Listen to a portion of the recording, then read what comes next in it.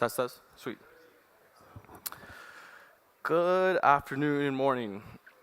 My name is Bernardo Garcia-Rivas, and I am part of the BitScript team. And I'm here to talk to you about the current state of Bitcoin web development. A little bit of a touchy subject with developers as talented as you guys, but web developers still breathe, and we still need you guys. And I think you guys need us. So, what I want to get across today, overall, is it is almost arguably easier for a new Bitcoiner to create a BIP than it is for a new Bitcoiner to fully understand what it's like to send a Bitcoin transaction. I'm showing you here the growth of probably one of the most fundamental libraries. One of the libraries is the cornerstone of Bitcoin culture is Bitcoin JS lib. These people are amazing. These people have been putting in work from day one. Though, if you really think about how much of importance and how much the concept of Bitcoin, how much the concept of BIPs, how much the structure of the Bitcoin culture has grown and evolved from the growth of, compared to the growth of Bitcoin JS, it is pretty stagnant. Web developers are using tools that, one way or another are pretty archaic and not very flexible. So what is our goal? From BitScript, our goal was to basically onboard as many Bitcoin developers as we could possibly get our hands on. And as well, there was a realization where we may have to put two segments towards what is a Bitcoin developer. There are protocol developers, which is the majority of the people here. The majority of people probably want and aspire to be protocol developers, but there's also web and app developers for Bitcoin. These two segments have never been highlighted more, and the need to offer tools towards the former, the web developers and app developers, has never been more important. So I'm going to begin this by telling you a bit about my journey and why I believe I have enough experience to tell you guys about this subject and what I have done for this. So I'm part of a team of BitScript, and as I was saying, our job was to get as many Bitcoin developers on board. So how did we start? We started from the basics of wanting to create documentation. There's nothing better than landing on a website as a developer and seeing documentation. Everybody has seen that first time they've seen Stripe documentation. You're like, wow, this is pretty nuts. So if you really put the comparison of the Stripe documentation towards the documentation for the BIPs wiki, obviously there's a lot missing.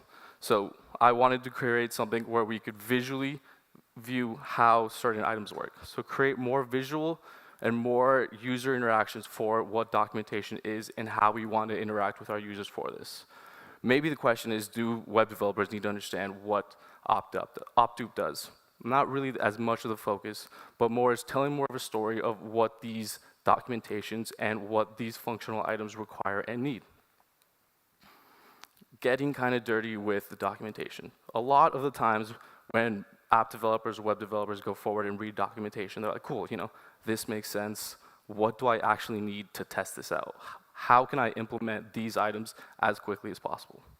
And that's something that Bitcoin holds a lot of needed growth in. It is very hard to go from concept to a safe environment to deploy and test out these ideas.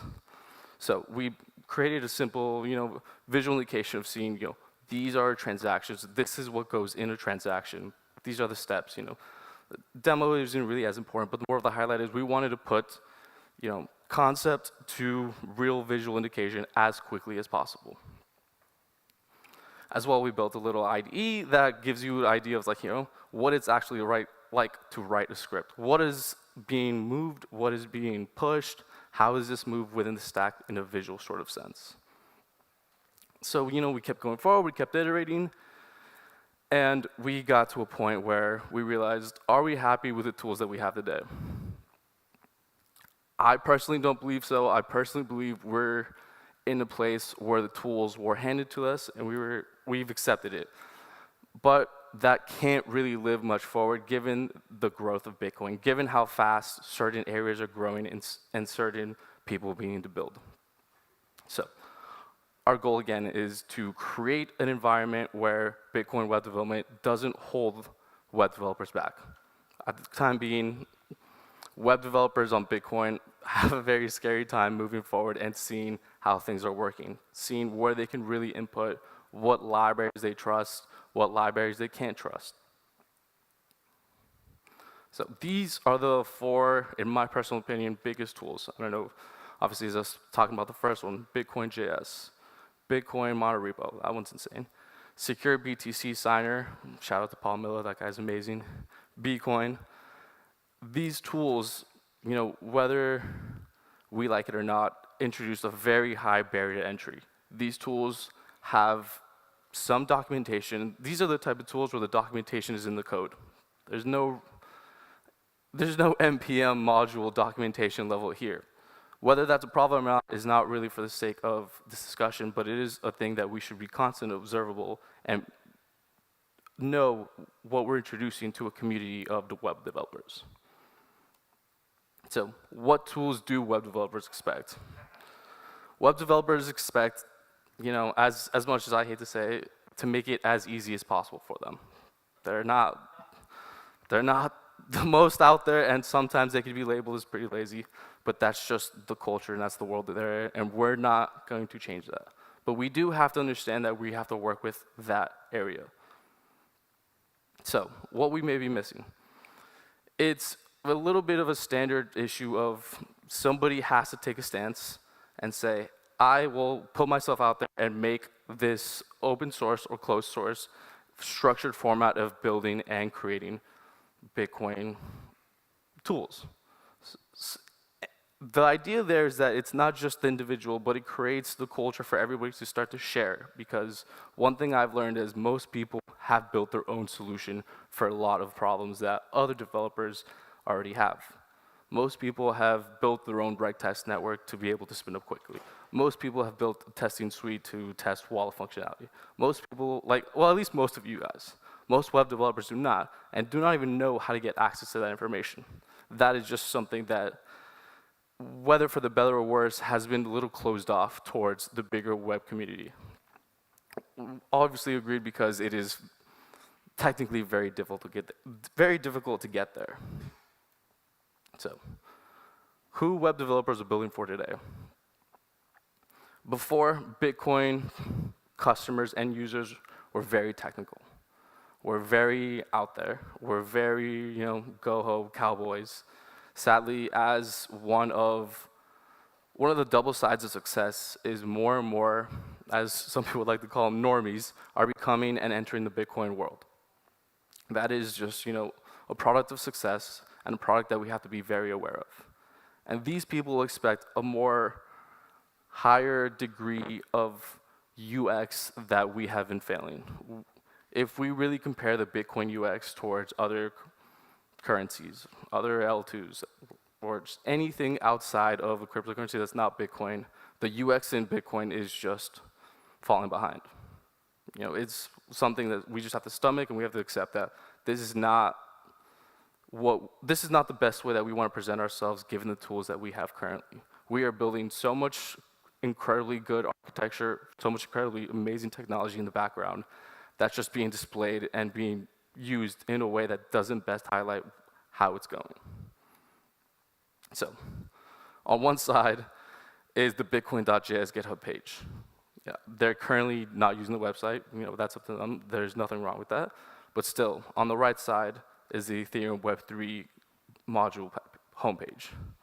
That is our competition, whether we want to accept that or not, when it comes from a Bitcoin web development forum. That is who is taking most of our web developers. That is who is just moving that needle along on their end more. And we need to recognize competition, and we need to recognize that if we really want to be able to enhance our users' experience, we have to be able to build products that best highlight the tools that we're building and not limiting ourselves at the very end. It almost seems that Bitcoin web development, the bottleneck is at the people who are building the UXs and not at the people building the protocols.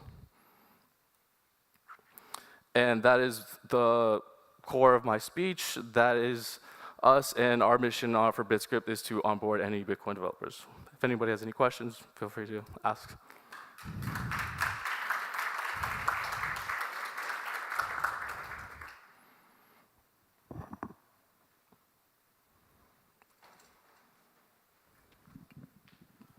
So, What would you say are some good examples of Bitcoin companies that are offering a good UX or developer kit to Bitcoin or web developers? Besides you guys. None. Yeah, everybody, or at least or at least it's gated.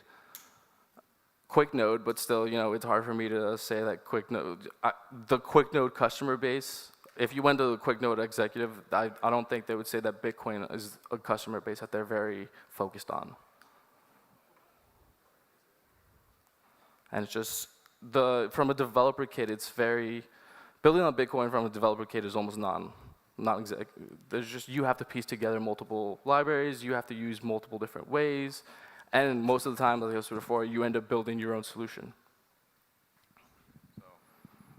So with that said, what do you think are some examples from, I'm gonna say the C word, from crypto companies that we can emulate visually to Bitcoin companies? Because I totally agree with what you're saying about how, let's like Ethereum is giving really, really good SDKs to our developers. And I think Bitcoiners, Bitcoin companies could really emulate that with, for Bitcoin. Yeah, as much as I personally don't want to admit it, Solana has an amazing React. The Solana homepage has so many examples of, React examples of how to get going as quickly as possible. The hello world for almost every other cryptocurrency is consumable, whereas the hello world for Bitcoin is non-existent. There is no hello world. There is no quick contract to deploy. There is at least no one's creating content for this. And so that is something that stops Bitcoin web developers from moving forward. It's just, how hard is it really to get your own network running, to run tests? Like, how much information do you need underlying just to be able to start a reg test network and then deploy that to your own RPC? It's just massive amounts of information you have to consume quickly. Well, while the information may not be difficult, it's just an insane amount of information you have to just consume and be like, okay, now I know where to go.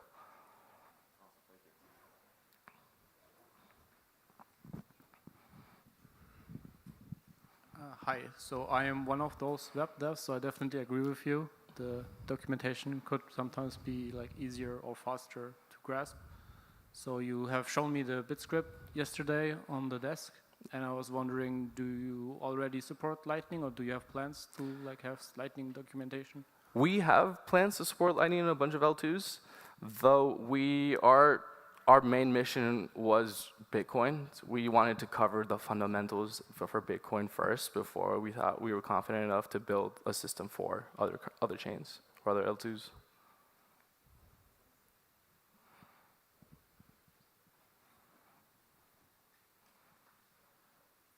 Sweet. Appreciate for your time, guys. Thank you.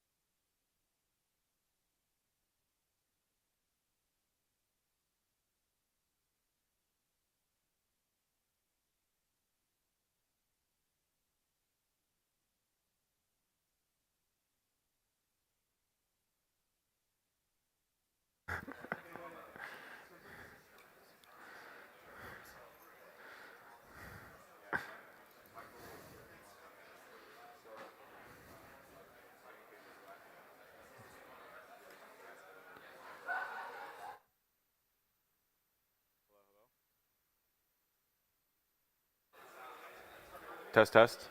All right, awesome. All right, we're gonna start in 1 minute. So just waiting for people to come in. Hey.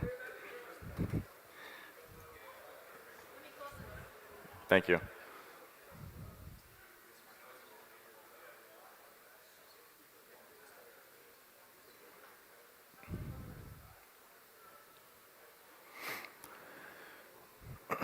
Alrighty. Thanks everybody for coming to this talk. Really appreciate you guys coming out of Bitcoin Plus Plus from wherever you are. My name is Tristan Beach. I'm the founder and CEO of BitEscrow. And today we're talking about how BitEscrow is pioneering non-custodial and reversible transactions at a layer of security for Bitcoin payments. So today's key topics are just 5 simple topics. So the first one is, what is BitEscrow, right? We're going into depth of what we do and how we do it. An announcement of what we built for you guys.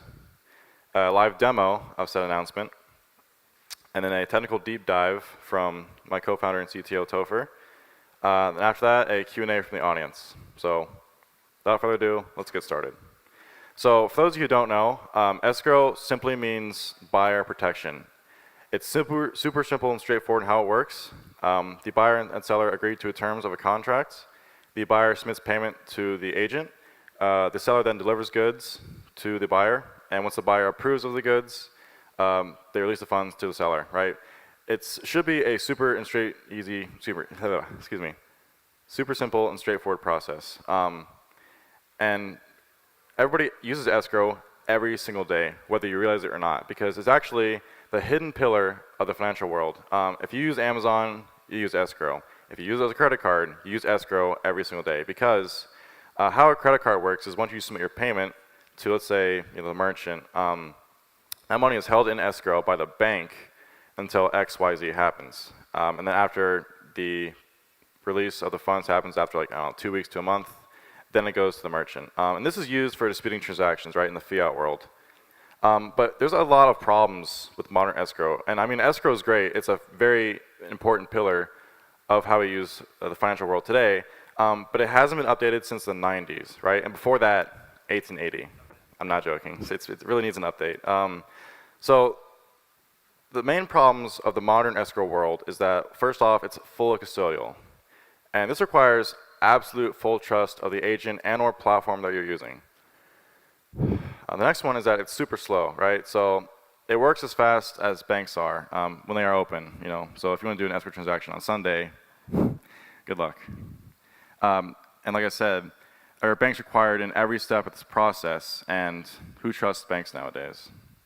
Very limited reach, so it's very difficult to do business between countries, or if there are multiple countries involved in transaction. So if I have a user from, let's say, India, and another in America, there's a lot of paperwork involved to get that transaction done. High fees. So these are ridiculous and absolutely unnecessary, from wire fees to credit card fees. The list goes on. Zero account auditability. So there is no way to audit a transaction, verify anything and everything that's going on in a negotiation or a settlement for a fiat escrow transaction. And this has a lot of security risks. And again, you have to fully rely on the company when doing this transaction, which invites in fraud. This goes hand in hand with security risks, and people have a high chance of funds being swiped away by an agent. And I've seen it before. So if you go to, I'm not going to name names, the review page of certain companies out there that do fiat escrow for people, there are reviews of people losing $20,000 or more in a transaction just because they couldn't contact support or have their bank open up the account. It's just a mess. The last one is that it requires full KYC, right? And this makes escrow way less accessible and way more formal than it has to be. And the list goes on and on and on, because I could go on about this all day. But it's crazy, because where is the innovation, right? Since the 90s, nothing has changed in this entire process. Bitcoin has transformed every single sector of finance. For example, we have Robinhood to Coinbase, PayPal to Strike Wallet. We have point of sale from Clover to Ibex. But for escrow, there is nothing. The hidden pillar of finance of the world, zero innovation since the 90s. And it's a real issue because it's in our face as well, because Satoshi wanted us to improve escrow. So Satoshi was aware of this problem, and he knew how important and how pivotal escrow is for finance, because on the first page of the white paper, it is glaringly obvious. He said escrow needs to be built to protect buyers, right? See the red arrow in the highlight? It's right there. Yet nobody has succeeded in building a proper escrow system that utilizes Bitcoin until now. BitEscrow is the innovation. So we are the new standard for the entire escrow industry, and we have completely reinvented how escrow works. So what are we building to fix this issue, right? We're building three main things. The first one is an application for grandma, right? Because right now, all the apps that use escrow are not that great, and our app that we built is built on top of our API. So we have an API for the developers. It's open source and on our GitHub, and we want developers to build really awesome stuff using this. And lastly, we have a full suite of SDKs, which include libraries, a testing suite, and so on. All right, this is great and all, right?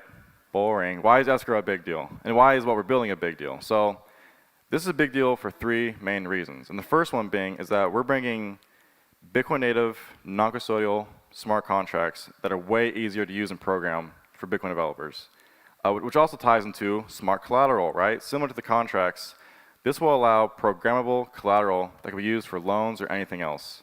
But ultimately, for the first time in Bitcoin's history, this will bring about refundable and disputable transactions. And this will bring about the ability to, much like a credit card, dispute and essentially reverse a transaction, much like you would with a credit card. So some features of what we're building, right?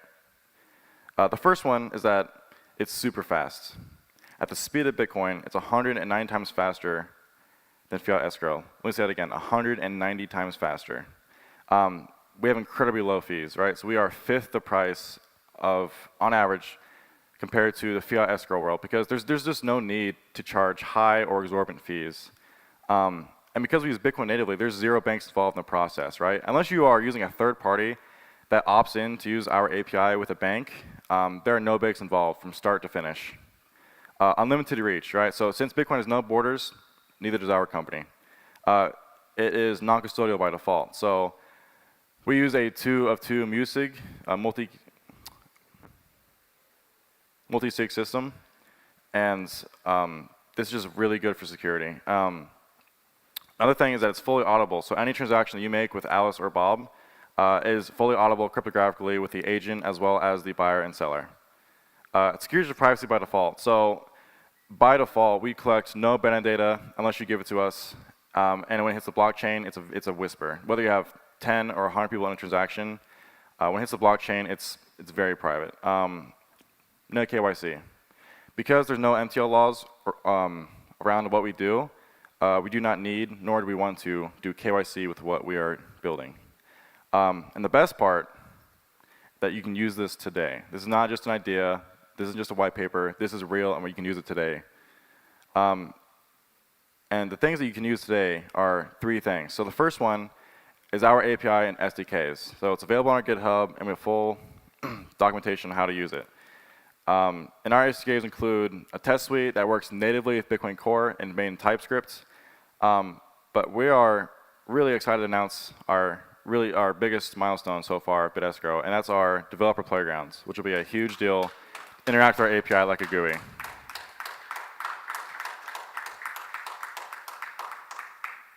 So the playground works on all test chains: Mutiny, Testnet, Signet, and Regtest. And on the GUI, there's also a JSON view. For anything you edit in an input, you'll be shown a JSON view option for that as well. It's fully open source, so if you go to GitHub/BitEscrow, the escrow repo is there. We're still working on this. A full tutorial video series on how to use it is coming soon. But this series will include how to use it start to end and do a lot of custom things with our playground. Last thing is that there is a Discord community full of developers like you can talk to and work with and building wherever you want. So, with that said, we will now dive into a live demo of the playground. And I would love to introduce my co-founder and CTO, who's been nothing great, Christopher Scott.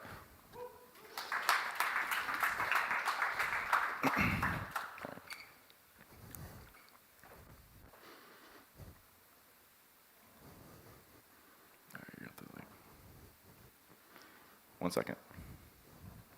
So, Oh, is this not mirrored? No.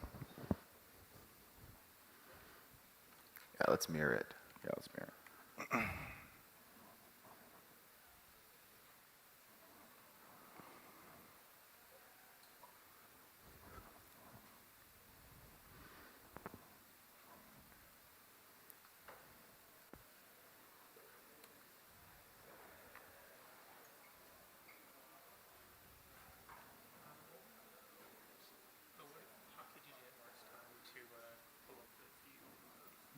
I have no idea.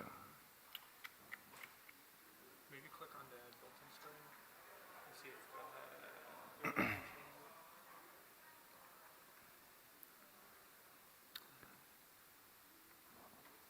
It's interesting.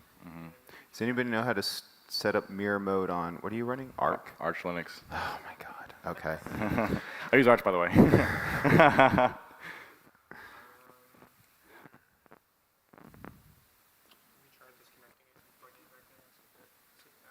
We can always use my laptop too. Yeah, you should do that. Well, I know how to use my laptop because I didn't install Arc. All right, you can scrap your laptop. I'll just try to fix this in the meantime. Sorry, folks. Got an ID10T error here.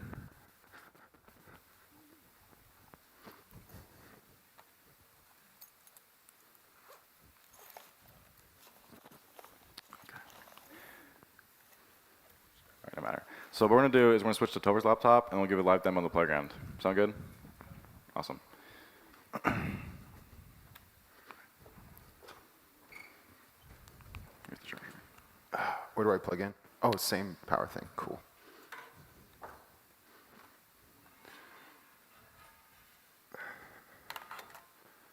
Got it.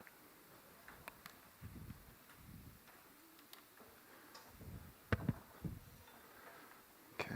Da, da, da, da. What have we got here? Presentation. Okay, so we're going to start off with extended display.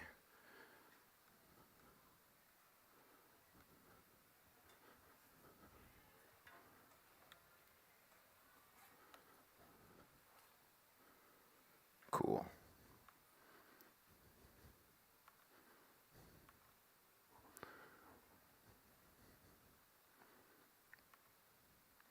All right, so I'm plugged in, but is there something you have to do over there to turn it on? Oh, it's on. Okay. Oh, you can see my notes. All right, so I'm still new to Google Slides here. So Tristan, you're the Google Slide Pro. How do I do this in presentation view? Right here? Oh. Oh, not that. Presenter view. Oh, I see. That's cool. Oh, yeah, we're doing the demo first. Okay.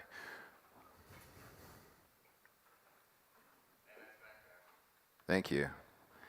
Does anybody recognize where this is from? All right, so we'll do mirror view first. Keep changes. Come on, come on, come on, come on. Switch, switch. There we go. Okay. Cool. So let's start with the demo. Playground.bitescrow.app. Boom. So this is the playground. So yeah, you can look at this yourself on playground.bitescrow.app. I have a couple confessions to make. One is I did not prepare for this talk absolutely whatsoever. I've been squashing bugs the entire time. Also, while I explain this, there's unfortunately some terms that I'm going to have to try and avoid because I don't want to get arrested today. And apparently saying the wrong thing about your company will get you arrested these days. So yeah, we're a contract service provider. Let's put it that way. And this is our app. It's a developer tool. It's used for us, but it's also used for you guys to play around with our API and see what we can do. So yeah, we have some cool links on the front page here. You can see our documentation here with examples. The documentation here is a little out of date. We've been making some changes to our API based upon feedback from other companies that we've been working with for partnerships. So after this presentation and a few days of rest, we'll have the API documentation updated. But just for now, some things might be a little out of date. But yeah, so let's go ahead and get started. We're going to run through this real quick, and then I'm going to dive into my slideshow presentation to go over the technicals. So let's say you want to start a contract with somebody, anybody for any particular reason. So in our protocol, there's 3 phases. There's the negotiation phase, there's the funding phase, and then there's the settlement phase. And as far as our protocol is concerned, we're completely blind to the negotiation. We don't participate in negotiation whatsoever, and we don't make any rules upon how the negotiation between members of a contract has to go. But we have some ideas. So we've been experimenting with different ideas. One idea we had was doing peer-to-peer collaboration over Nostr. I actually built a whole Nostr SDK just for doing encrypted rooms over Nostr with shared state between parties, so you can sort of do this peer-to-peer without having to run your own backend. But it sort of just became too much code to deal with. So it's something that we plan to release in the future, but for now I kind of wanted to start off with something a little more simple. So that's what we're going to do today. We're kind of going to go through this, how do we do this like really low-tech peer-to-peer collaboration of a contract. So on our playground, you just go ahead and click New Contract, and what you'll be presented with is a form. And what this form is it's basically collecting all the information that's going to go into what we call a proposal. The proposal is essentially the precursor to a contract that we would receive. You can think of it as a PSBT. It's a really fancy PSBT that can do a lot more things that a PSBT can normally do. So all of this fancy form stuff that you see, like Tristan mentioned earlier, it's really just a JSON file. So as we fill in this contract, you'll see this JSON change. But essentially, this JSON is the proposal. And this is what you're negotiating with other parties of the contract. So we have some simple templates that you can start out with. And to be honest with you, some of these are broken. There's some bugs that we still need to hunt down. But for this demo, I'm going to do a simple buyer-seller arrangement with third-party arbitration. So I'm going to go ahead and select that. And what we're still kind of experimenting with, like, what is the best way to negotiate a contract that involves public keys and even Bitcoin addresses. So typically, you have this PSBT format, and you have a signing device that speaks this language. And so you would present this PSBT to your signing device, and hopefully your signing device knows what this PSBT is trying to express. Maybe it does, maybe it doesn't, but hopefully it does, so that you're not blindly signing your money into this PSBT. But yeah, so you would essentially, your signing device would interact with this PSBT, add signatures, and that's how you would collaborate on a transaction. So we had to basically do something similar, but from scratch. So what we did is we built our own signing device. And this is open source. It's sort of a new paradigm. It's designed to run in the browser. It's actually designed for insecure environments, and I'll kind of go into like how we reason about that. So in the playground, you'll see this little key in the bottom right corner. So this is the signing device. And right now, I've already set up like 3 different signing sessions that I'm going to be using for this presentation. But essentially, if you wanted to create a signing device, all it is a key pair. You have all the standards that you would expect. You can create one with a seed phrase using BIP39, or you can import. We have various options for doing imports. Whether you create or you import a key pair, you'll always be asked to put in a password. And this is a local password. This is a password that we use to encrypt your data locally. It's very similar to like what Voltage does, or you might have seen this with like other Bitcoin companies, where they want to persist some sort of signing key in your browser storage, but they don't want it available for everyone else to be able to access. So by default, it's stored encrypted. And it's kind of annoying to deal with, because if you're familiar with React, like anytime the page refreshes and your internal React state refreshes, we'll download the blob, the encrypted blob of your signing device from local storage or wherever, but you have to decrypt it again. And so there's sort of this dance that we've had to learn in React, like how do you keep the state persistent so you don't keep getting kicked out of your signing session. So that was like one challenge that we had to figure out when building this. So anyways, I'm going to go ahead and sign in as, I believe this is Alice here. So we'll log in as Alice. Boom, hit unlock. We're logged in. I'm going to go ahead and just create this draft. So I'm not really going to put anything in. Everything's sort of already pre-filled in. The proposal is pretty much empty. And I'll go over what these different fields are. Right now, it's just empty fields. We have proposal. We have roles. I'll go into what these are. But I'm just going to get started and create this draft. I actually do want to mention this before I move forward.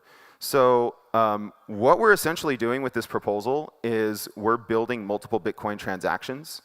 And this is what's going to be signed by depositors and then handed to us as an escrow agent. And this is essentially all we have to spend. We have no negotiating powers over what gets spent. I think this makes us superior to 2 of 3, because with 2 of 3, essentially whatever the terms are of spending can be renegotiated. Whereas with what we're doing, we're just given these pre-signed transactions. We literally can't renegotiate anything. All we can do is execute. So yeah, so as you're adding these different spending paths for different conditions, like for example, if I wanted to add a payout, maybe for like 5,000 sats, and then this is pretty cool. Like we made these like cool React components that integrate with your signing device, so you can just pull an address from your signing device. I think that's pretty cool. And then we can just add this path to our contract. And you'll see that we have this payout path is now 15,000 sats, and we have a return path for 10,000 sats. There's actually a bug here because this should be red. You can't set up multiple spending paths that are different amounts, at least not right now. And the reason for that is because we're using anyone can pay for these transactions. And right now with the way things are, like once all the terms are set, there's no way to negotiate a change output for funders of a contract. If you're a member of a contract, then you can, and you know you're going to be funding, and you know the amount that you're going to be funding, then you can just like put a payment in here. Like let's say, oh, I want to deposit 10,000 sats into this, but you know I actually have a UTXO that's 20,000 sats, so I want 10,000 sats back as change. Then you can add a payment output, and that way you can get reimbursed. But otherwise, there's no real way to negotiate change outputs once everything's been signed and endorsed. So that's why for these multiple transactions that we're building, they all need to be the same amount. So anyways, let's keep moving. Let me actually reset this back to default. There we go. And we're going to create a draft. Yeah, so how we're doing this is essentially we're creating a URL that has the entire contract in the URL string. So we're still experimenting with this, but it seems to be like a really easy way to share contracts and have people negotiate it on a peer-to-peer. So for example, if you have a friend that you want to enter a contract with, you can enter your terms into the contract. And we have this thing called roles, where you can kind of set up, okay, if you're the buyer of this contract, then we need these things from you. We need you to create this spending path for this amount. I'll get into what program interfaces are. But essentially, we need these things from you in order for you to fulfill this buyer role. So all I have to do is just kind of click this button to join. And I join as the buyer. You can see a path is created for 10,000 sats. It automatically inserts an address for my signing device. For the return path, because I'm the buyer, and for buyer protection, I might want to be able to dispute a transaction and receive it back. So yeah, all that's set up. So spending path is set up for me. There's going to be a transaction created that makes this payment for me that the escrow agent will hold in escrow. But then there's this thing called programs. And this will start to make more sense once we get into how the virtual machine works. But you can think of our use of smart contracts and VMs like a virtual machine is just, it's just an interpreter that interprets your smart contract language. So think of Bitcoin. Bitcoin has Bitcoin script. Bitcoin script is interpreted by the Bitcoin script interpreter. So what we're doing here is we're trying to build a bridge. I know that's a dirty word nowadays. But we're trying to build a bridge from the consensus layer of Bitcoin to this intermediary layer where you can kind of insert any VM you want that executes any sort of scripting language you want. So right now we have this just bare bones basic scripting engine that we called CVM for Contract Virtual Machine. But the idea behind these interfaces is that we're more interested in building a cryptographic proof so that we can verify the execution of the contract. And so this interface sort of represents how do we interface with this virtual machine? What are the conditions? What can we do? What actions can we take? What methods can we call? We have this thing called paths. These are the spending paths. This is how the VM refers to which transaction should be spent. And then we can also just do like signatures with a threshold, because when you interact with the VM, everything's done through signed statements, so everything's cryptographically signed. And we can institute a threshold here of how many signatures we need for a particular interface to be interacted with. So you can set all this up. Right now what we have set up is we can take this close action in the VM. What this does is essentially closes the VM, it settles the contract, and we're using regex right now for some of this stuff. It's not the sexiest thing. Grandma doesn't know what regex is. But it is very convenient to use because like you might have one path that you want to allow, you might have multiple paths you want to allow, you might want to allow all paths. And one thing that I've experienced is that when you're free-form writing these contracts, it's very easy to express your intent with regex. Than it is to have to like drop down and select this, that, and the other thing, kind of build that out. We'll have a better interface where you can do that anyways, where it's just all forms and you don't have to do any fancy developer stuff. But right now we're kind of sticking with the regex thing. But so you can specify, all right, so if we satisfy this interface, it's going to take 2 keys. And with these 2 keys, we can close the contract and we can close it on any spending path that we want. We also have this other interface for disputes. So what this says is that basically either one of us can dispute any path, and that sort of like puts a lock on a path so another person can't spend that path. So we can kind of like do this thing within the VM where we're locking paths, releasing paths, disputing paths. We can kind of do this stuff. You can think of it like with Bitcoin script, there's really only one condition, and that is spend transaction. It's like the only action you can take, spend transaction. But with this VM, we actually have different actions you can take because we're dealing with different transactions that are sort of in escrow.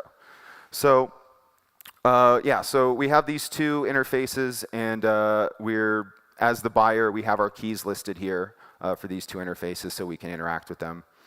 And this is pretty much set up the way that it needs to be. So what I'm going to go ahead and do is I'm going to share this contract. So when I click this button, it'll copy this link to my clipboard, and then I can just go ahead and paste it. And when I paste it, basically see the same screen. I see all the same information because everything's in this link, so it just gets downloaded back into the interface. And so now I can be somebody else. So I'm going to go ahead and be Bob here. I'm just going to log in as Bob.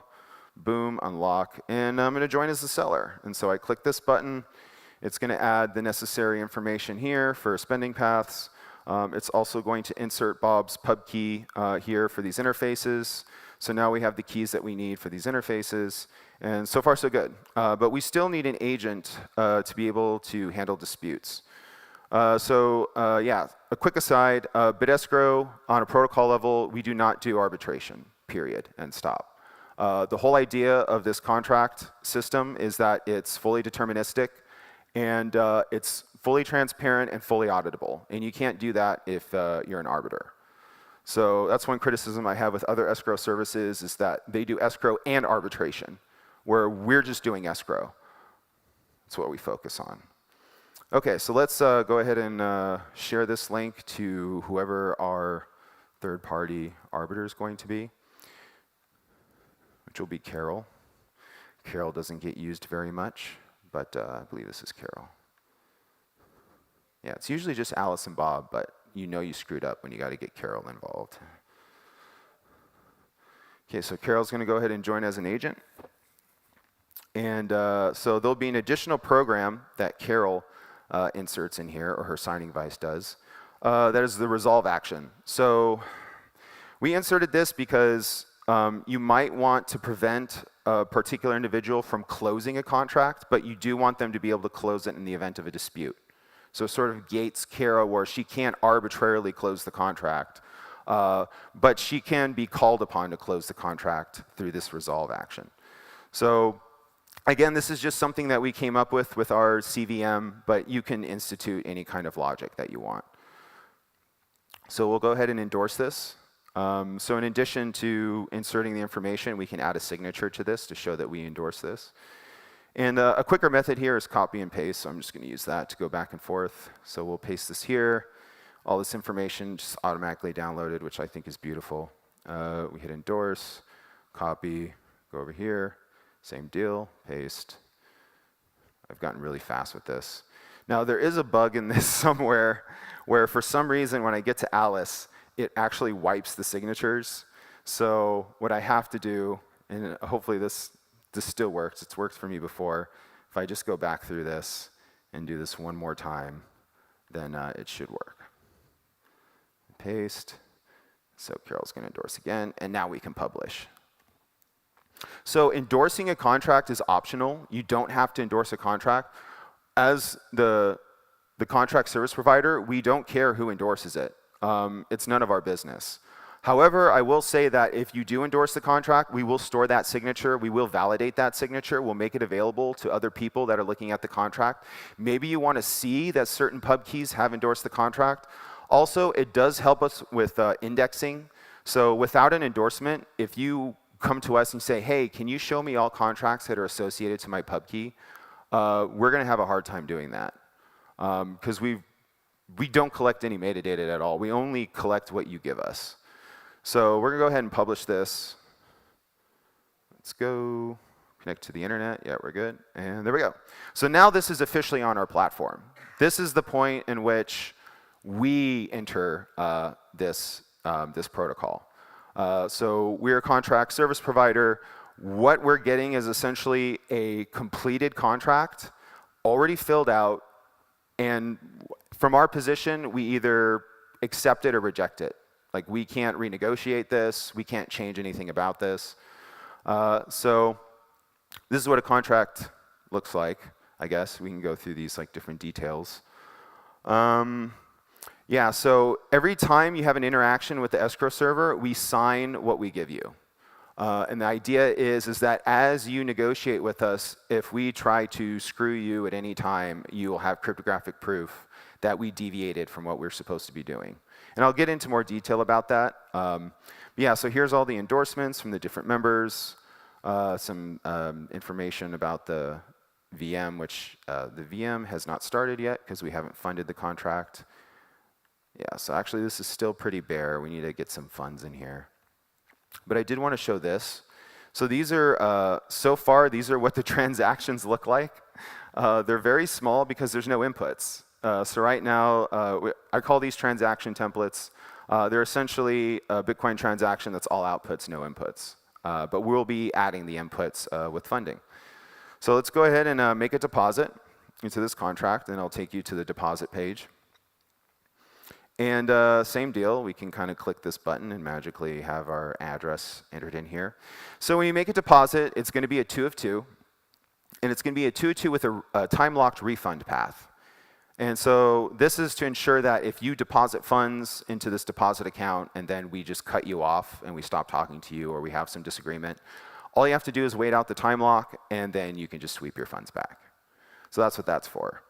Otherwise, it sits in a 2 of 2 and we have no way of spending the money until you give us the pre-signed transactions. So we have the pretty standard stuff. We have this little slider, which actually doesn't really work the way you would think because testnet, all the testnets don't have like proper fee estimation. So it's always going to be 1 sat per vbyte for now anyway. And yeah, so we can see some information about the contract here. So we're going to go ahead and reserve an account. So in order to set up a deposit, we need to collect, as the funder, we need to collect some information in order to do the 2 of 2 MUSIG. So that's what we receive when we create an account. Essentially, we're going to get this little packet of information. I actually don't know if I have it set up so you can see what's inside of this, what an account looks like. So that's something that we should add, because it's pretty interesting, like the information that we have to put in a JSON object for an account, just to set up this 2 of 2 MUSIG. So anyways, one of the things with deposits that we really like, and that I tried really hard to preserve this, is the ability to just scan a QR code. I feel like if you can't do this very basic thing, nobody's going to use your protocol. It needs to be really easy to get into. And so the way that we design deposits is so that you're basically presented with this, and then you can scan it and just send money. But you can also just copy the address here. And we're going to use Mutiny to send money into this. So another thing I want to mention is that, so right now, in order to satisfy this contract, we need to deposit 10,100 sats. So we'll go ahead and do that. Copy address, open the faucet. By the way, if you're not using Mutiny, you should be, because Mutiny is the best when it comes to testing stuff on Bitcoin. All right, so we funded that. It's going to register the deposit, and it's done. So we can view the contract. We can view the deposit. Let's view the deposit real quick. So essentially, this is the deposit. Right now, I think we do have the covenant set up. We're calling it a covenant. It's pre-signed transactions, so we're sort of emulating a covenant using pre-signed transactions and a 2 of 2. It's similar to what Lightning does. So these are the partial signatures. We have one partial signature for the payout path. We have one partial signature for the return path. So as the escrow agent, we can complete any one of these signatures to spend that transaction. But there's actually one additional thing that's happening here, which I'll go into more during the slideshow. We're actually tweaking these signatures with the terms of the contract. And one cool thing about that is just because of the way multisig, but I think more specifically the way MUSIG works, although you could probably do this with traditional bare multisig, is that whoever leads the signing round, so if it's a 2 of 2 and I as the funder, I'm stepping in, I'm giving you my partial signature, I dictate the terms of that MUSIG. So I dictate what, essentially if you've given me a nonce, I can tweak your nonce, and then if you want to use my partial signature, you're forced to tweak your nonce in response in order for my signature to be valid with yours. So doing this, the funder can essentially come in and say, hey, I like this contract, here's these pre-signed transactions, they fit this contract, I've tweaked each of the signatures so that they attest cryptographically to this contract, you can't do anything about it. So if we want to spend any of these transactions, we have to agree to the terms of the contract cryptographically. So that's how we set up the essentially the optimistic, transparent validation of everything that we're doing. Okay, so that's a deposit. Let's go ahead and look at a contract. Here we go. So this has been paid, and there's this thing where it doesn't update unless you refresh it, and then the contract should be active. So now this contract is, the VM is running. You can see that it has an expiration. So all contracts have to have an expiration for now because all deposits can expire. In order to safely deposit funds as easily as we have it now, where you just scan a QR code and deposit funds, we have to have that time-locked refund path, and that time-locked refund path means that we can't guarantee these funds once that time lock expires. So that kind of puts an expiration date on your deposit. We are going to be doing like a version 2 of deposits where that's not the case, but that's like a future announcement. So yeah, so this VM's running, it's fully funded, we have this contract. So one thing I wish that we had ready for this is to show you what's going on within the VM. So one thing I can do is I can look up the ID of the VM, because we do give you this information. I just don't have like a good place to show it to you visually. So if we take this, actually no, it would be HTTPS. Oops. Let me see if I have it in my history. Yeah, we do have it. Okay. So that's one endpoint. That's for us doing key rotation because everything is signed. But if we throw this in here, and we do API, VM, VM, and that. So that will just show the JSON view of the VM. So again, it's really simple. It's nothing fancy. It's really just an interpreter that's interpreting the contract and the statements that we're going to be feeding into it. This is the state. All it really does is just, it has this sort of it has an enum state for each of the spending paths, and it tallies inputs. So you feed it inputs, it tallies those inputs, it changes the state of one of the spending paths, and if one of those spending paths basically closes the contract, then the contract closes and we spend on that output. So that's all it really does. It's very simple, and that's what we're going to do. We're going to start feeding it statements.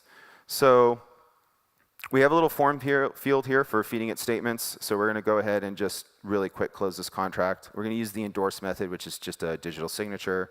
We're going to close the contract on payout. Thank you, Bob, for the widget. We'll close it, submit.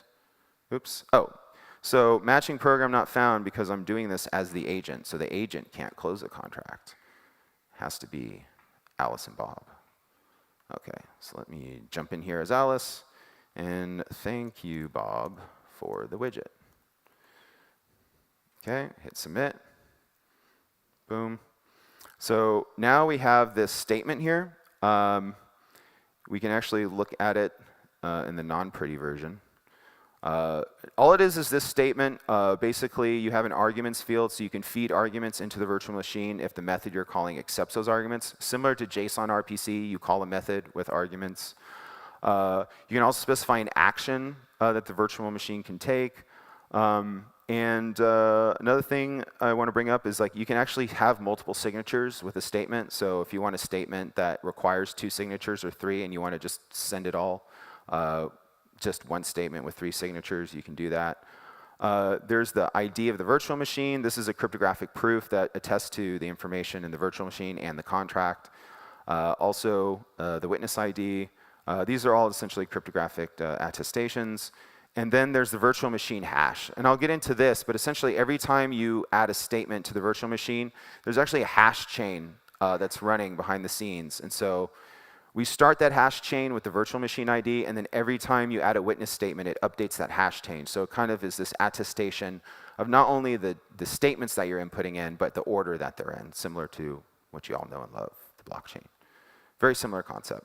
So anyways, we're going to go ahead and close this as Bob. So I believe Bob's over here. And we'll click here. We'll close this contract. We have a cool little timer here going. By the way, not a single line of CSS was written for this demo. This is all mainlined Mantine components. Yeah. So all right. So we'll close on this path. Thank you, Alice. We'll submit. Boom. So that closed the contract. It's already broadcasting the final transaction. You can see this little chain here. There's this statement, and then there was this statement. We have a long ways to go to better present this information so that grandma isn't completely confused and beside herself looking at this. But yeah, I think as a developer tool, this has been really nice to use. It's really helped me just discover all the cool little bugs and edge cases that have been hiding from me. But yeah, so we're going to go ahead and click this just to look at the final transaction. So this is on MutinyNet.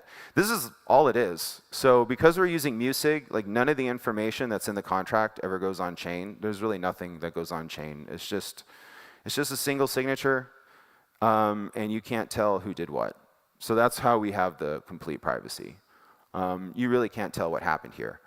However, it's not zero knowledge, so if there is fraud and you want to prove fraud, then you do have to have this information. You essentially have to have the contract and you have to have the witness statements. So if we have any time, this is pretty much done. We're done with the demo. In fact, I think if I refresh this, it'll say that it's settled. That's MutinyNet for you, every 30 seconds. Yeah, we can even look at the transaction here. That's what it looks like. It's really simple. So yeah, so that's the Bit Escrow demo. I don't know if I have time to go into the slideshow. I think we're all running behind today. Okay, well, yeah, screw it. I want you guys to get to lunch, so let's just do the Q&A. Yeah.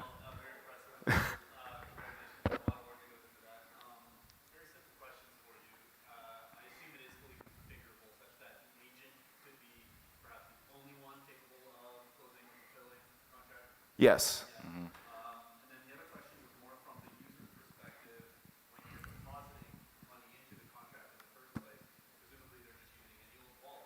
Yes. They are creating an on-chain transaction to deposit, yes.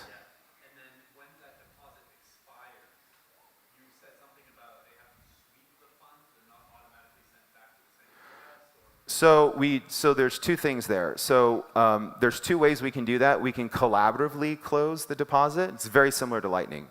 Or they can execute they can sweep it by doing the script path spend.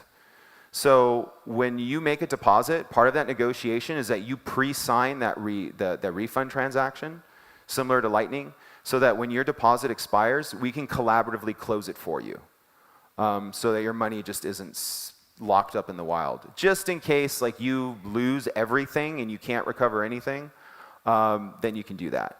But we also, I haven't implemented it yet, but we also want to store at least the transaction hex of doing the script path. So we have that available as well. And a lot of thought has been put into making it, like just going over all the worst case scenarios that if you did lose everything and you had to reconstruct the transaction for doing the script path spend, all you really need is you need to know the return address that you used, and you need to know the two keys that were used in the MUSIG. So those are the three key pieces of information that you need. One of those, both of those can be deterministic from the funder side, like whatever deposit key you use and whatever return address you use. And then the key that we generate for that MUSIG is also deterministic. So assuming we're cooperative with you, if you give us those two pieces of information, we can actually recover the key that we used for that MUSIG. So yeah, those are all the options. Yeah, I'm just trying to think from like the most basic UX possible. You don't want to have that payer having to do too much upfront. Oh yeah, no. Yeah. I can imagine the simplest thing is supply an address as the return address. Mm-hmm. Just have it automatically deposit back to them if the deposit expires. Which is already a lot to do when you're paying for something you just want to pay for it. Mm-hmm. Yeah. Yeah. Maybe you could skip registering another address and just send it back to that same. Yeah, so you have to remember this is just a developer playground. Once we start the app development for Grandma, all of that stuff will be super, super easy to use for everybody, right? Whether it be your grandma or like a 10-year-old using Fortnite to bet their Bitcoin for a match. But go ahead, Topher.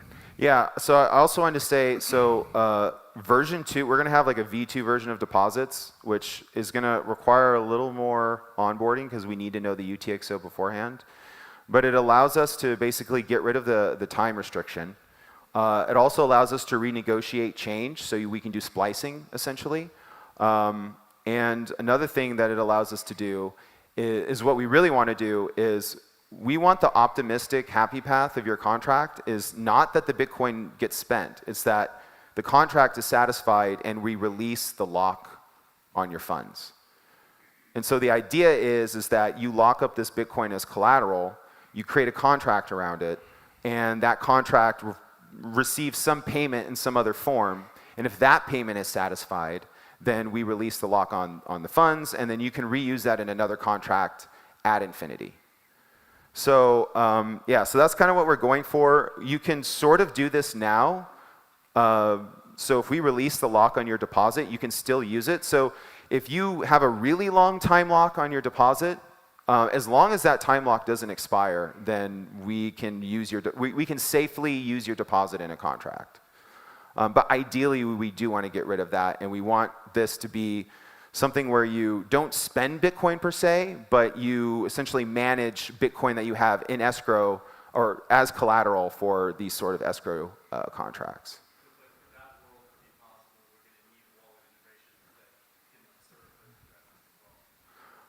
For the version 2, for V1 you can do this now. We're just restricted by the time lock. Yeah, but because every time a funder signs transactions, because those signatures are tweaked with the contract terms, and just because we're already doing escrow in the sort of optimistic system that we have set up, we don't need revocation. So there's no like fancy cryptographic negotiation that we have to do to revoke old transactions. We just simply get rid of them and don't spend them. And so it's very easy for us to receive a covenant from a funder that locks funds to a particular contract and then just delete it and just rinse repeat. Any more questions? Cool. All right, well, I hope you guys liked it, and be sure to check out our new website at bitescrow.app. Thank you.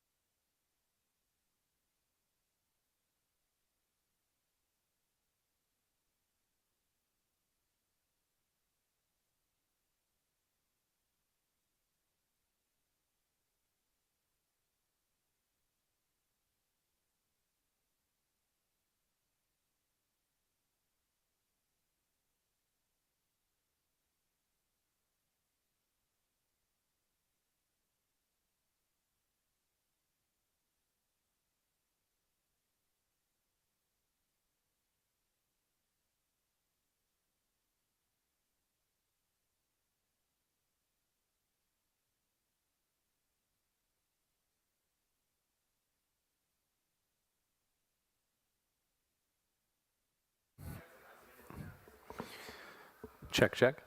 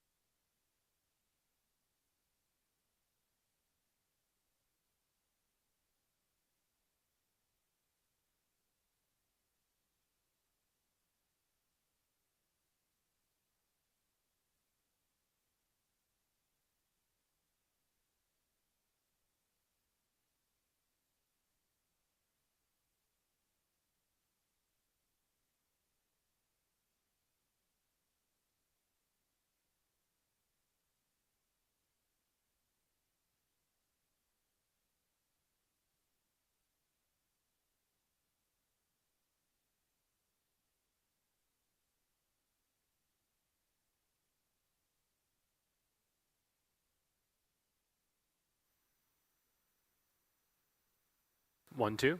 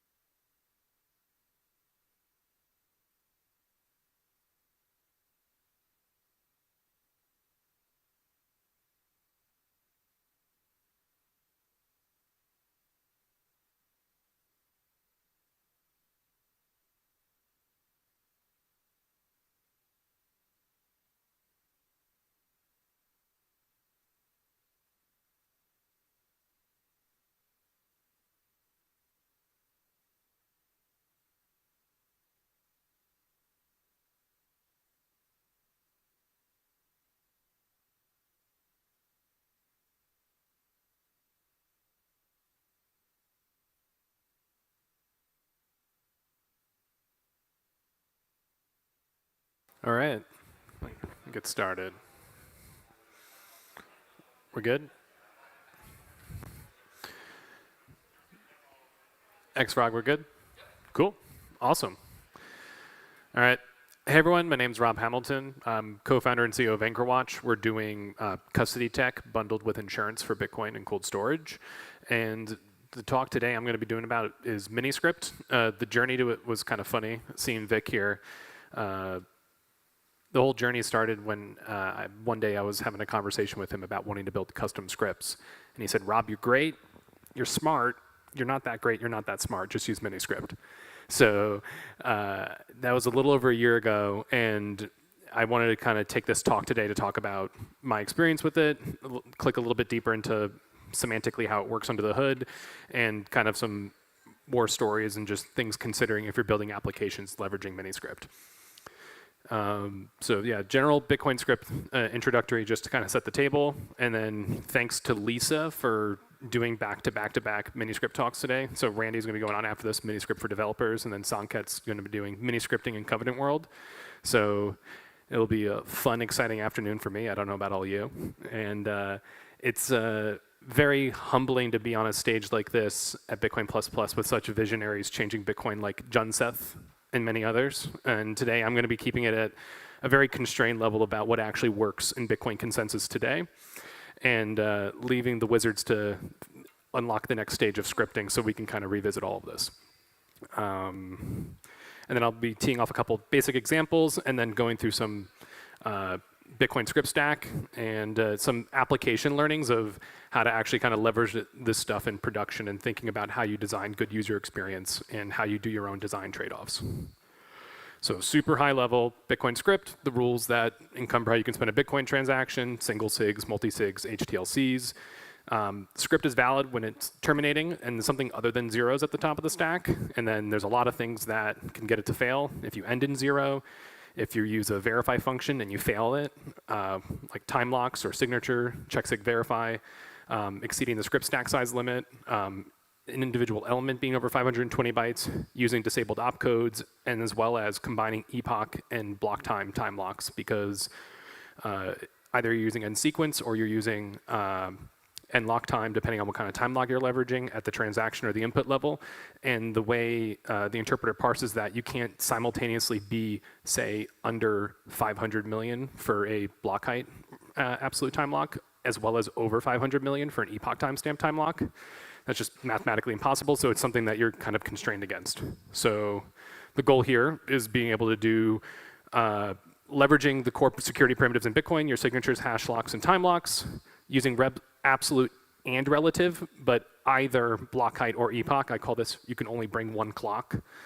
And then using kind of very straightforward semantics like and, or, and thresholds. And the goal is also that you have discrete satisfaction conditions. Just because you have a script that works does not mean that there could be unintended ways, and I'll be showing an example of that later. So very simple examples, and this is often when people ask me about use cases, things that come very straightforward of what we kind of call a decaying multisig, where you can have a 2 of 3 that becomes a 1 of 3, or a 2 of 3 that becomes a 2 of 4, right? Basically leveraging more Bitcoin script to be programmable money today within the consensus rules in a safe, analyzable way. Also, as a fun trivia fact, when I was going down this rabbit hole, you can do Lightning Network Bolt 3 invoices that are actually more on-chain efficient than the Bolt 3 spec today. Not saying that everyone's going to rewrite Bolt 3, but it's just an interesting consequence that the compiler is very efficient at being able to derive efficient scripts. So on the left here, we have BDK Playground. It's a great website on the Bitcoin Dev Kit website. It's a WYSIWYG. You can drop in kind of custom policies, and it'll spit out an output descriptor. So this is a Miniscript policy. Super human readable. You can diagram it out and do it in more detail. This is an example here of a 2 of 3 that becomes a 1 of 3 after block height 52,000. And then there's an alternative path here that could be a 2 of 2 after block height 1,000,000. And the one thing additionally to call out here is that you have these conditional weights, which actually we'll show some examples later of how that gets impacted for efficiently stacking this on chain to take as less bytes as possible. If you know a condition's less likely to be satisfied, you can rearrange your script in such a way that on average you're going to be spending less bytes when you're actually constructing the transaction. So going through the compiler, you take the text that we had on the previous slide over here, and you get a lot of new things you may not have seen before. Or underscore I, and underscore V, there's colons, right, S colon, like there's a lot of things here. And at first this was overwhelming, being like, okay, I understand that this should work, but what does it actually mean under the hood? And it's turned into, if you've ever seen that scene from The Matrix, where Cypher's sitting in front of the computer, he's like, oh, I just see blonde, brunette, redhead. And now all I see is, and underscore V, wrap fragments, right? So I'm going to talk a little bit about my journey of kind of actively just throwing a lot of examples against the wall, spinning some stuff up testnet, looking at the script stack, and kind of deconstructing how that all works. So there's the 4 core correctness properties of what you're expecting. Type B is like the parent canonical one you should always be aggregating to be valid miniscript. It's a very discrete sense that you're either gonna meet the satisfaction condition and you're gonna have a 1, or you're gonna fail it and you're gonna make 0. You can apply modifiers though. For example, V, if you're using a verify function. This is important to understand because rather than pushing an element, you're either passing or failing, right? So you're either satisfying or dissatisfying a time lock, or an op-check sig verify, which is going to be different semantically with how the script is going to be executed on the stack compared to just a regular check sig. Additionally, you have key operations. I have an example here, just like doing a public key hash check. You're going to be doing signatures with the key fragment. And then the wrapped one is your op swap and your alt stack gang, where you're actually doing script manipulation of where you're going to next in the stack. And this is all important for one of the core principles of miniscript is you have these composable policies, and you're going to be able to take one example, like output descriptor that's leveraging miniscript at the policy level. You should be able to combine that with another one. So you can take one really elaborate vault construction and a second one, and you should be able to combine those two together and know that they can all aggregate up. But you have to keep track of where you are in the stack and how all that logic's executing. So from there, those are like the kind of 4 parent ones. There's modifiers that change how these types behave. Z being 0 arg. You're not consuming anything off the stack. By default, this is just the nature of a time lock. Leveraging op-nop, you're not actually modifying where you are in the stack. Next one would be you're consuming 1 element, right? A hash lock where on net you're going to be consuming 1 element of the stack. Non-zero, there's going to be at least 1. Really straightforward example of this is a multi-sig, where if you have a 2 of 3, you're going to be consuming all of those public keys and the signatures that are all being taken off the stack. Additionally, another one that you wouldn't think immediately of is dissatisfiable, and it's understanding that this condition can always find a way to be satisfied in how you're executing. And a perfect example of how this doesn't work is a time lock on its own. Because if the time has passed, you can't go backwards in time and dissatisfy that condition, right? But keys, you can just pass in 0 for a key value. You'll know for always be able to have a way to dissatisfy that fragment.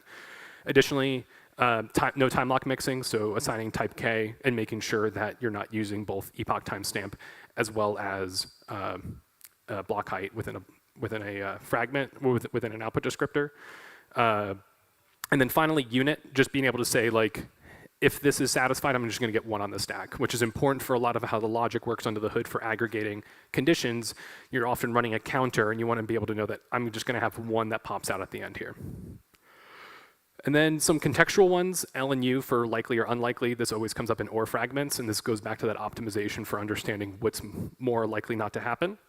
But when satisfied, you're just putting 1 on the stack. And then your alt stack, calling out that you're explicitly going to be calling to the alt stack for this operation, and I'll be showing examples of this in a moment. Finally, malleability, I touched on this before, it's just very important, and the one bug that the miniscript compilers had up to this point was a malleability bug, and I'll show an example of what that original script stack looked like. You want to be able to understand that a signature is being required to satisfy an individual fragment, and that there's the forced dissatisfaction, which ties back into time locks. You can't always forcibly know that a time lock will be dissatisfied by default, because if time has passed enough, then it's valid. And then finally, the expressive element for script components, ensuring that there's unique ways to invalidate it. I'm going to show that a previous example we had and kind of talk a little bit how these fragments work under the hood. So the OR I one that you see before is now just saying if X, else, and if, right? And whatever that X is in this case, the first one is actually going to be the recovery keys, which if you remember from the policy was less likely to happen. It gets put in first because you can quickly just skip all of this by pushing a 0 and kind of moving on. And then the threshold one's pretty straightforward, intuitive. You're just kind of adding up signatures going to the end. And then the swap operation, if you're going down here, I'll show the full example in a moment. You'll see that's kind of going from alt stack, in total stack to kind of push and pull things as a counter. And then this is a really important element here for the time lock condition here. Talking about this is the likely path to execute between the two, as we mentioned before. Additionally, the end modifier is really critically important because it actually is to show that it uses op0 not equal. And what that does by default is whatever element came before this, we're going to push 1 if it's not 0. Otherwise, we're going to push 0. And this is a really important mitigation for the malleability effect I'm going to talk about. So this was originally, I think, as of miniscript version 7, a valid miniscript output descriptor, but it was found that by default, it was assuming the properties of taproot. So in BIP 342, the minimal if rule is that op if functions are only going to assume 0 or 1. That is only a policy, though, when it comes to SegWit and legacy scripts. And this allowed a malleability attack where I actually had to go, they removed the original blog post off the BDK website, but you can kind of pull up, they were using this as a reference example. A miner could actually, once this was broadcast to the network, you would be able to redirect the output. You can RBF it or just kind of invalidate the previous transaction and just push it as your own. And you could intentionally fail all of these signature checks. And you would be able to just push in a number that satisfied the threshold, and it would be able to actually be spendable on the network. And this was all because there was the assumption that the D wrapper had the property of U, which is unit. You're always going to get 0 or 1, but that's not the case because the minimal if rule wasn't enforced for SegWit. So kind of going through a little bit of the high-level example, I'm just going to talk a little bit about what we're thinking about when it comes to leveraging miniscript and using more advanced kind of on-chain custody solutions. This is a miniscript template that we're pending right now, but finalizing around this idea of a combination, it's like a joint custody model. And the reason why it's joint custody is we're gonna take a lot of these different combinametrics of time locks and or conditions and conditions and add a lot more robust flexibility to how we can spend. So there's ultimately 3 parties here, but there are 4 set of keys. I should have mentioned this earlier. You can't, for satisfaction, you cannot use the same public key at multiple places because you can't know for a fact if I use the same public key, what branch or what kind of part of the script I'm intending to execute on. So I have this towards the end, but a principal, I use this in the framing of a principal agent problem. You would have a principal, whoever the customer is, would have 3 keys. A primary agent, primary point of contact would have 3 keys. You'd have a secondary agent for recovery purposes, for emergency recovery, and then finally the recovery keys. And ultimately what you have here is the recovery keys are the principal keys, just using a different derivation path. So it's the same person who's kind of managing both of these. And this works in a really interesting ensemble where you have a customer, a primary point of contact, like an emergency contact, and then your sovereign exit path. The way we're leveraging this as it intersects with our product for insurance is that if we have a set timeline and date of understanding when your insurance contract will expire, there's a mechanic called a tail where there's open liability, but after that ends, there's no longer a contractual arrangement. The default state, if we cease to exist, should be you should be able to recover your money again and not have to talk to us. And that's how we're able to enforce that here. Kind of going through the logic layers here, at default, it's a 2 of 3 of the principal, a 2 of 3 of the secondary agent, and there's no time lock condition. Next one is actually leveraging a decaying multisig, where if the customer were to lose 2 keys, we could still use one of their keys and use the smallest epoch timestamp, the one that's soonest to arrive, to allow it to become a 1 of 3 from the customer and a 2 of 3 from us. Finally, in the event that the customer has lost all of their keys, we as the primary agent can work with the secondary agent to be able to execute a transaction to be able to recover the funds. And then finally, after everything terminates, you're able to go to a sovereign recovery path. So looking at this as a policy, you can see it being visually represented here with the description of the actual policy itself. You can see the 2 of 3. This is how you properly would execute a decay multisig, is that you have a threshold of 2 total conditions, but you have 3 keys and 1 time lock. And then you have this 2 of 3 of the primary agent, and then you have an OR wrapper for either the recovery partner or the customer, and then finally the recovery keys at the end with the lower weight satisfaction. So this is what it looks in here. I put in some just human readable, just like timestamps to show what it looks like, and I'm going to show over the next couple slides to break this down. It's a big script, 730 bytes, 245 V bytes. This was on testnet a couple months ago, and I'm going to go through what this actually looks like on the stack. So by default, it actually starts with the sovereign recovery path, and you'll notice immediately we're using public key hashes instead of public keys. And so if you know 99 times out of 100 you're never going to have to materialize that key, you actually save a lot of space on chain by just putting a public key hash there. Right, so this is one of the things that Miniscript just automatically handles under the hood, but if you start semantically analyzing and looking at these scripts, you can start intuiting out why these decisions were being made.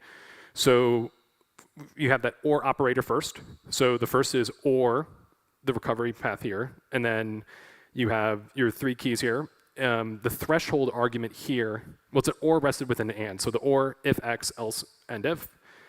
And then AND is you're just analyzing both of those, and you have to successfully pass both of those conditions to continue. Now, the threshold function actually has the V property because we are using a time lock, so there's actually a verify check. You can fail this if you don't satisfy that condition, and that's part of the logic and how you construct this. You're then pushing your public key hashes to the stack. You can see that the second and third recovery keys here have the property A, and that's because it's actually going to go down and call the alt stack to kind of park values as an aggregator. So if you're going through this, let's say you satisfy this first one, you get a value of 1, you put that to the alt stack. You're then doing another public key hash check. Let's say you fail this one, you complete that, you go back, and then you're pulling that back from the stack, and then you're adding those 2 together, so you have 1 and a 0, so now you have a total of 1.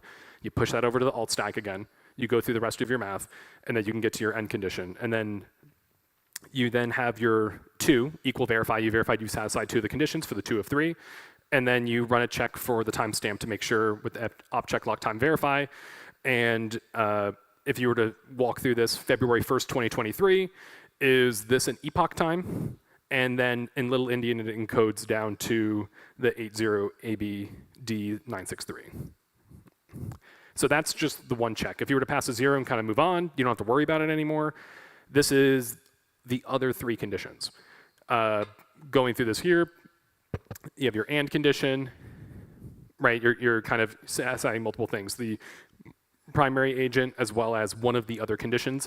The one mistake I have here in this is the time lock is on the primary agent. It should be on the customer, but it's a small mic, sorry. You're going through that AND operation again. You're running, again, you have a threshold with a time lock, so you have the V flag against it. And you're just pushing keys to the stack. This time, though, you're actually using op swap to kind of just push down the next 2 elements of the stack, kind of run through your signature checks, aggregating them all, and then you're running your time lock here. And this is really an important detail, is that the time lock condition now has the N property, which on stack as a Miniscript fragment is 0 not equal. So when you get to the point where you can't just push an arbitrary, if I pushed an arbitrary value at this point and it got through to the stack, it would automatically compress it down to the value of 1, which prevents you from being able to do that malleation attack that we saw in the earlier slide where I could just push any arbitrary value to the stack and trick the script into satisfying the condition even though I have none of the private keys. And then going through this would be the customer by default object multisig for the 2 of 3. And then finally, if that doesn't get satisfied, we are down to the object multisig. So if up, so if, I'm blanking on the spot. If you were to go through this and you satisfy the condition, you're good. You kind of go to the end. If you have the value of 0, though, you weren't able to satisfy this multisig, you actually go down to this final path here. And again, it's also not as likely to happen by default. You go to a public key hash, and then you would do the time lock check. This is for the emergency layer where the customer lost all their keys. And so you start like this was kind of part of my journey, was kind of throwing random arbitrary things all over the place and seeing how it all clicked out onto the stack. When it comes to actually building this stuff, leveraging Bitcoin dev kit's been, we're a very small engineering team. It's been massively powerful for us to be able to stay lean and kind of build out a full fleshed out wallet with all the supporting features. And it's built on top of Rust Bitcoin and Rust Miniscript, which allows us to kind of upstream and kind of channel all of this really powerful primitives in a really strong Swiss Army knife. If you're going to use time locks, I think the idea of using time for your security in Bitcoin is incredibly powerful, but you have to pick your UX poison. Because your two options are using a relative time lock, which means if you have multiple UTXOs in your vault, each one will have different spending conditions that are possible, right? If I send you money today and I send you money next year, they're each gonna have different rules. And that's a rough understanding because people think this is my wallet, I can spend it under X conditions, but now there's a relative condition that governs some of your deposits but not some of your others. Additionally, opcheck sequence verify for relative time locks only goes out to 15 months. 65,536 blocks, right? And that's for a lot of people when they think about long-term storage, they may not want to have to go to their keys that often. Your alternative though is an absolute time lock, which means whatever date you're setting in the future, you have to do an on-chain transaction to refresh those time locks. So you have to kind of really think about how you're designing a user experience and what is kind of if you're going to leverage this, how do you want to kind of execute on that? Next are, I call XPub shenanigans, and this goes back to the point before, you can't duplicate a public key within an output descriptor that's leveraging Miniscript because you can't guarantee which path you're satisfying. And so the Liana guys came up with this idea for your BIP32 paths to actually, your first key using 0 and 1 for receive and change, and then you can use that same key again but use 2 and 3, and you can actually use that key in multiple places, which is a handy way to not have to worry about multiple devices or multiple backups, but you can have the same wallet be able to spend and execute and sign off on different branches depending on what BIP32 path you're using. Next would be avoiding ORs. I've noticed this a couple times working with people that are building on this, is they'll just throw OR statements everywhere for decay multisig. So they'll say OR like 5 of 7, or 4 of 7, or 3 of 7. And you just very inefficiently stack stuff on chain. So usually the move here is just to drop your thresholds in the policy generation with time locks inside of them, and just doing the math and understanding how many ultimate conditions you want to satisfy and padding it out from there. And then the last two would be constructing PSBTs. Miniscript is great for automatically handling all of the witness construction, but you still need to be able to kind of communicate with it to understand which, if you're presenting someone with an unsigned PSBT, by default, you don't know what path you're going to be executing on. BDK does this really well with hash maps for being able to kind of walk down, so each wallet has unique keys for how they're being able to spend that. For user flows though, by default, how wallets work today, you just export your PSBT, but now you have to have context in how do you plan on executing this. Ultimately, it wouldn't matter because if you got the signatures anyway, you could put them into a finalizer, PSBT finalizer, and kind of kick everything off. But if you want to make it as streamlined as possible, it's just a nice way to keep things clean.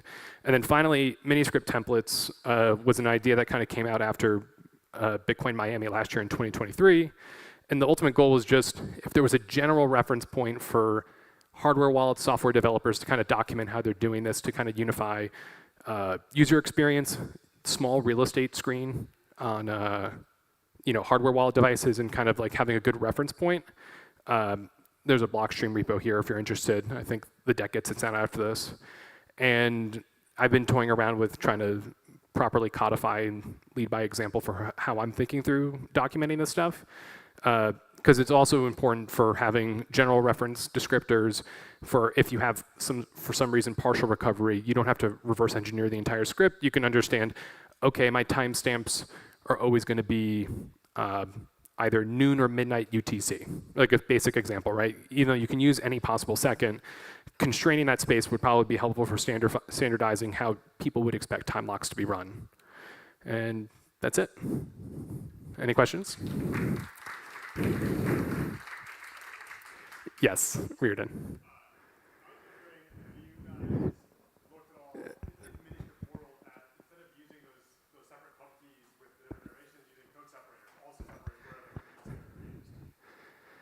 It could be done. So by default, Miniscript isn't leveraging code separator. So I don't see why you couldn't just go about doing it that way. That's a good point. Yeah, I'll have to think on that.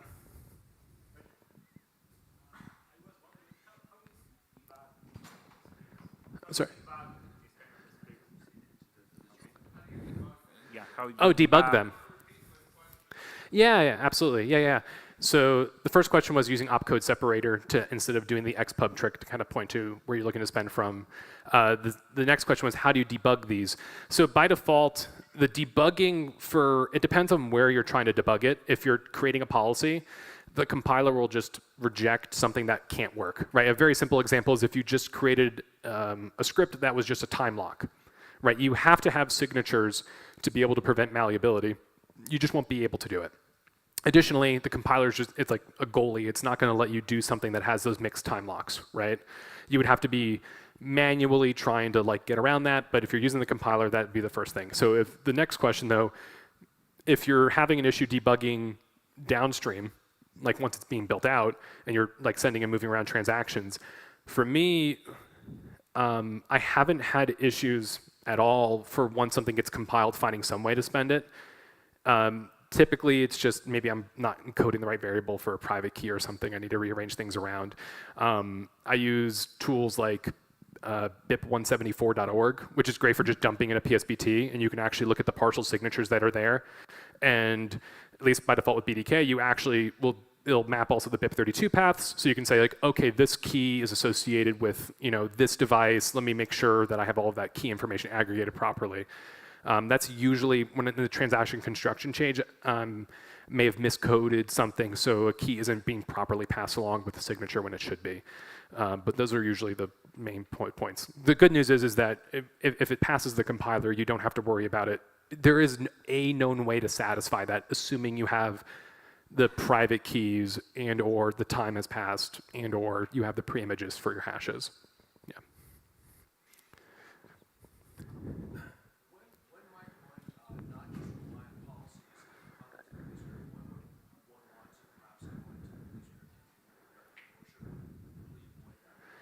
Yeah, so the question is when would one want to kind of go directly into the manuscript logic itself as opposed to working things at the compiler level?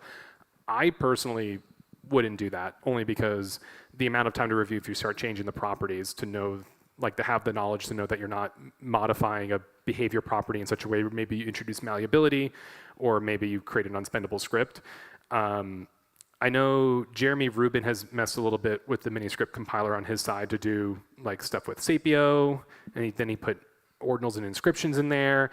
So I guess that would be like if you want to be on the frontier and do something new. As far as I'm concerned, for like layer 1 Bitcoin custody, it does exactly what I need it to do, and the last thing I'm going to have the hubris to do is start getting in there and messing with it myself. Yeah. Yes. Yes, when Taproot. Yeah, so that's actually a really great point. So tap manuscript, you can kind of, every single time you have an OR statement, you just put in a different tap leaf. For us, I'm hoping to by the end of this year. I'll be honest and say that BDK doesn't support like advanced tap scripts yet, so I haven't touched it that far. I know the Liana guys just pushed out tap script support for their stuff.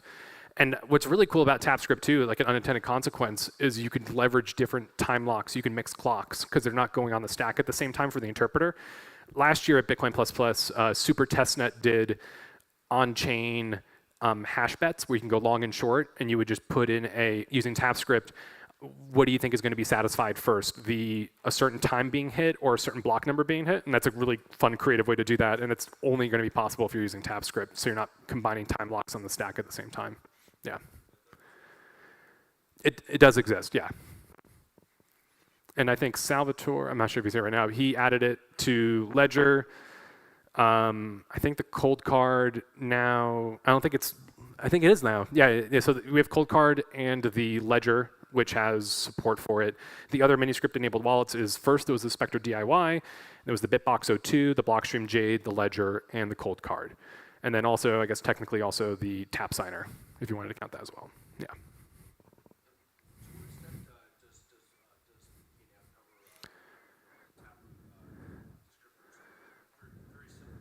Yeah. Yeah, so the BDK right now for the Taproot descriptors, it'll do Taproot single sig, and I think it does basic multi-sig.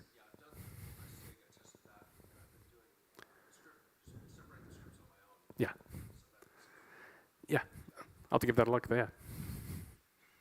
Cool. Thank you. Oh, I am hiring, so if you're looking for a job, let me know. Thank you.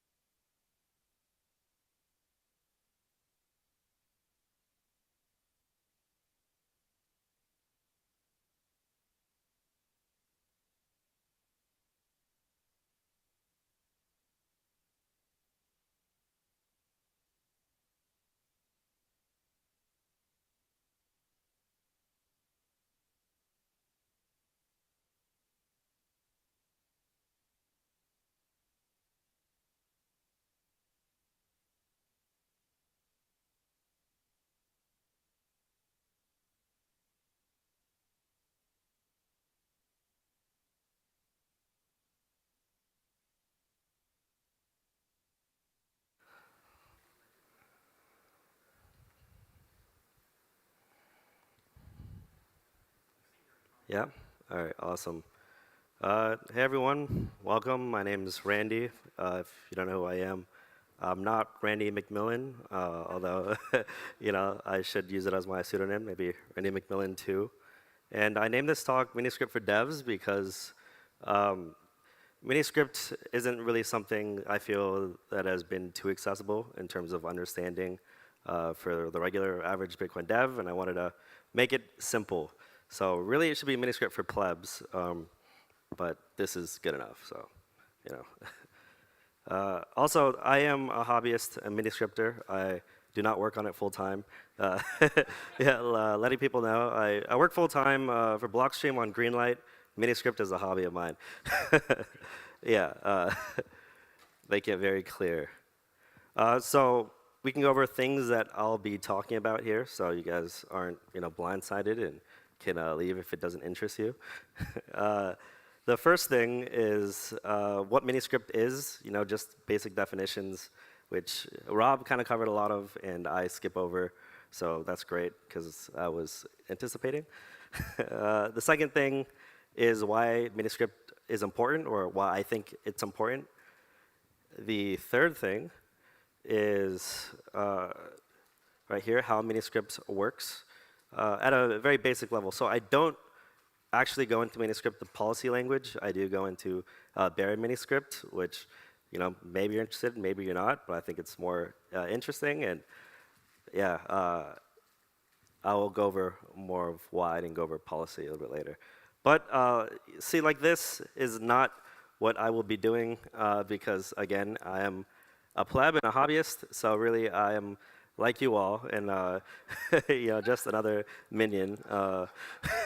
So just to set expectations. Anyway, the main question is, what is Miniscript? Again, all this is at a basic level, or I could get a little bit into it. And you don't have to know Miniscript right now as I go into it. But the basic thing is, hopefully, you understand the basics of a Bitcoin transaction and that you can program kind of your UTXOs. But Miniscript is a programming language used to program spending conditions for unspent transaction outputs, so AKA UTXOs. And the next question I want to ask is, why is Miniscript important? Why are we all here? Why do we talk about it? And there's a blurb here, which, so the main innovation to me is I think Miniscript is important because it makes it easier to create spending policies with Bitcoin script. It does this by introducing a human-readable syntax and using a type system that makes any Miniscript program or expression statically analyzable, which I'll get more into as well. It allows us to make assertions about our locking scripts, which helps us avoid certain pitfalls that malicious actors can use to force unexpected outcomes.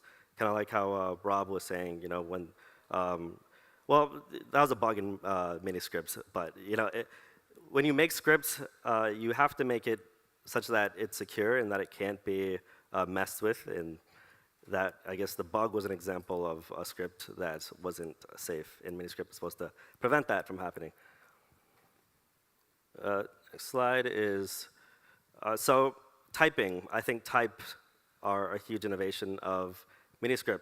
Type constraints equals safety. So I was a TA for an introductory programming class in college, and most of the beginner programmers took type programming languages kind of for granted and saw untyped languages as an innovation, which is funny because in reality it's the opposite, right?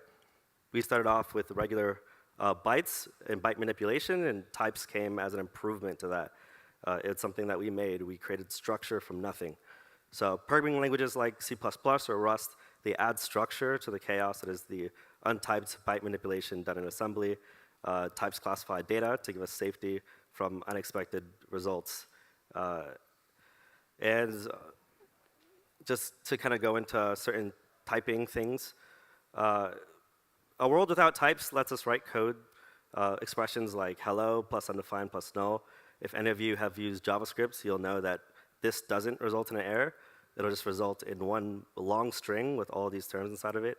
And again, this is unexpected behavior that we don't like. So Miniscript has a basic concept of types that you'll see with expressions that disallow certain things. So similarly, the world of Bitcoin script will allow us to make our witness script like a check sig verify, for example, and not get an error. So to satisfy a script, you need a single 1 or non-zero value at the end for it to be satisfied and actually pass validation. So humans are not perfect, therefore we need tools to help point out our mistakes. And Miniscript is just one other tool that we can use. So rehash on why Miniscript is important, because I just want to make sure that you get the main ideas here, not super technical. It's more human readable than script. It's statically analyzable, and it's a result of this new type system that was created. So some background on script for those who may not know what script is. Again, Miniscript is something that,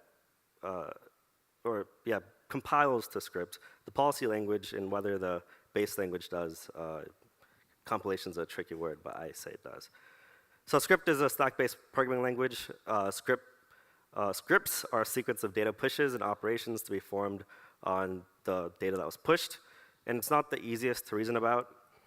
I kind of show an easy example of what script is on the next slide. This is courtesy of BitScript. It's a very basic script, so even if you're not experienced in script, you can still understand what it's doing. It's pushing a 2, it's pushing a 1, and then it's adding it. And you might be like, yeah, this is easy, right? All it's going to do is add 3, and you see this final example of this value 3.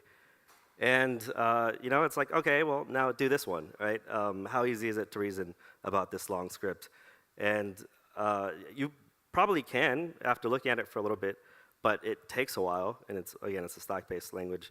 It's very hard to reason about semantically when seen like this in this form. And the takeaway from that is that Bitcoin script is hard. Bitcoin script is as hard as any low-level language would be. Well, not as hard, but you know. Primitives may be easy to comprehend, but understanding the composition of all these primitives is the difficult part. So a story of constraints in Bitcoin script. Maybe this is kind of a mangled story. So again, type constraints kind of resulted in safety, but in general, certain things have resulted in safety for script. So if you ever looked at the original Bitcoin source code, you will see that there's, it contained implementations for a variety of opcodes, as seen in Rusty's talk about the Great Script Restoration Project. There were a lot of them were disabled, and you know, he was talking about bringing some of them back. And there was some idea of standardness that applied, where only pay to public key and pay to public key hash scripts were allowed when creating or signing transactions. And again, if you ever looked at the original source code, you'd see this. And I have these, are they showing up? I have QR codes on these. I think they're getting truncated maybe, or just not showing up. But you could scan, and this is supposed to lead to the first commit that you could actually find on Bitcoin on GitHub. But yeah, this is you know, a function called solver, and we had these templates, and you could have things like you know, there's a checksig template, and there's one for you know, doing the public key hash. And these templates were made for safety, both for like Bitcoin nodes that validate these scripts, and for the people who are using these. And another kind of interesting development about, again, constraining Bitcoin script and talking about its evolution is P to SH, or pay to script hash. On the Bitcoin Talk forum, there was like a, I don't know, seemingly a long discussion about having this new address type that would unlock you to these more relaxive scripts. And they were trying to figure out how to transition to this without opening up the floodgates and making sure people knew that they were using, or there could be a possibility of sending to scripts that were arbitrary. And I got this quote from Bitcoin Talk, and this is another motivation for being able to write more robust scripts than just pay to public key and pay to public key hash. And Gavin Andreessen kind of wrote this: I want more secure wallets. There's unanimous agreement among developers that the easiest, fastest way to get there is with multi-signature transactions. Bitcoins that require approval from more than one person or device to spend. Which right now, if you use Bitcoin, you know that's trivial. And it's funny because we're having similar debates today with covenants, right? Opcat, CTV. But you essentially have people who sound a lot like him saying, hey, oh, here, sorry, I forgot to move to the next slide here. I have 2 slides going on. That's the quote here. And yeah, we have the same discussions today, right, about how we can enable new things on Bitcoin that can maybe make our coins more secure, like OpVault, or using Opcat for vault constructions, and you know, all these other cool covenant opcodes that might enable more than we think will be enabled here. So wallet descriptors were also another like push in this space. It was defined separately from like Miniscript. It has its own BIP, and it was a way that you could have more scripts in a way. So as you see here, it might be kind of tiny on this projector screen, but there's PK, PKH, script hash, basically a lot of ways to make new scripts with these new address types. Sorted multi-combo, and this is, it's predating the implementation of Miniscript in Bitcoin Core in terms of usage, but it's integrated into Miniscript, so you can use these wallet descriptors. In fact, it's kind of standard to be using this with Miniscript. And some cool things about wallet descriptors are they include derivation paths for keys. The address type is specified, and descriptors can indicate one of the keys is used in like a multisig, for example. And taproot multisig was a big thing that descriptors were supposed to enable if you wanted to construct a multisig address with Bitcoin Core. And the big takeaway, I guess, for that small section is that people want advanced scripts for multiple different reasons, but mainly to keep Bitcoin running well. Whether it's for scaling, to keep their coins safe, but people want advanced scripts. And Miniscript is a way to give them a little bit more choice in what they're able to do with scripts. I think I skipped a couple here. Yeah, people want advanced scripts. So there's problems with programming in script. And I don't go over all the problems, but I can go over some of them. And one of the problems is it's hard to determine whether a script is satisfiable. If you just had a regular script with opcodes flowing around, just like I showed you before, where I said try and reason about that. When a script is satisfiable, again, these are like kind of my definitions. It's not hard coded in if you ever look at the official miniscript page specification, the word satisfiable is never defined. It's just kind of used, but this is my definition. And it's satisfiable if there's a witness for that expression that will not fail and will optionally cause the script to push a non-zero value onto the stack. And when a script is dissatisfiable, there's a witness for that expression that results in a 0 on top of the stack post-execution. So historically, it's been a challenge to declare whether a script is satisfiable or not in a fully automated way. And again, the miniscript compiler can actually give you this type of information. And this has led to some Bitcoin becoming unspendable. If you have a script with a whole bunch of opcodes and you have no idea actually how to satisfy it, and there's no tools to tell you if it's actually satisfiable. And I have a little example here of, again, early Bitcoin talk post, or not super early, it's 2018. But there was a block mined by F2 pool, and in their script, they had some bytes that weren't actually opcodes. It spelled out the word script. And this was probably because of some bug in the software where they were trying to embed the value of a variable script, and ended up actually putting the bytes of script, and it's yeah, pretty funny. But there's not really a way to 2012 was when this actually posted. This is referenced 2018. And yeah, it just kind of goes to show that people don't really know what they're doing most of the time when they use raw script. And it kind of locked up these coins because this is unspendable, not satisfiable. So another problem is it is hard to identify satisfaction malleability. So and I'll go into this. Pre-SegWit script malleability resulted in the transaction ID being malleable. And the locking script is called the script public key in a transaction. When you spend it, it's in the script sig. And having things in a script sig be used for transaction ID calculation ended up causing problems, which is one of the motivations for SegWit. So today it can result in griefing a counterparty on off-chain protocols. This is kind of a trivial example.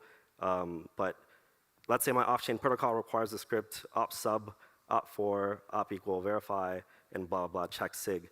If I were to broadcast this satisfaction for this transaction, there's actually multiple different satisfactions because a lot of duos of numbers can result in the value of 4 when one is subtracted from the other. Yeah, I haven't actually put this script in and tried it in a transaction, but I think it would work if I tried to mess with these numbers, and it's kind of clearly looking malleable. So if I was a malicious counterparty, I would pick the biggest numbers I could to drive down the fee rate with the size of these numbers. Taproot has something called minimal if, which basically kind of forces you to put a minimal representation of numbers in script. But before that, it didn't really have these rules that it was constrained by. But either way, having big numbers, arbitrary to numbers, could still run up pretty big. And here we go here. So this, again, isn't a huge problem today, but this is part of this transaction ID malleability thing before SegWit and helped inspire what SegWit was. So basically what some people would do is they'd ask for money from some exchange, and then they'd take the script sig, and then they'd malleate the script sig a little bit, get a new transaction and transaction ID, broadcast that in such a way that maybe they were able to get to more of the nodes faster and get accepted into a block, and then tell the exchange, hey, I never got my funds. And then they'd talk to support. Support would be like, yeah, that transaction ID wasn't in the blockchain. Let's just send it to you again. Very bad problem.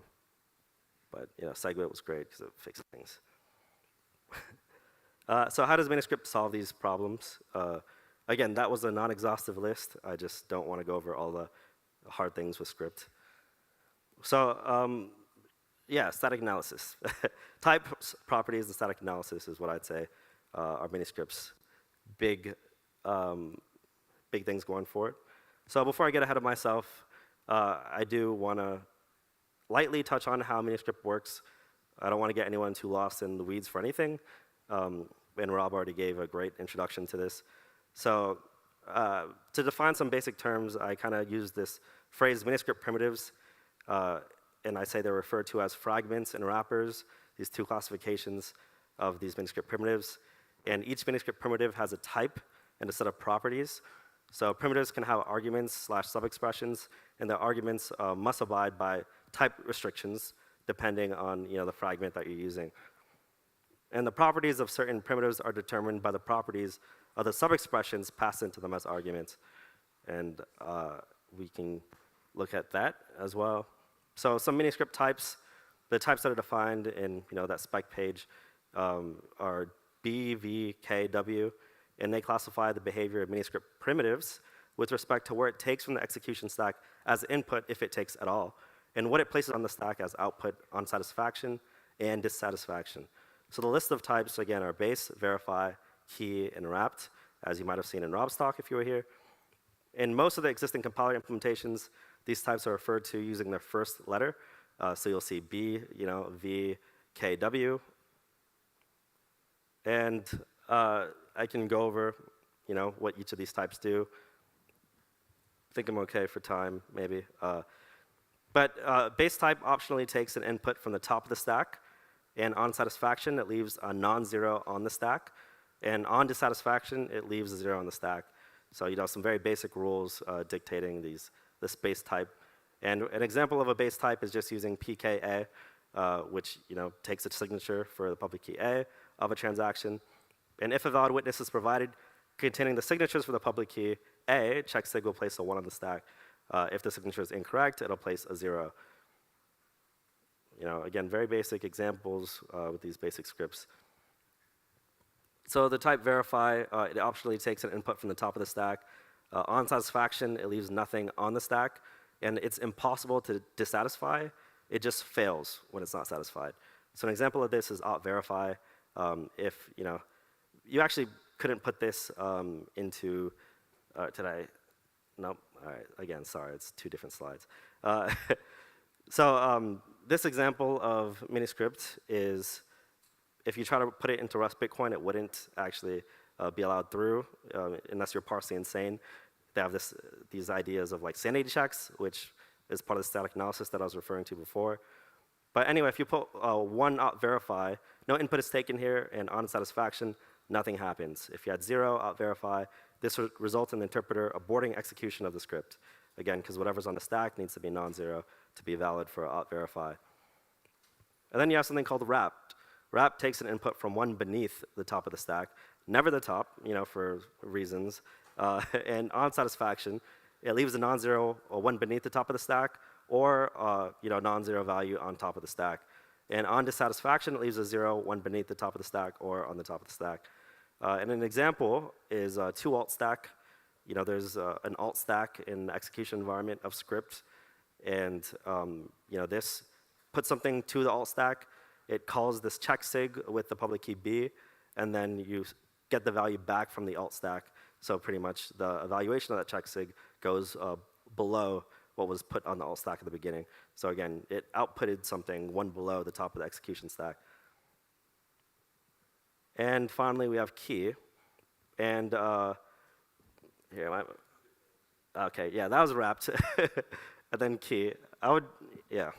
This is key. And key optionally takes an input from the top of the stack, and on satisfaction, it leaves a key on the stack, and on dissatisfaction, it leaves a 0 on the stack. And an example of this is PKK, and all it really does is put the key onto the stack. So no input is taken here, and the 0 can always be provided in the witness for dissatisfaction. It has the satisfaction of a signature, which is, kind of weird, because this is a key primitive. It just puts a key on there. But I guess it makes sense when you compose it with a wrapper, like the C wrapper, for example, forces a checksig on this key. So a satisfaction there would be a signature. So miniscript properties. I don't really go into all the properties, but I can give a high-level explanation. Properties allow us to classify different primitives and compositions of primitives with things we may care about. So properties cover classifications relating to the types of arguments allowed for a miniscript expression in the witness, having like non-zero number of arguments or zero number of arguments, and to whether a miniscript expression is malleable or not. Again, kind of rehashing from what Rob said in his talk. So here are some examples. SHA-256, this fragment is non-malleable because there's no other witness that can satisfy this expression except the preimage. At least with the assumption that we can't find collisions easily in SHA-256. So the properties are inherited from parent fragments or wrappers. So some questions we could ask is AND V, is this malleable? And this has like a verify in the public key A, and then if you're able to satisfy the signature, then you're okay, and this is just kind of like one afterwards. And this kind of requires SHA-256. So again, you need a specific preimage to satisfy this. So yeah, non-malleable as long as you have to go through the SHA-256 and provide that preimage. Well, unless the second condition allows different things to be put in there. So like multi 1A, I guess, had an example here. So yeah, simple at-home exercises you could do. So here's a full list of the fragments and wrappers. And here it's probably hard to see on the projector, but the types, you see these are like one-letter types. Here, again, base, verify, key, wrapped. And these letters represent those types. And then you have these properties, which are also represented by letters. And this isn't the most readable, in my opinion, but this is part of the spec page. And you could actually see what properties each fragment has, depending on its child. And its children is kind of like denominated by these subscripts of ZX, ZY.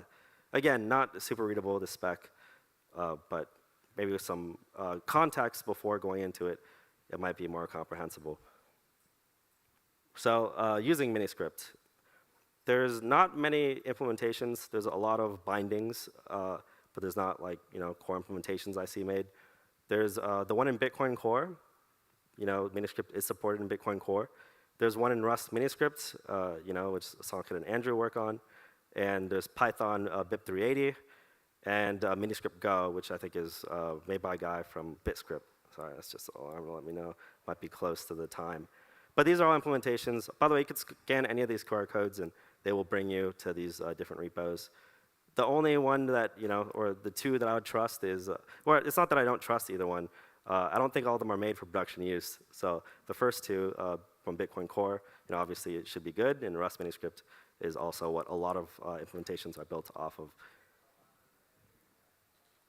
So there's three big complaints I guess I have of the tooling as it is today, which is I'd like better error messages. I'd like it to be a little bit more extensible, or easy to extend, maybe is the better word. And I want it to be lightweight.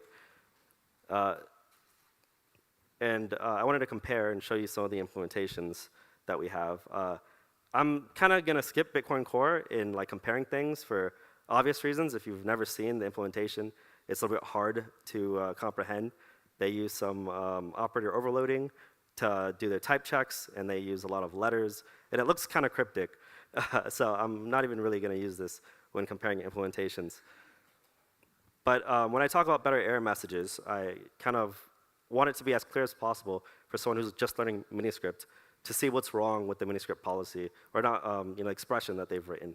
So if you look at the one on the top left, that's Rust miniscript. It gives you what's wrong. For example, if you had an argument that was of incorrect type, it would say, hey, we actually were accepting, this type instead of that type. But they use letters, and I kind of want to move away from letters and use, the whole words like base, wrapped, verify, and I think that might kind of make it hard if you're new to programming in miniscript. The BIP380 implementation, it just kind of gives an error. So it raises an error. You're looking for a property within some array in Python. And then in Go, again, it kind of uses these letters, which it's fine to use letters. I just think it would be easier for a new or average dev to go and understand at least the whole word, or maybe some description of a type. Extensibility, as again Rob mentioned, Jeremy Rubin, he added inscription support to Rust miniscript in his own fork, and he had to touch a lot of different files. And I was wondering if there's a way that he doesn't have to touch as much, and it doesn't have to cover such a wide range of the code base. And again, that's another desire I'd want from miniscript library. So regardless of whether you think this change should be made, inscriptions, whatever, the number of files needed to change is a little bit superfluous in my own opinion.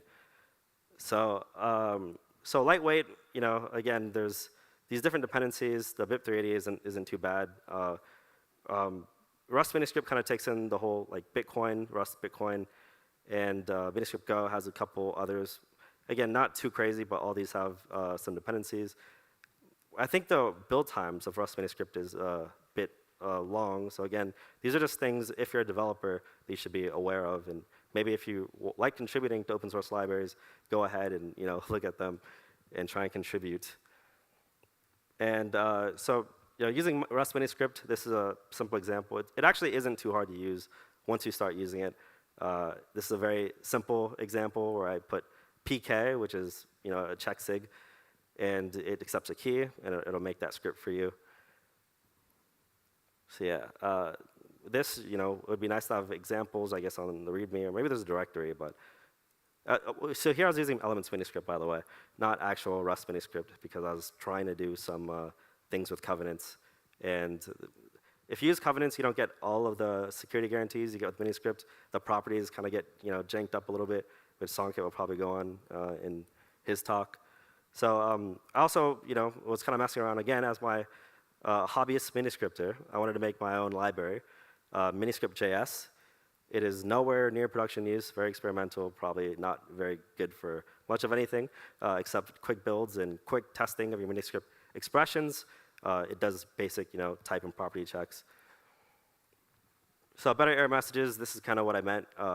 In my own hobby implementation, the better error messages is I put "and-v" could not be constructed because its first argument was not of type verify. Please make sure the first argument is an expression that leaves nothing on the stack.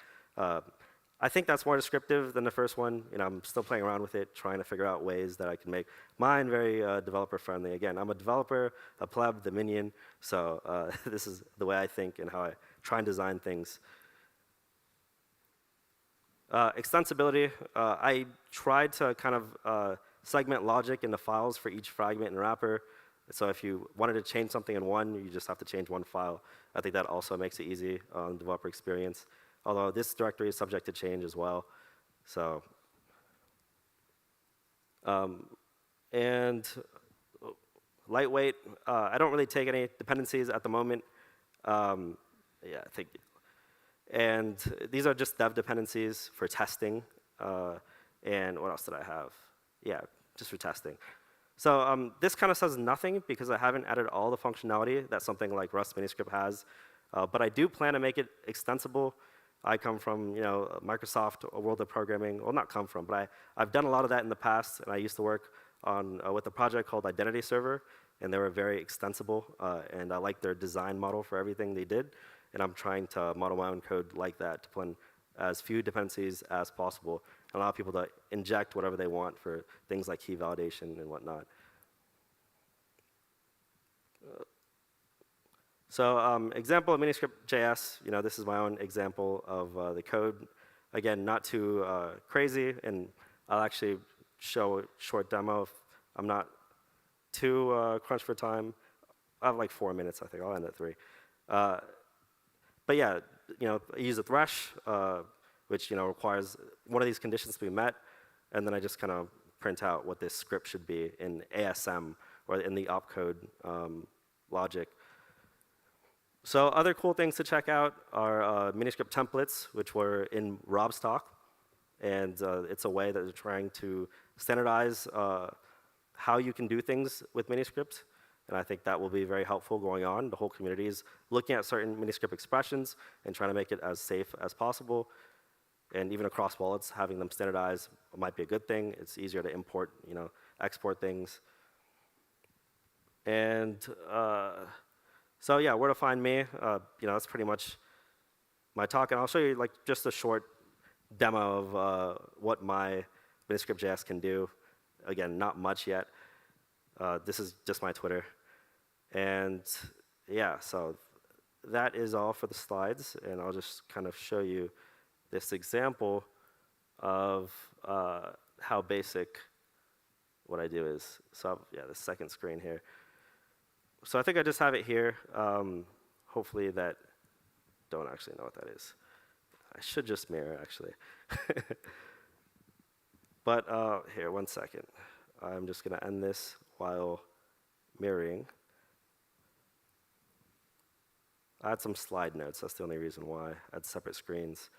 But just to make sure everything was working correctly, I actually have all the examples from the SIPA site, from the specification of Miniscript.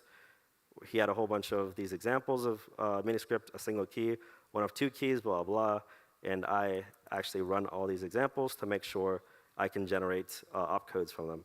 So if I just do ts node, SIPA site examples, it will generate each one, depending on what Miniscript expression is passed in. It shows all these opcodes, and then I just kind of put the size. And it does do some type validation again. So if you put in incorrect arguments that have an incorrect type, then it will throw a little error and have this quick start. But that's all I wanted to show as a part of this presentation. So thanks everyone for listening, and I'll end so that Sanket can go on his great presentation. But yeah, thanks.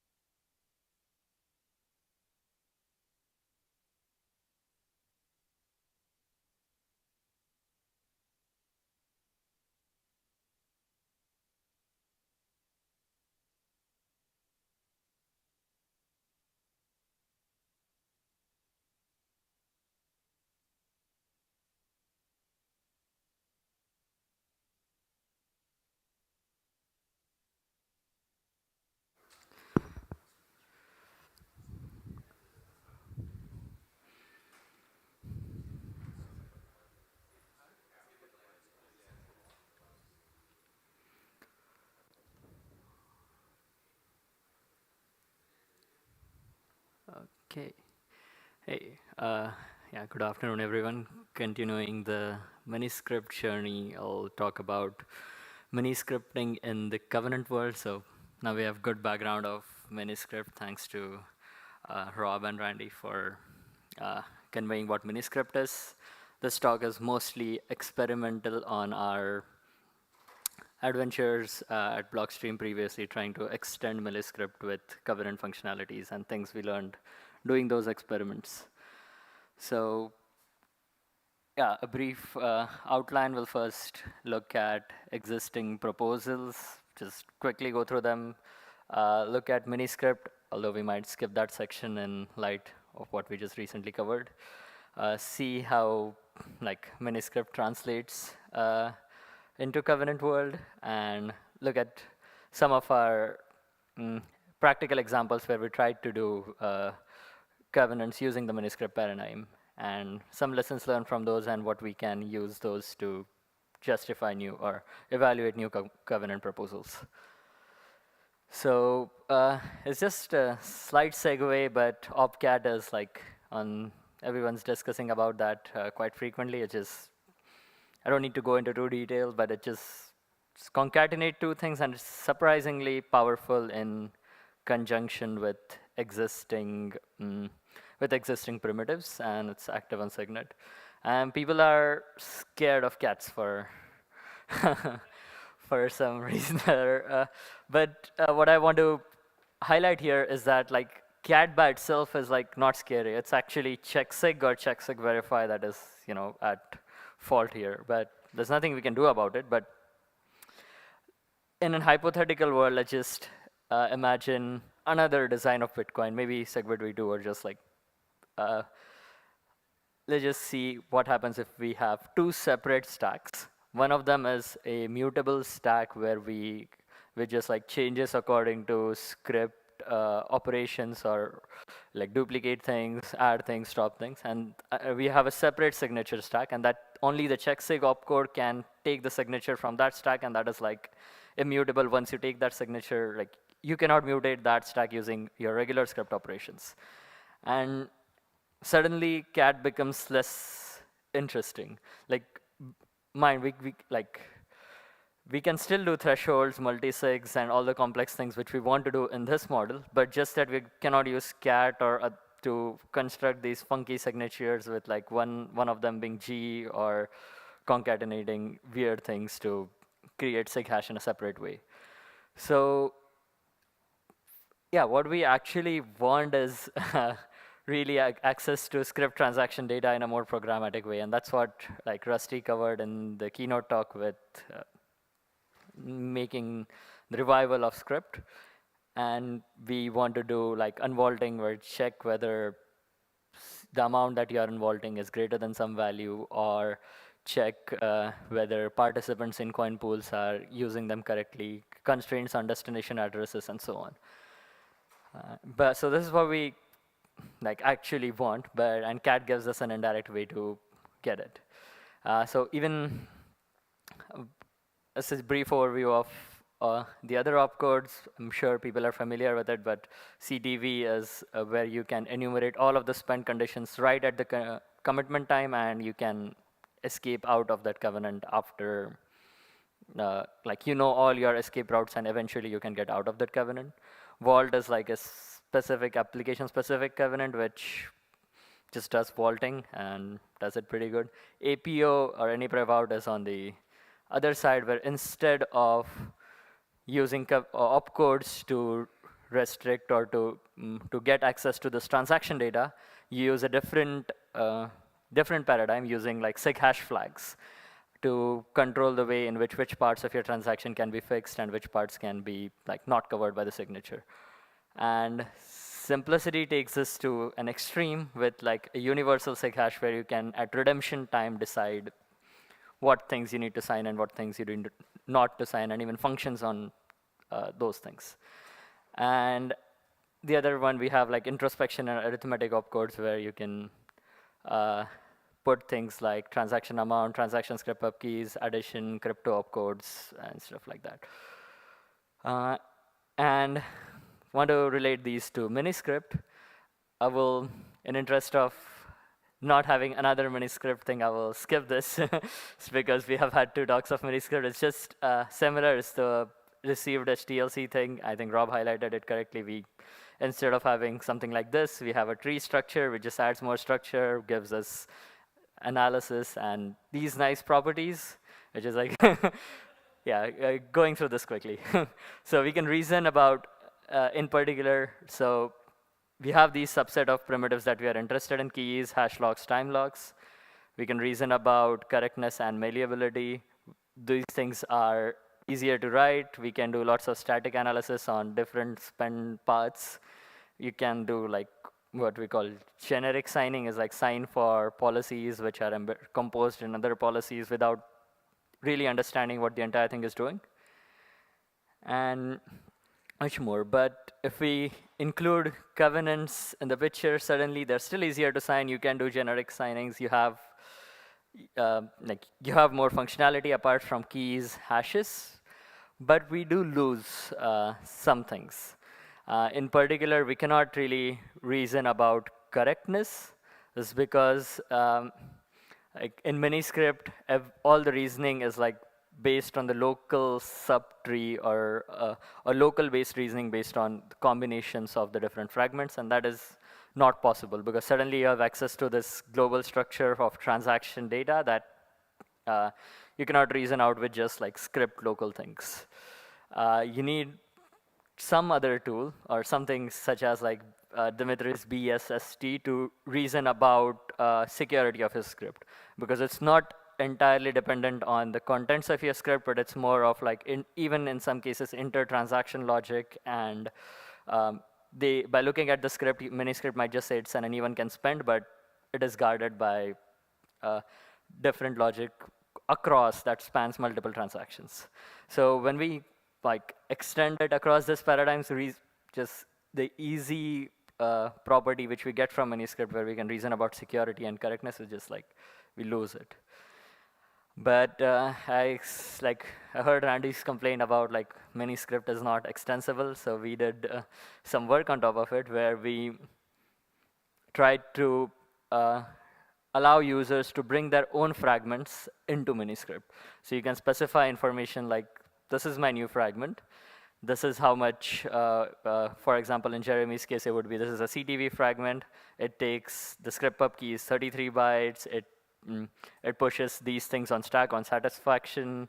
And this is how you would check its satisfaction. These are the worst case limits. And you would provide how you would parse and serialize them. And you can use them in the miniscript model in conjunction with all your existing primitives. So an example of this might be a simple miniscript where we allow spending either from key A, but if key B has to spend, the amount has to be less than 10 cents. It's a dumb covenant, but the point is you can write your own leaf fragments for your own custom use cases in the post-covenant land and extend it with CTV or any of the other ways you want to build them. And we're going to take a look at how the tooling might look for this in two particular scenarios in particular. One of them is cat and checksec from stack, and this is like the old way of doing covenants. People can just do it with cat, but for ease of explanation, I'm going to include checksec from stack. It's simpler to explain and understand. Essentially, the idea is like you ask the user to supply transaction data, and then you authenticate that transaction data and make sure that the transaction data is actually the signature message that you signed.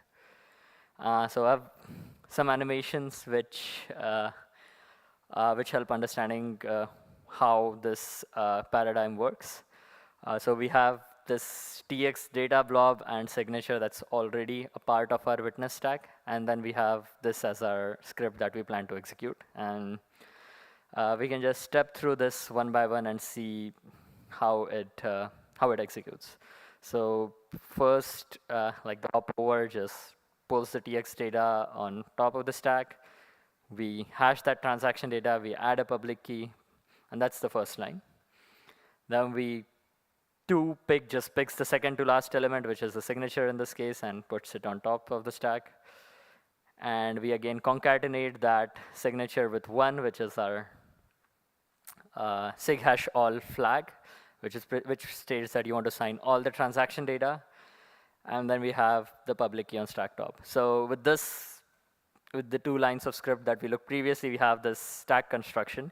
And note here that the public key is duplicated from this public key, the signature is duplicated from this signature, and the TX data is hashed from this TX data.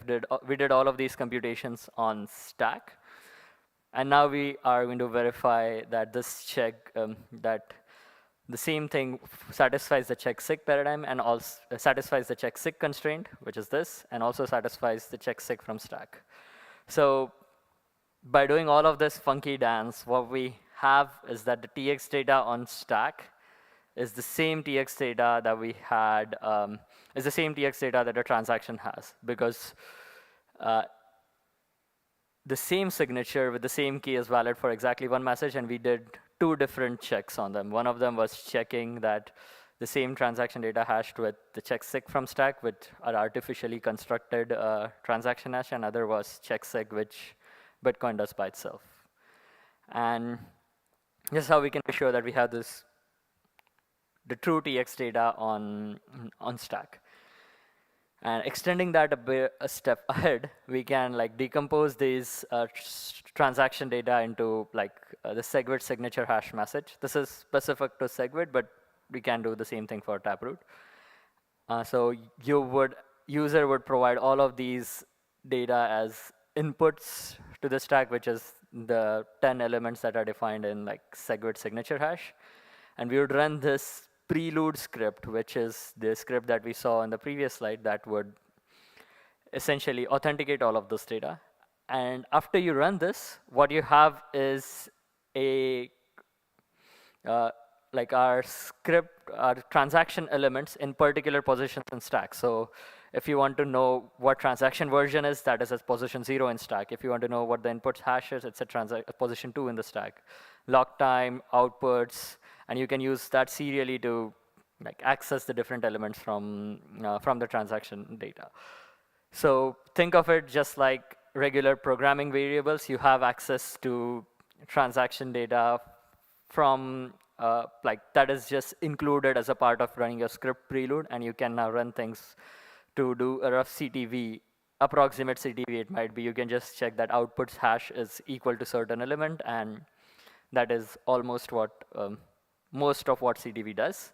And you can check version inputs and all the additional things. So that's running this prelude script would give you access to these variables. You can use them as fragments in your miniscript script. So yeah, this is really inefficient. We don't want to do this. Like it's a 75 opcodes of running all of these things, and it restricts the numbers of inputs and outputs because the transaction stack limit is 520 bytes, and without streaming opcodes, you cannot have more than that. So if your outputs hash field, the pre-image of that is more than 520 bytes, it's hard to reason about that. You can do funky tricks with code separator if your script size is more than 520 bytes, but still it's limiting. And it's an hacky way to go about it. But we did, even despite these limitations at Blockstream Elements, we did build an application which supports creating options on elements chain, which has multiple assets. So you can create options, you can exercise, cancel, spend, and like using this miniscript tooling which we showed previously and writing descriptors, you can express complex conditions by setting up the stack as shown. And now we're going to take a look at building the same application but with the new introspection opcodes.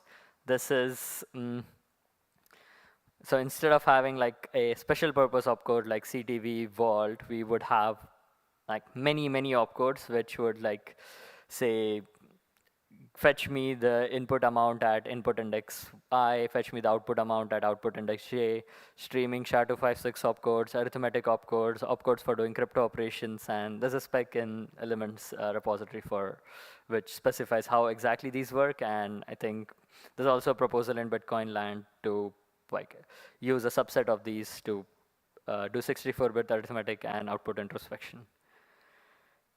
So the way these would again translate into miniscript is you'd have new fragments using the same bring your own fragment paradigm where you can inspect input script pub key, inspect output value, and use those in your as a miniscript fragment, and even compose them using ands or thresholds like we regularly do in miniscript. The simple example here is like you can check whether the input script pub key is equal to the output script pub key. That's like the simplest form of recursive covenant. And this is a example which again, in the same, using miniscript, which is built by one of my colleagues, Alan, it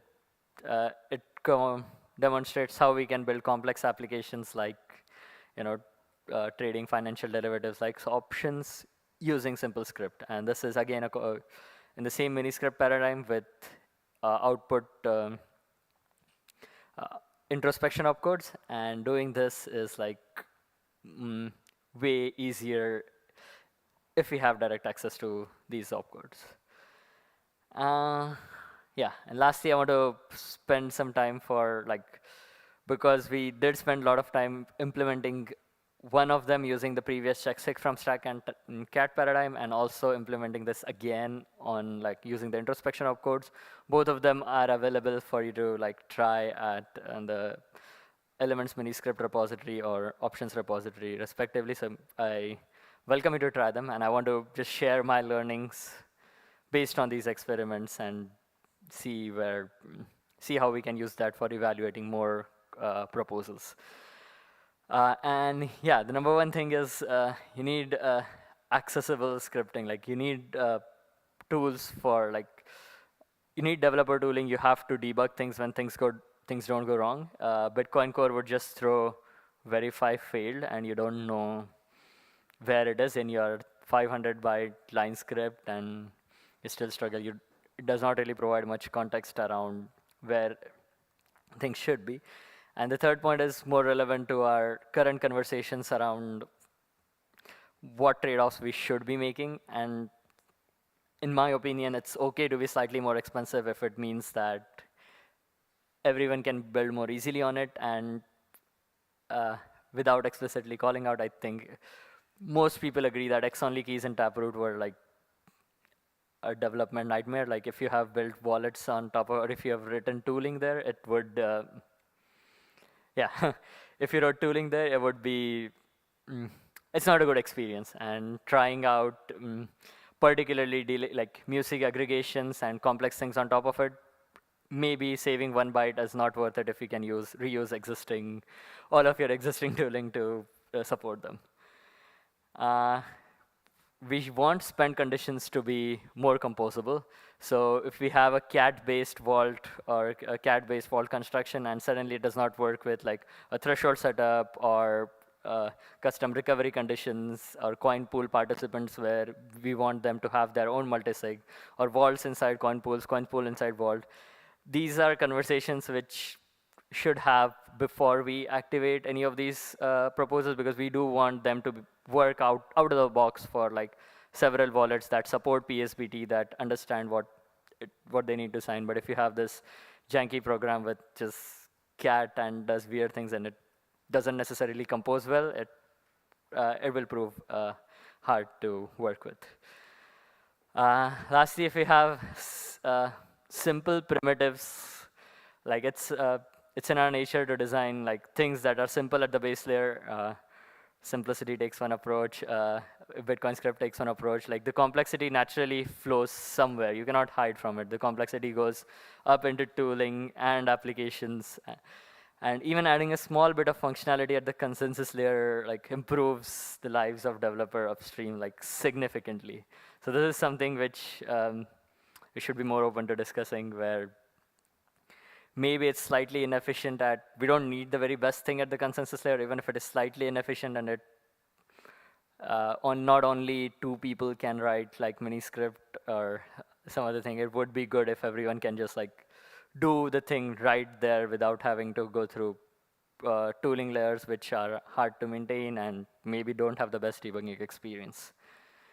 And yeah, whether it's like when we add new covenants or discuss these new things, there's always constraints about like recursive covenants, bug in implementation, map from covenants. Like, why do you want to add complexity? Just keep it as simple as possible. And yeah, I get that all these are valid constraints, but again, this is, in my opinion, as a user of Bitcoin, like as a Bitcoin node, you should not care about what other people do with their own UTXO, as long as like they satisfy some basic properties. And I made my best. Again, this is a result of conversation with different people, but this is my best characterization of what an average Joe who does not care about covenants, and people are working with them, if they do not satisfy any of these properties, you have a good reason to go and shout on Twitter like, no, you're making my Bitcoin experience worse by enabling these properties. So first, like script result should be a function of transaction itself, which means you should not have any global mutable state. Example, if you suggest adding a covenant which which looks at, let's say, which is valid only if certain other transactions are valid, or which sets a global variable which undoes transactions which you previously accepted. So that just like messes up with the mempool, with how mempool works currently, and now you have to revalidate the entire blocks, and suddenly the block validation becomes slow. And like all of these are valid concerns which translate if your script has access to or is dependent on more data than transaction itself. And secondly, you should be sure that like static analysis of resources for what you need to evaluate the script. So right now we have a good understanding just by looking at Bitcoin script, the length of Bitcoin script. We can be sure that one opcode is executed exactly once, like without the for all inputs and stuff like that. But right now we just have one opcode executed exactly once. This is the cost, and we can bound it just by looking at the length. And just by looking at the length, which means fee is bounded, so we can say that fee accurately represents the resource cost. And if these two properties are satisfied, we should not complain about solutions which if they may not be useful to you, but they wouldn't be damaging your node, which is a participant in the network. On the opposite side, we want, so what does it take? So this was something which is, in my opinion, if you don't have these, I will actively oppose your proposal. But this is something which is, if you have these, I will actively support your proposal. As the number one is purpose. That's what we discuss the most. Like you want to do use cases that you're interested in. I'm interested in the self-custody aspect the most, and CTV vaults prove short of it in terms of like, they didn't have support dynamic fees. Opvault does that cleanly. You want people to reason about your script. So first 2 points is, I think, where we do a really good job at, as a community, evaluating new proposals. But the second and third parts are, I think, where we can try to do better. Like, can you start developing just on top with existing tooling? I don't know, like I know there's lots of people who are pushing for CAT, and there's like 5 use cases listed on the CAT web, but I would be surprised if more than 5 people in the world can actually implement all those 5 use cases. Like, that's like, I know we can hide by this by providing more accessible tooling, but at some point, as every programmer knows, you have to break through these layers of abstraction to understand what's going on and to see what's going on. And if you can't do that, then that by itself would be like, would not be sufficient. And we should also think about, like, can these spend conditions be composed in, like, not in any possible, ideally using miniscript, but in any possible way. You should not be stuck to using one specific wallet, because that is like, that supports this weird chunky CAT scripts. No, but I also want like any hardware wallet which just has a key to understand and sign that particular part of it. Yeah, I think those were my opinions on the last few things on how governance should involve and how they can look at the miniscript world. So any questions, please? Thank you.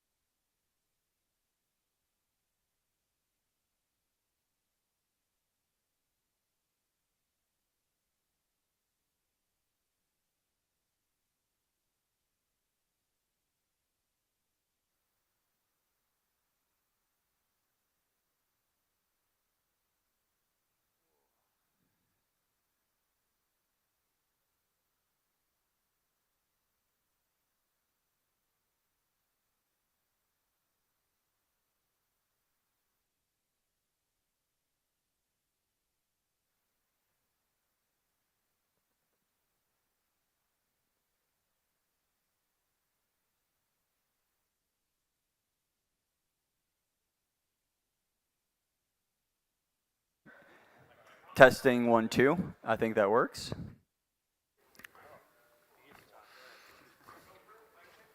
Toast, toast, toast, toast, toast.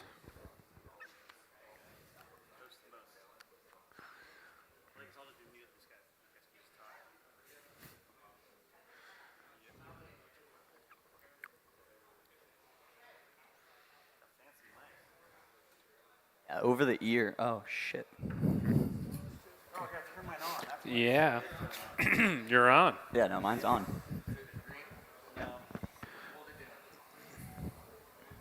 Okay. Oh, hello. Yeah, it's on. Hello. Low. All right. Okay. How much Chuck? Should we wait for people to come in, or should we just? Rock and roll. Okay. Let's go. Welcome to the Bitcoin tooling panel, Bitcoin script tooling.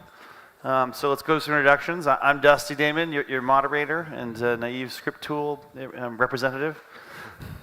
So we got Zeus. Do you want to introduce yourself? Yeah, hello. I'm Seth Zeus. I'm the CEO and co-founder of BitScript. Do you want to introduce yourself? Topher? Yeah, my name is Topher Scott. I am the CTO of Bit Escrow, and I also freelance doing a bunch of open source stuff. Cool. And in the end, Rob? And I'm Rob Hamilton, co-founder and CEO of AnchorWatch. Cool. So I think we should start with kind of some larger questions. Maybe not what Bitcoin script is, but who is Bitcoin script targeted at in your mind? Are we trying to target other developers, trying to target plebs? Let's start over here. How do you view it? Yeah, so from our perspective, we built BitScript because we're trying to cross that chasm of people who want to get into Bitcoin, but don't necessarily understand the fundamentals behind it, right? And so one of those is obviously a big part is understanding how script works. And so from our perspective, it's mainly protocol developers that have to learn script, but even web developers that are jumping in and immediately using APIs, as they should for a temporary solution, they eventually need to understand what's happening underneath the hood. So protocol developers are the people that need to be aware and using script immediately, but I think we've all realized there's a big problem when web developers enter, but don't necessarily understand how transactions are formatted, how the stack works, etc. So a big problem with web developers. What are you guys doing? Okay, but it sounds like you're talking about kind of bringing down a layer. So the more sophisticated developers, in terms of Bitcoin usage, already have to use this stuff, and you're trying to bring it down to like not that we're hating on web developers, but they usually just don't touch this stuff, and trying to make it easier for them to do that. Very cool. Topher, when you work on Bitcoin scripting tools, who are you targeting with the same kind of question? You know, I really just want anybody to be able to work on Bitcoin script in the browser, because I feel like that's how you reach the most people. Unfortunately, that means you reach out to a lot of degens. But, you know, more developers in the space, I feel like, is a win. And so I'm just trying to make Bitcoin script more available to the masses, to where you can experiment with it, you can play around with it, and you don't necessarily need to set up Bitcoin Core node and like do all this stuff to set up your environment. You can just go. And I feel like we already have a lot of cool tools for broadcasting transactions from the web. It's just putting those transactions together that I found, like during my time, that some of the tooling was lacking, especially around Taproot. So I made a TapScript library for doing Taproot transactions in the browser. And yeah, I mean, it's amazing for me. I use it all the time for my stuff, and a lot of other people use it for their own things as well. So very cool. Yeah, I've seen there's very little to no TapScript stuff out there. No. Have you done any of the advanced stuff, like the threshold signatures or anything like that? I'm working on doing Frost, like bringing Frost to the masses. I have a library for doing Musig. So I'm trying to complete the circle. So you have a TapScript library, you have a Musig library, and then I feel like Frost is the final component, because then you can kind of take full advantage of what Taproot brings you, is not only being able to do scriptless scripts, but being able to do scripts that are within a tree. Yeah. Cool, very frontier stuff. I love it. Yeah. And Rob, when you work on Bitcoin scripting stuff, like who do you envision as your target demographic? So ultimately, for like my primary uses day to day, it's application devs, or what I'm thinking about. Our buddy Rindal says that end users should never hear something like Bitcoin script, like the person who's like holding the money. But developers should be enabled in such a way where they can spend more time building better products and solutions and not trying to kind of navigate the maze that is Bitcoin script. And for me, I think like the line for enablement upstream, like end to the end consumer, is the philosophy I have is that users should have like the knowledge and consent if they so choose to go down that path. Right. No one knows, like, you know, not every person who has a driver's license knows how a car works. Right, you don't need to understand every single piece of mechanic. You want to understand that the system as a whole is going to function the way you intend it to. And if you so choose, the beauty of Bitcoin is that you should be able to dig into it, audit it, and verify yourself, right? Don't trust, verify. So from a script tooling, accelerating application development, like I think Taproot's a great example where it all technically functions and can exist, but for mass adoption of these tools, there needs to be better acceleration for enabling those application devs to be able to get these more powerful tools into the end hand of customers. Cool. It sounds like you're targeting application developers, but you want plebs to be able to do it. Kind of like you can pop up on your own hood, fix your own car kind of thing. Yeah, and people can write tutorials and be like, this is how you do it if you so choose. You can do like infographics, like breaking things down, right? But ultimately, like the application dev is the best force multiplier in getting this more advanced scripting tooling to the masses. Cool. I like that example because it gives, you know, it's like the car owner should be able to change their oil, should be able to like do those very basic things, but you shouldn't expect them to build the engine from scratch or anything like that. Exactly. Yeah, I like that analysis. Yeah. I was just curious in the room, who here is a developer? Raise your hand. Who here is a web developer? Hell yeah. That I may have insulted earlier. Sorry. Okay. All sitting in the back Randy. row. Great. So you guys are mostly the target demographic then.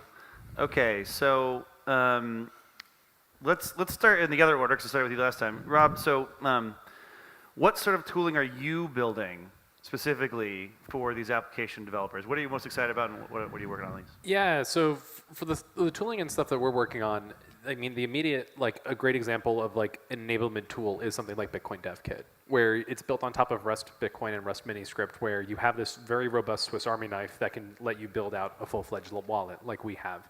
There's incremental user accessibility and dev accessibility tools, such as when you're constructing a PSBT, I mentioned this earlier in my talk, if you're using something like Miniscript and there's multiple ways that you can execute a branch, you need to construct custom witnesses to be able to choose which branch you're executing on. And it's very functional, but it's not quite intuitive in how you have to parse through policies to understand how you're going to execute certain branches. So enabling better automation and kind of understanding around that. A really fun example, it's fully open source, the Bitcoin dev team put out BDK Elephant, where you basically have checkboxes. Like, oh, I want to spend the 2 of 3 path, not the 7 of 5 path, like 5 of 7, whatever path, right? You can check, like, I'm going to satisfy this time lock and do that. And that handles all of those complexities in a really clean abstraction for end users. But again, you have to then communicate that to the end user too, which is tedious, right? The idea that there's multiple ways that you could spend a UTXO, you don't have this discrete, I have 2 of 3, you now need to start considering how do you communicate that to the end user, especially because it can impact fee rates, right? If you're using different scripts and different paths, right? So this all has to kind of like holistically get bundled together. And the other one I would just throw on top of that is PSBT tooling.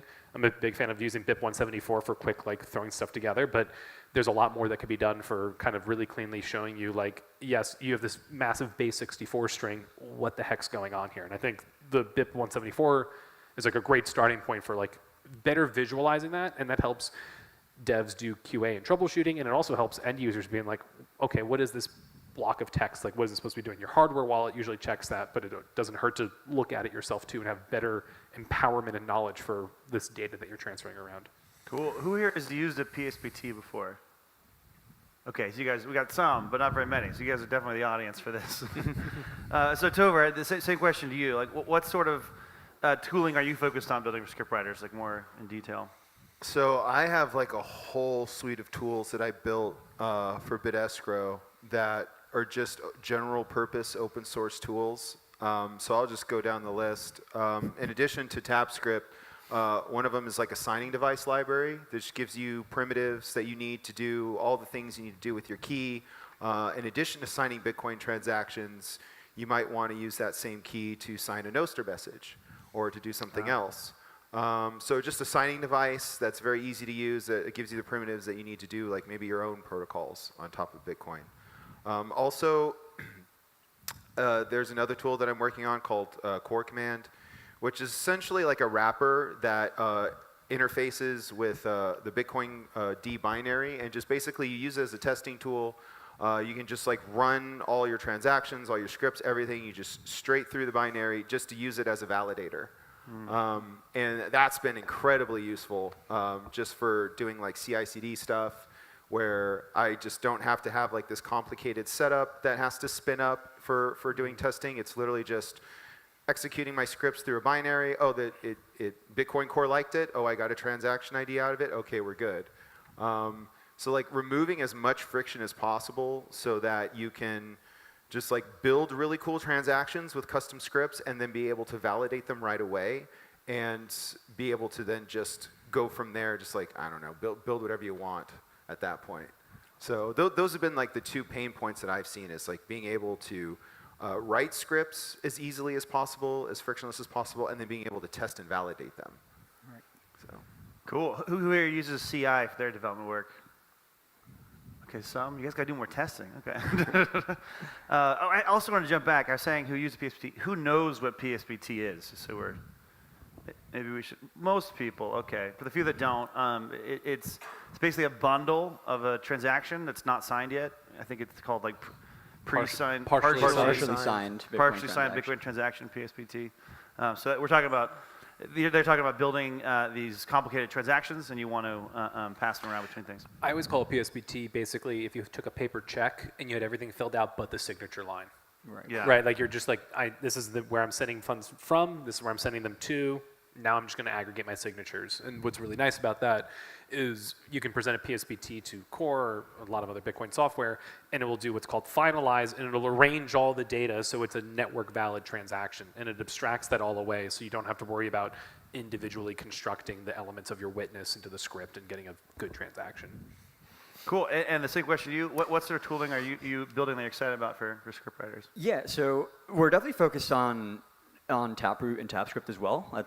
We think that as exciting as Cat, CTV, and what people are talking about here, I think Taproot and TapScript, the potential has been maybe 5% explored, 10% at most. So I think there's still so much to be done there. But I think we're trying to do things a little bit differently here, because we're thinking of not necessarily pushing the edge at the moment, but onboarding the next 1,000 developers. So the answer to you is, we're just trying to do really simple things really well. So in our perspective, like there's design and UI that's missing around a lot of these tools, which the GigaBrains can immediately grok, but the next 1,000 developers certainly can't. And so our goal is just beautiful tools doing the simple things well. Cool. So we got a good spread of stuff here. So we covered this a bit, but out of my list, I want to ask this question more specifically. Who is the specific audience for the stuff you just described? Yeah, I mean, it's definitely a cop-out to say all Bitcoin developers. So I'll say, again, I think when we started working on BitScript, which we definitely built because a lot of these tools we couldn't find ourselves, and so we started rolling them and started creating UIs around them, we kind of realized that, there's probably 100 to 200, maybe 300 developers who are aware of what script is and know how to work with it, but thousands that are trying to get into that space at the moment. So is a piece of it like education then? Yeah. So ours is definitely a lot more educational focused at the beginning, but we do have like a script sandbox, a deserializer, and like more advanced tools. But I think our goal is the onboarding of developers, getting them from what is Bitcoin, I like it, I want to get more into it, to okay, cool, this is what script is. So you want to be the gateway drug. Gateway drug. It sounds like you're trying to get developers that are like kind of biting their teeth to like kind of just learn. I looked on your site. There's a bunch of cool like examples you can go through manually and build them yourself, kind of thing. Right. So you're saying getting people on to actually building some scripts themselves and getting a sense of it. And then Topher, how would you describe your ideal audience for the tools you're building? So I think about this every time I'm working on a project or building something. So my specific audience is Super Testnet. Show of hands, how many people know who Super Testnet is? Right. So I feel like that's a good example because half the crazy shit that he builds is using tools that I helped build for him. And he's a kind of energy where he has an idea, he wants to prototype it right away, he wants as little friction as possible, so he just wants to build it. And I feel like that's what tooling really needs to do. It needs to eliminate that friction so people that have that imagination, they just go out and build it. Nice. And so he was able to, not a lot of people know about this, but BitVM was built on TapScript. Oh. So, yeah, so I feel like, would have that been possible with Bitcoin JS? Would have that been possible with another library? Probably, maybe. But I feel like even we can do better than that. Like we can make it so that building and prototyping on Bitcoin is so effortless that like you will see all sorts of cool new projects. So you're kind of the man behind the man. You're enabling the frontier exploration of new ideas for people like Super and perhaps other supers. You could all be a super maybe if you. Well, it's a lot. It's challenging to be like Super, but he's amazing. And I want to give a shout out to Paul Miller, who does the Noble Library. Show of hands who knows who Paul Miller is. Yeah, that's another like man behind the man. Yeah. Like he does a lot of great work that enables people, again, in the browser, in the degen space, to be able to like build more powerful things. Cool. And Rob, who would you describe your audience as? I mean, it ultimately comes from where we're hitting friction points for ourselves, right? If we're realizing that like, if so many things could just be are sequentially able to be done in an automated fashion on our end, and the moment we hit a point of friction of like, okay, how do we automate this piece? How do we abstract away the complexity and have certainty that we're executing things correctly? So ultimately, it just comes down to anyone who's just in that the nitty gritty. Specifically, a lot of the stuff I'm working on is with Miniscript, and then that would really be just kind of that holistic experience of when you're doing arbitrary scripts, kind of expediting all of the automated elements that you want to understand, the witnesses, the fees. I think one thing I've been wanting to do for a while is kind of a better way or like an updated way of doing like the policy visualization of all the nested conditions and understanding how you're sequentially going through all of that. I think the bit script stuff is a really great way too. To be like, okay, so you have like this abstract diagram idea. Okay, this is what it looks like on stack now. And what you can do, I think would be really powerful is being able to show like, if you do this, this is how the script executes. If you pick branch B, then you get this, right? And I think it just kind of really holistically ties in for however deep you want to go. If you just want to click the button, send, sign, and be done, you're good. But as you're wanting to get more granular, that you get visualizations that kind of pop out are really powerful. Cool. So it sounds like you're building it for production for your own work, Yeah. and so you're kind of building tools other people doing in production would find useful. Is that Yeah. a fair summary? Yeah. Can you remember any big challenges you had building that, like hard points that? Hard points around building that. I mean, for us, and this is thankfully something that's kind of getting wrapped up soon, was just, you could naively just by default run everything in memory, like for like loading a lot of descriptors and wallets within BDK, just having more robust resiliency for like network architecture. BDK is just wrapping up right now, ability to migrate out to Postgres, so you can just like dump all that data into DB. So just being able to, you have like semantically like, oh, I can execute the script, I can spend, I can sign, I can do all these things. But it's like, okay, building a production enterprise system, making sure that you have redundancies, multiple regions, that you're able to automatically park those into databases, and those are kind of like connectors that are going to take that last mile. So those are the things that pain points relative to, in the scope of everything else, has been really straightforward. Those are like that last mile things for production ready. Right, the kind of like low glory, high work thing you got to do to get it Right. done. Yeah. The dirty work. You don't want to have it be, so if the server turns off, how do you restore the wallets? Right, so you have to like Oh, disaster God. recovery and everything, right? So you can't just assume always on. So just having those resiliencies in place, or Yeah. like it's the last mile and it's not glorious, but it's all required work to kind of make sure everything's strong and steady. What about like getting hardware wallets on board with stuff? Has that been a challenge or been easy?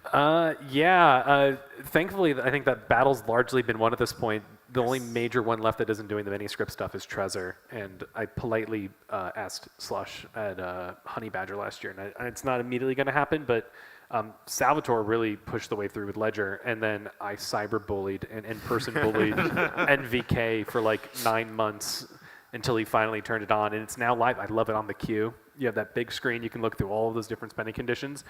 Now, at this point, it's really in the hands of the application devs to take it home, because you have Ledger, Bitbox, Spectre DIY, Cold Card, MK4, the Tap Signer, and then the Blockstream Jade. Like, you have enough now. There's enough of a robust, diverse ecosystem to be able to start working on that. But that definitely was, when I first started working, there was only the Ledger and the Spectre DIY. So we've gotten 4 wallets in the past year. So now we've hit a critical mass of feeling comfortable and good about that. Cool. All right. So what are the challenges of being the man behind Super? What are the challenges? Well, he absolutely refuses to run a server for anything. And it all has to fit in one index HTML file. So Web devs are infuriated. yeah, so it has to be something that runs in the browser, that can be bundled in the browser. And so you have to have minimal dependencies.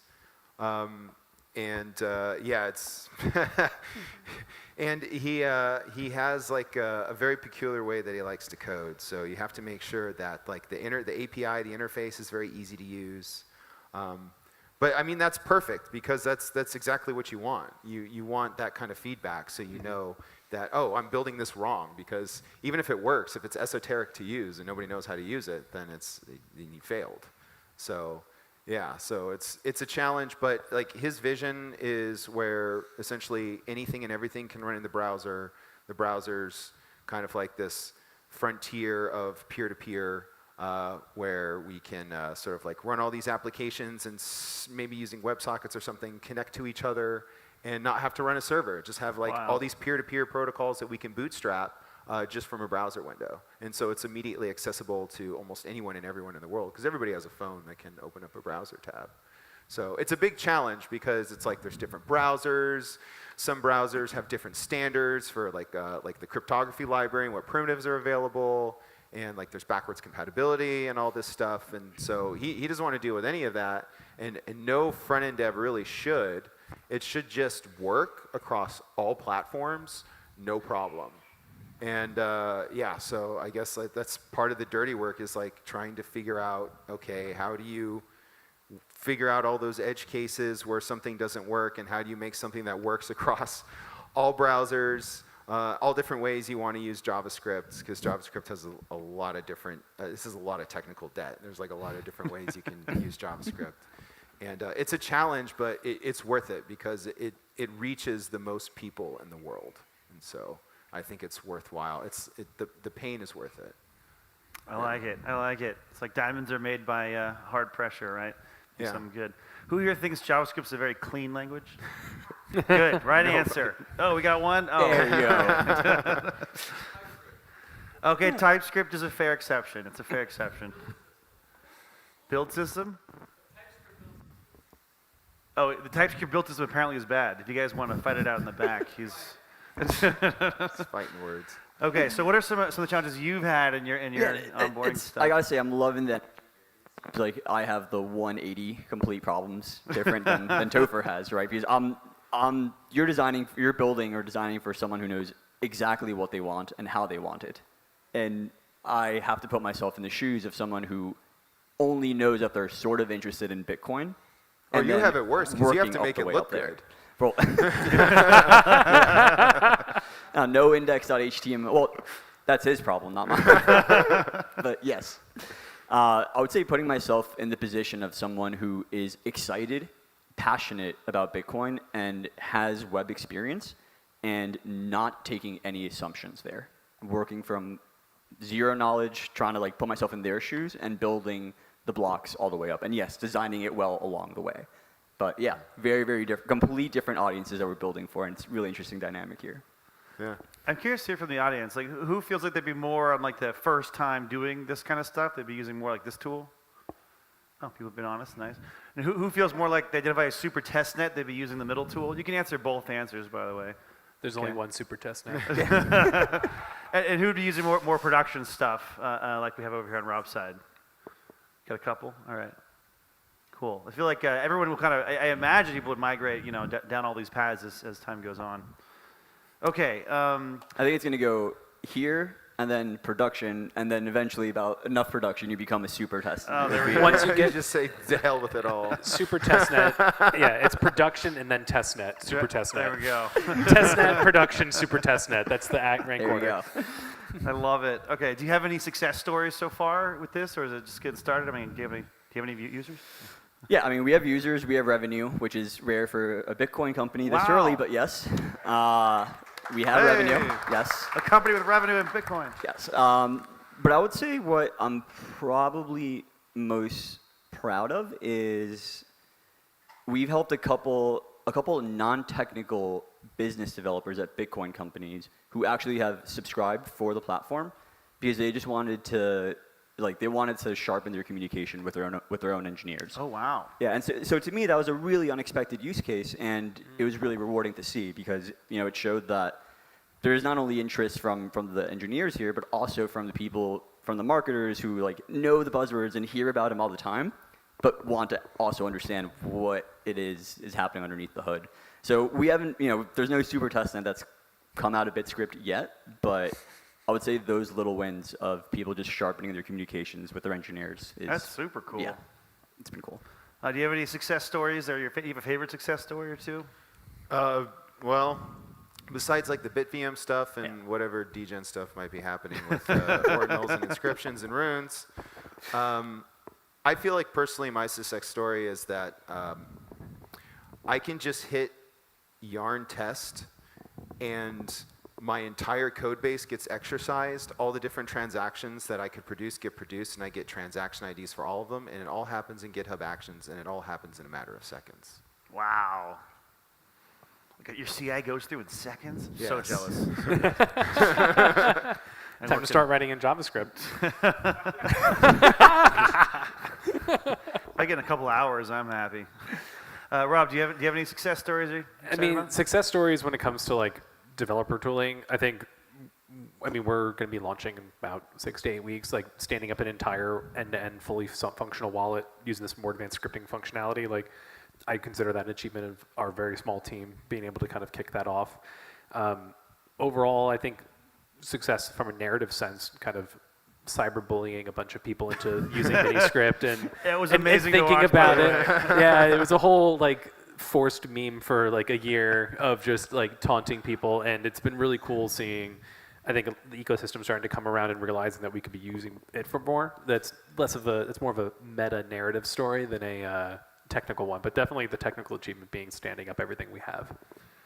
Yeah, that was awesome. He just very, very politely, only Rob can do. He just bullied all the hardware wallets into supporting this stuff. It's amazing. It's just, it just made Twitter entertaining for a month, a It was year. me and Kevin at Wizard Sardine were tag team wrestling, just going into when Miniscript, just going through everything. Yeah. It's freaking great. Okay, so this is sort of a generalized question. We'll go from this side to change it up. What do you think that the status of adoption of Bitcoin script is with the developers that could or should be using it today? And what do you think the trajectory of that is? Are we improving as fast as we should? How much do we have as a percentage, do you think? I mean, how much do we have as a percentage? Very hard for me to answer that, but I mean that's the exact problem we're here to address, right? So hopefully the trajectory is changing with us in the game.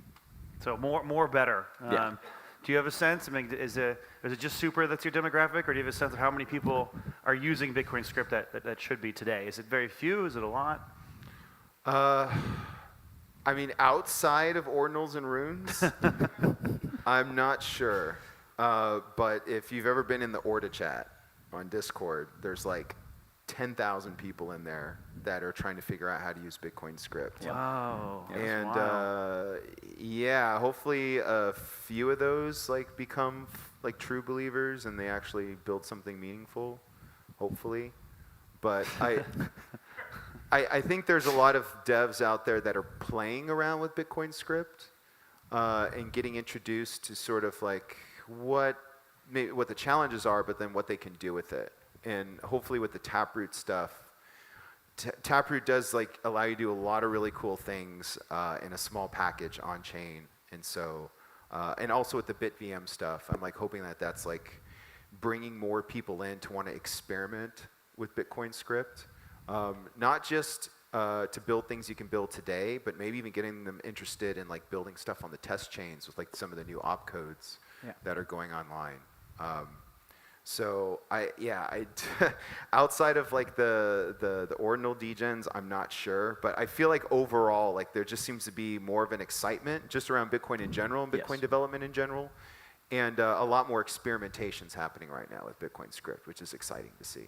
Cool. Rob, do you have an opinion on adoption? I think the momentum is in the right direction. I feel acceleration. Like I wish it was faster. Like, but I think in a general sense, compared to year over year, like a lot more attention's going to this. A lot more is kind of being pushed forward and understanding kind of like the frontiers of what can be done within consensus, and then stepping outside, talking about like what is the next big like project and things to be working on for future consensus upgrades. I think those are all like it's trending in the right direction for sure.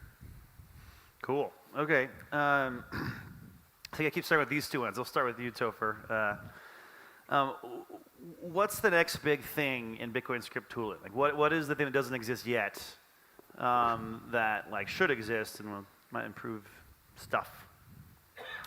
So I was listening to a Twitter Spaces this morning for the OpTech newsletter, Oh, nice. and Merch was on there, of course, and he was talking about how Bitcoin really needs developers to go onto these test chains and start testing these new proposals for these new opcodes, and also benchmarking. So I feel like maybe that's what we really need, is we need better tooling for benchmarking scripts. Because especially if you're dealing with new opcodes, you don't know what the edge cases are that can bring down a node. That's kind of like a worst case scenario. You find an attack vector that can bring down a node. So yeah, I would say like definitely more tooling for that, so that it doesn't seem so scary to introduce new concepts that would require a soft fork. Cool. Do either of you guys have an answer on the tip of your tongue? What else do you wish? I think if you combine something like Barak's script wizard, like a whole like IDE like coding environment, and you combined it with I think something like BitScript, like with better visualization of all of that and kind of showing how they all interrelate with each other, it allows you to better reason and understand that stuff.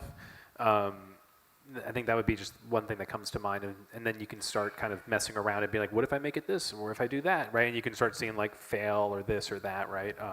I think those are, like I think from an application development layer, like just being able to quickly like spin up, visualize all that stuff. Actually, I saw TapSim. Johan from NIDIG has TapSim, which does TapScript. I like found it out when I got here. In the command line, it actually does full like script emulation of the stack and the alt stack and the witness for everything in TapScript. And it just does it in command line, and it prints it out, and you hit like the arrows, and you can keep going through the execution. Wow. And it's really cool. And he also has check contract verify for Matt stuff, and he has CTV in there, so you can also do like other experimental things in there. And that's really, those are big pieces. And just as I'm thinking about it walking in, upstream of like, upstream of like actually running the script is like running the environment. And I think of things like MutinyNet. I see Ben walking in, like that actually is like, so since Jameson is, as he calls it, tickling testnet right now and just totally breaking the network, I moved everything over to Signet like a week before that started happening. And now I am frustrated with my 0.1 Signet Bitcoin. I would love to have more. And so I'm going to start busting tables so I can build up for some MutinyNet coins. Because getting that whole end-to-end stack of being able to deploy your own Signet, being able to run your tests and spin things up and do different environments, those are all things that are really important, especially now that testnet is going through block storms and time warp attacks simultaneously. Like, you want to have a reliable network to be able to spin up and test things. And that also could be part of your CIs as well. You're automatically deploying, you're broadcasting, you're checking everything, you're kind of bundling it all in. It's kind of a requirement if you're going to be doing like enterprise production software. You ruined one of my future questions. Is testnet terrible or is it awful? Do you have any thoughts on? Yeah, I mean, what you'd like to see? Again, I said it before earlier, and definitely giving away some of our roadmap now. But I think TapScript is completely not unexplored, but the potential has not been reached. So on our end, we're thinking of how do you simplify and make an interface that almost has like a drag and drop for different scripts that you'd want to put. You see the tree being built up, and then allowing users to turn that into an API endpoint so that they can plug that into apps directly. So again, on our end, we want to do the simple things well, and we think there's still so much to do with Taproot and TapScript that hasn't been explored. Okay. Cool. So I just got one more question to Rob. How do you think Miniscript will hold up against macro scripts? It's really exciting that we're just so much script innovation is happening right now that they realized that it's better if you just make it bigger. So you just make it macro script, and then you solve all of the problems. And I think it's a really exciting development. There you go. You heard it here. You heard it here first, folks. Macro script bigger than mini scripts. I wanted to open it up to the audience. Are there any questions that we have from the audience? Who here is going to start going on this site and start learning how to do script stuff after this? Okay, cool. Who here is going to become super and start using some of these advanced tools to experiment? Yes. And Should be an overlap, right? yeah, you can answer both questions. Who has used mini scripts? Nice. Who wants to start using mini scripts? Oh, nice. Okay. Do we have any questions from the audience? Anything we want to talk about? Anything else you guys want to talk about? I think it would be amazing to see more visualization tools. Hell yeah. So you can better understand what you're actually doing. And I mean, outside of that, I feel like that's the pipeline. Like if web devs have nice tools with good interfaces and good visualization, so they can be introduced to the concepts in a very easy, hand-holdy way, then they graduate to becoming application devs that are like writing the really heavy-hitting Should stuff. that be integrated with a whole IDE, or should these be separated tools? You answer that one. I think that's what you have in your back Yeah, pocket. no, that's exactly our play, and that's why we're focused on getting that next 1,000 developers and building the environment for them so that they go through the pipeline of graduating to production and then et cetera. Okay, so the IDE would be for building Bitcoin scripts themselves? Yeah. And then they'd pull off whatever was created into their application at some point? Yeah. Right now it's more so mainly educational, but there is going to be an API part that we add to it that's going to allow users to do things with the UI that then turns into API endpoints. And so at that point, it'll be more also for applications than just educational. API points on like your server or for their own server? Or? For their own server. Oh, okay. But from what they're building on our platform. Okay, so they'd build scripts in your IDE, and then they'd be able to then export an API on their server to manage that kind of stuff. More so for the taproot part, because Okay. again, because our thinking there is, again, you want to create your own tree, little drag and drop interface. Each node or each tap leaf is like a different script, and then obviously from that UI you could export that script path. But we think the more interesting use case is, again, developers that want to make a custom script path, but then reuse it inside of their app because they're building maybe like a TapScript wallet or something like that. And so being able to make the UI, handhold them through what they're creating, but then actually help them use that in their apps is where we want to cross the bridge eventually. Okay, cool. Who here knows what a TapScript leaf is? Oh, wow, most Hell yeah. people. Do you want to describe it a little bit in high-level terms to the ones that didn't raise their hands? Sure. So for people that aren't familiar with Taproot or TapScript, one of the best parts, or one of the key parts of it is the fact that you can have either one key that is spending directly, or that you can have a entire Merkle tree of different scripts that you can spend. And so say, for example, we wanted to build like a family vault where your wife could spend the money, or your kids could spend the money after 18 years, or maybe another path, your mom and your dad using a multi-sig can spend that money.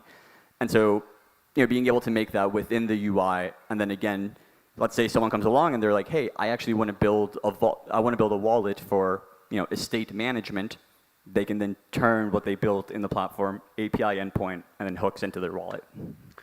Cool. Any more questions? I think we're running low on time, so I'm just going to speed this up. Do you want to say your names again for the final outro? Rob, do you want to start? Yep. Rob Hamilton, co-founder and CEO of AnchorWatch. Yeah. Topher Scott, CTO of BitEscrow. Seth Zeus, CEO and founder of Bitscript.app. Nice. And I'm Dusty. Thank you so much for coming. Have a great rest of your conference.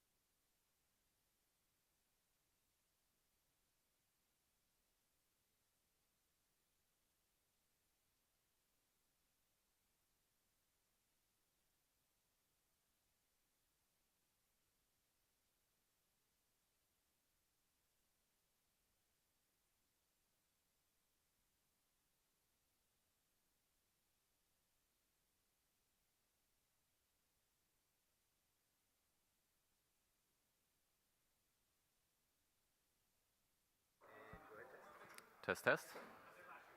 Hello, hello.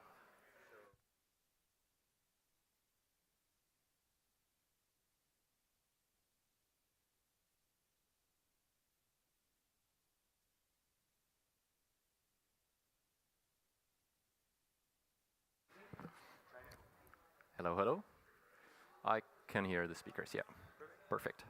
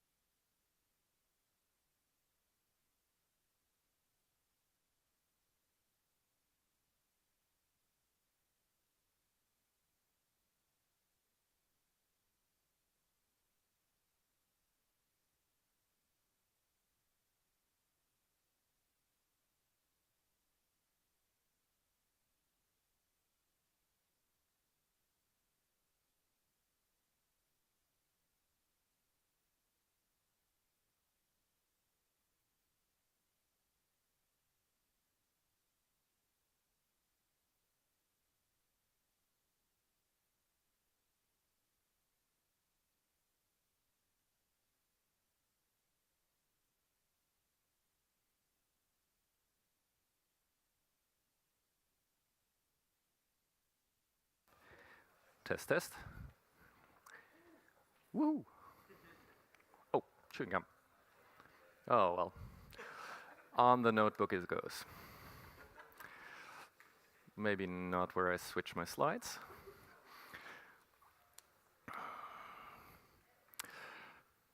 Perfect. I'll just get started. So welcome to my session.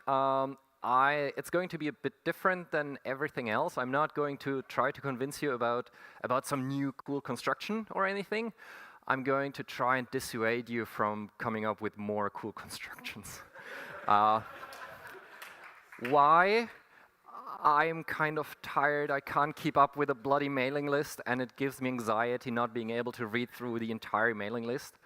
And I always get the feeling that I'm missing something, right? And so I'm going to tell you about the scary, scary story of Zcash no input and how I failed miserably to get it activated for 6 years. So if you think about writing a BIP, consider your next 5 to 10 years, and if that's really what you want to put your time and brain power in, because it's draining. Anyway, after this doom and gloom, let's start with something positive. So Zcash no input. I'm Christian, as the next slide will tell you. Since I met a lot of people that I only knew from their Twitter pics, I thought, let's put the Twitter pic on there so that people can reference, right? So who dis? I'm Christian. I'm a Bitcoin enthusiast, let's say. I've been in the space for a bit, and I'm currently a protocol engineer at Blockstream, or at least that's what I'm calling myself today. Who cares? I'm also the author or co-author of L2. Why I'm mentioning L2 will become relevant later. The BIP 40 normalized transaction IDs. Who has heard about BIP 140 before? Okay. That's 2 more than I expected. And of course, BIP 118, which we'll talk about today, is Zcash no input, or as it's now known, Zcash any prev out. And I'm still being asked, where did Zcash no input end up? And I have to say, it's dead. It's now APO. Okay, let's start with the origins of Zcash no input. Where does Zcash no input come from? Maybe I should first mention what Zcash no input does. It blanks out the inputs before signing. So it essentially tells you, hey, instead of including everything in a transaction, blank out these fields. They're not that important. You can do without, and it essentially normalizes transactions. Haha. And I managed to mention BIP 140 there. I wonder why. So the origins. Who knows where Zcash no input comes from? And I'll give you a hint. It's not my idea. Yeah. Transaction malleability. Yes. So I'm guessing everybody knows about transaction malleability. I certainly do. I wrote a paper on why Mt. Gox did not suffer from transaction malleability.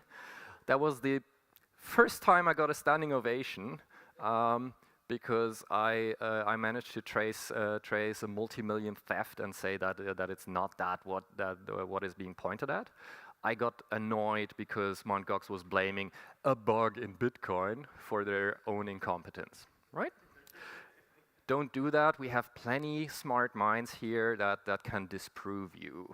So you better be sure if you start blaming Bitcoin for your own incompetence. Anyway, transaction malleability, why is it interesting? Well, there's this little thing called Lightning. So I had to actually go back and look up where Zcash no input originally came from. And it turns out the first mention I could find, and Brian Bishop confirmed it for me, is in the Lightning paper itself. And why is it important? Transaction malleability isn't a huge problem unless you're trying to chain a couple of transactions that are unconfirmed. And that's inherently what you do in all off-chain protocols is you have a funding transaction, and to make that funding transaction safe, you have to attach a refund transaction to it.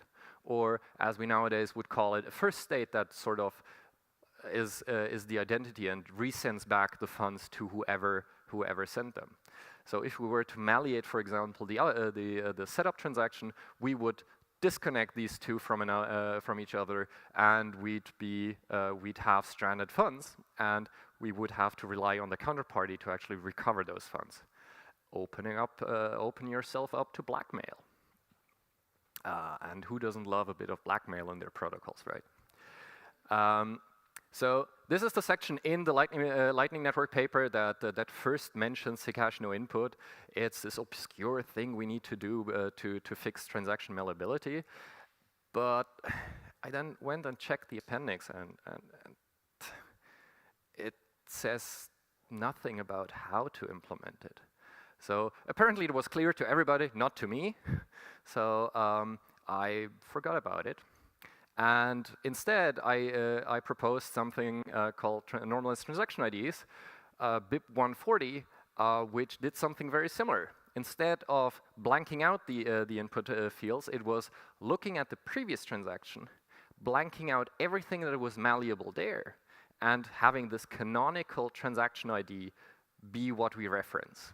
The downside here is, of course, that we now have an alias that we need to keep track of, and adding aliases for each transaction in the mempool to the mempool is kind of expensive, so not a good idea. But I'm rather proud that it was what annoyed Luke so much that he went and invented BIP 141, which is SegWit.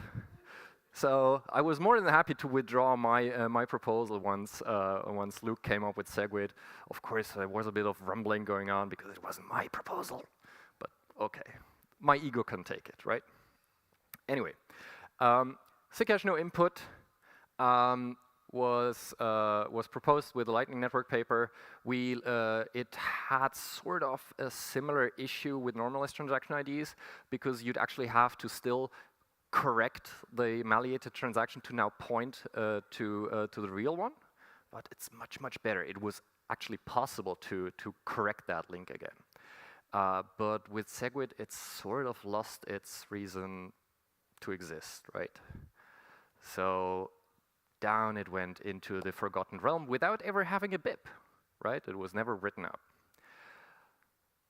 A couple of years later, this young whippersnapper researcher from ETH Zurich comes along.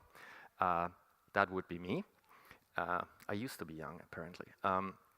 And we had, well, that's not true. That was a different construction, damn it. A couple of years later, this young whippersnapper from Blockstream and a couple of colleagues from Lightning Labs and colleague from Blockstream came along and were like, if we had the right tools, could we do better than this penalization mechanism? The asymmetry in it is rather annoying. It presents a couple of dangers. Backups are painful with LN penalty. Can we do better? And surprisingly, our old friend No Input makes a reappearance. It seems like off-chain protocols all have similar requirements. And so the same proposals end up being proposed over and over and over again. So what is the proposal that I'm talking about? Well, if you haven't guessed it so far, it's L2. And I won't go through the details of this diagram. I've given that presentation so often you will find like 15 copies of it on YouTube alone. The idea is essentially that once we have set up the off-chain protocol, we attach this the settlement transaction, and now we want to somehow update the settlement transaction. How do we do it? Well, we double spend it, right? And the way we do it is essentially we add an update, double spending the settlement, and we go on like this. Every time we create a new update, we cancel the old settlement, and we ratchet one step forward. Problem is, this is an on-chain protocol. If we wanted to go from the setup to the settlement 3, which is cut off there, we'd have to publish 5 transactions for a total of 3 state changes. That's more expensive than if we'd done it on-chain directly. So that's kind of annoying. The whole trick is lifting this construction off the chain and making it such that we can attach sort of the last state directly to the beginning. But not just that. people might misbehave, right? So intermediate states might leak on-chain. So we need a way to essentially have something that we can attach to any prior state should it end up on-chain. And this is what these dotted lines signify. So essentially, we can take update 3 and attach it to any of the prior states so that we can get from any state to the latest agreed upon state. People might play tricks, sure, but they're paying for it because these are on-chain transactions and they actually need to pay for their inclusion in the blockchain. How do we do that? Well, what changes between the update 3 version bound to the output of update 2 or update 1 or the settlement? It turns out it's just the input, right? So if we can blank out the input, we've gotten exactly the solution we were looking for. So up we dig, no input, and now it's time to write a BIP. I was in academia for quite some time, so writing papers is what we do, right? But not implemented. That's the important part. I actually did implement it. It was 3 lines of change. Those are probably the most controversial 3 lines of change I've ever written in my life. Anyway, we wrote the BIP, and we added it as an addendum to the L2 paper. And it was very, very simple. At the time, we had SegWit. We did not have Taproot. And as such, it was really just a matter of, oh, if the SIG hash says this, then include those fields. If it doesn't say that, then don't include those fields. That's it. So very, very simple. I won't say I tried to get it to 2 with it, but you could, essentially. The diff of the changes would probably be easier to get it to 2 of, because that's really just 6 lines. Now, this proposal predates Taproot. Taproot brought a lot of more flexibility into the game. I never quite understood Taproot. I still don't, and I refuse to learn. But there are people who are experts in this kind of stuff, and so I called upon AJ Towns to actually do the integration. The BIP is now a bit more difficult in that I don't really fully understand all the details, but it's he promises me that it still gives us the necessary tools to actually implement what I want to do. So that's all I care about, right? So why does APO or no input look like it is? Because getting a soft fork through is a lot of hard work. Writing the BIP, that's the easy part. Socializing and getting everybody on the same, working on the same direction, that's incredibly hard. It gets even harder if you have competition, right? So my goal while writing the BIP was essentially make it as uncontroversial as possible. Make it so tiny it can fit in any nook and cranny. If there is a soft fork, make it a no-brainer to include those 3 lines of change. Fly under the radar. Talk about the upside. Never talk about what it could enable outside of that. Because of course you design it not to enable, for example, covenants. Because, well, if there is one thing that will get the controversy started, that's it, right? So of course APO was perfect and tiny and you couldn't abuse it. Oh boy. Enter covenants indeed.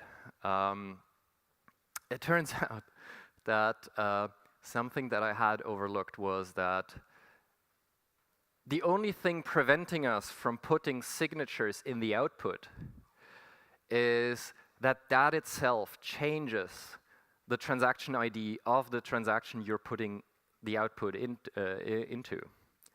So if you were to spend, if you were to then create a transaction that spends this and take its signature and put it into the output of the spend of the transaction being spent, well, you now have a circular hashing requirement, right? You change this needs to update, then that signature goes there, and you end up in this loop, and you can never end. Except if you can break that loop. How can you break that loop?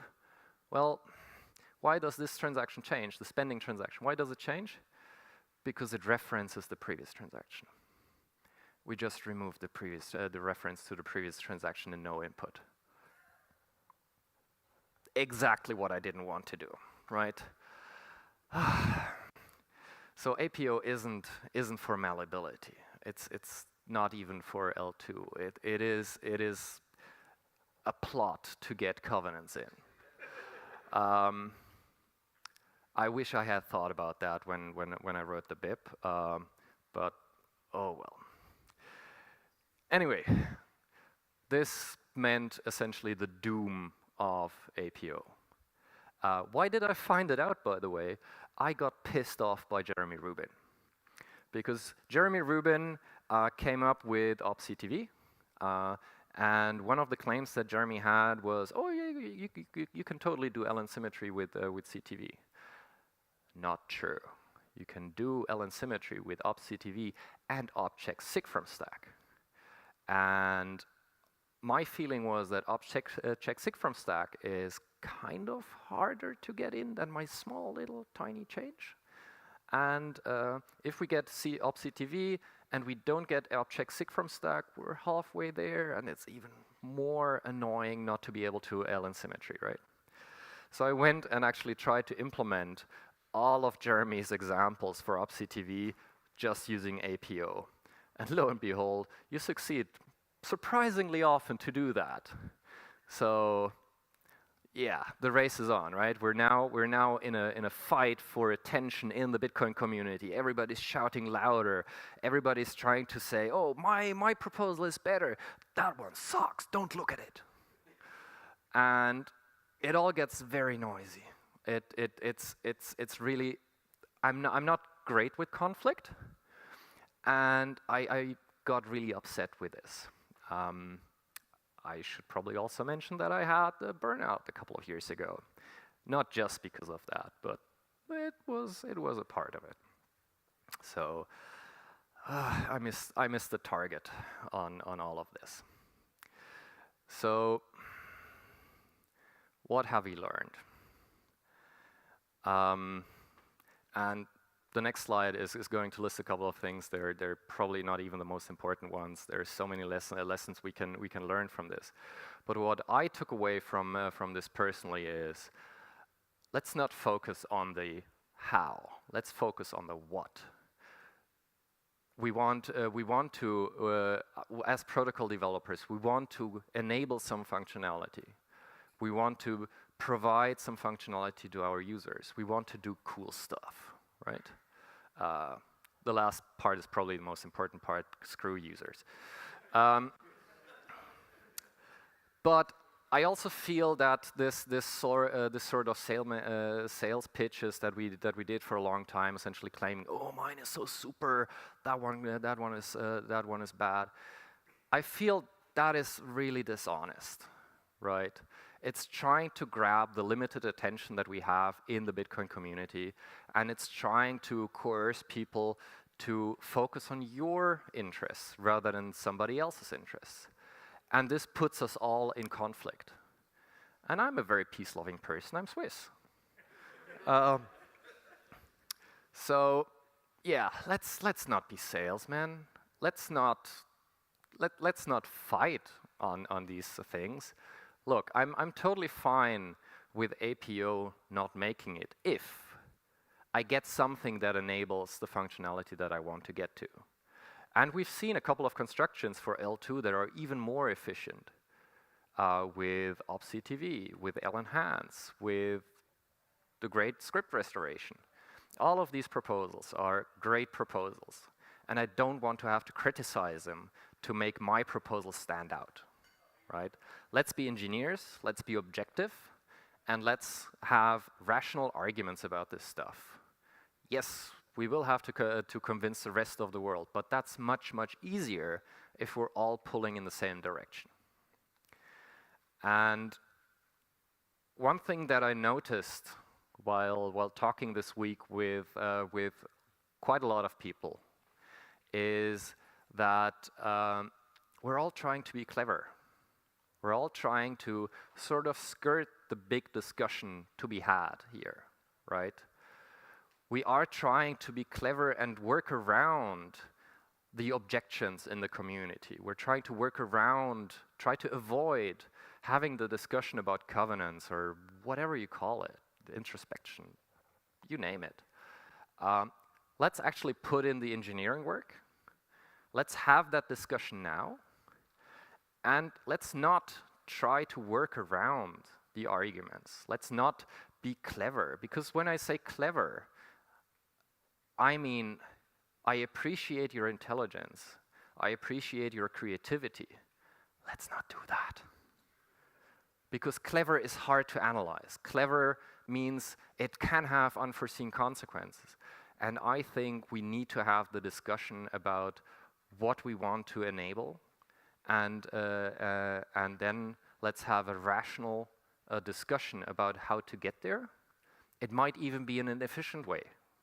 It might not be the most optimal way, but optimization is the second step to everything. It's not the first step. And the way we're currently doing it, we're optimizing first, expecting it to work, but nobody has proven that it will actually work. Nobody has proven that it doesn't have downsides. What happens if there is a downside? Well, we've just activated something with a lot of work that didn't deliver what we wanted, but open up a door to unforeseen consequences. So this is a discussion we need to have, and we need to have, not now, but eventually. But I think it's the next thing we need to do. And I think we should probably also we should delineate what the functionality is that we want. We should be clear about what we don't want. Turing completeness is absolutely something that I do not want, and I don't think anybody wants in this room. Anything below that, well, now we're in a discussion. Now that's a discussion to be had, right? And then let's talk about how to address these things, and let's finally get the mailing list free of sales pitches, because I can't keep up anymore, and the constructions are so hard. I'm really having a hard time to follow. So let's simplify, let's be honest, and let's have an objective engineering discussion about all of this. And that's my story. Thank you. I hope it wasn't too depressing. It's been a long journey to get to this point, and I've certainly changed my mind a couple of times. Looking back at how much I've been shilling L2, how much I've been shilling APO to get L2 to L2, I'm frankly a bit embarrassed. And yeah, that's not what I want, how I want to go forward. Anyway, I think I have a couple of minutes, 2-3 minutes. Okay. Any questions? Yes. Last year was the role that, and the differences between what we dubbed pleb to dev, and the interactions between how people can armchair engineer, people who might be really influential, people who what we're arguing could get in the way or help. And I was curious if you had any thoughts on, I guess you could say, the influential Twitter loudmouths, or the people who might say, like, oh, we need to ossify, or the people who say we need this, but they might not have any engineering background, they don't discuss, they're sort of just, I guess you could say, maybe noise, maybe signal. I was curious if you had any thoughts about that, because we're talking about like an engineering first approach here, and curious what you think about like the wider ecosystem of quote unquote Bitcoiners. Yeah. So how do we socialize the ideas that we have? How do we get traction behind them? And how do we make sure that everybody is in the same boat? I think we need to involve the wider community, and it's hard. These are hard things to explain oftentimes. So I think the most likely proposals to succeed are the ones that are simple in nature, that are understandable and not clever. But we also need to go out there and explain what we can do with them.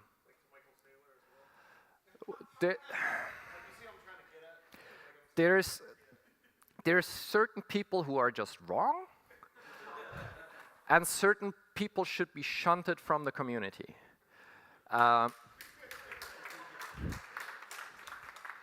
And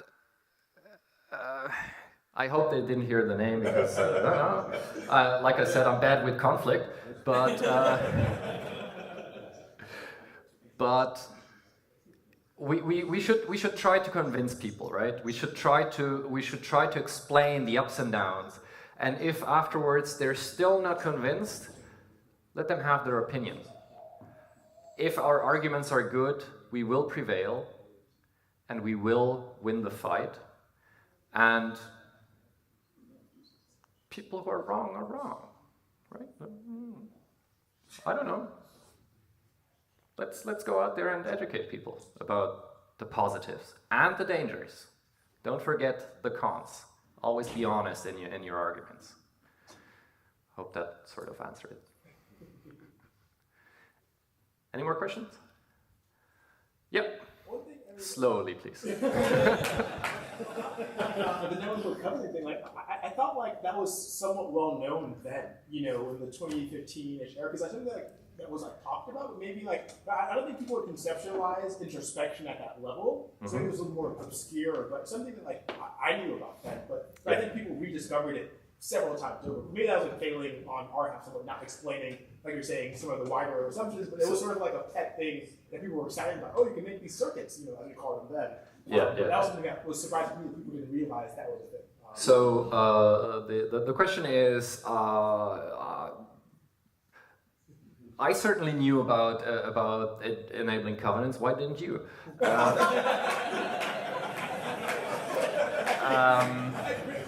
There was no spec then. The honest answer is I don't know. I missed it.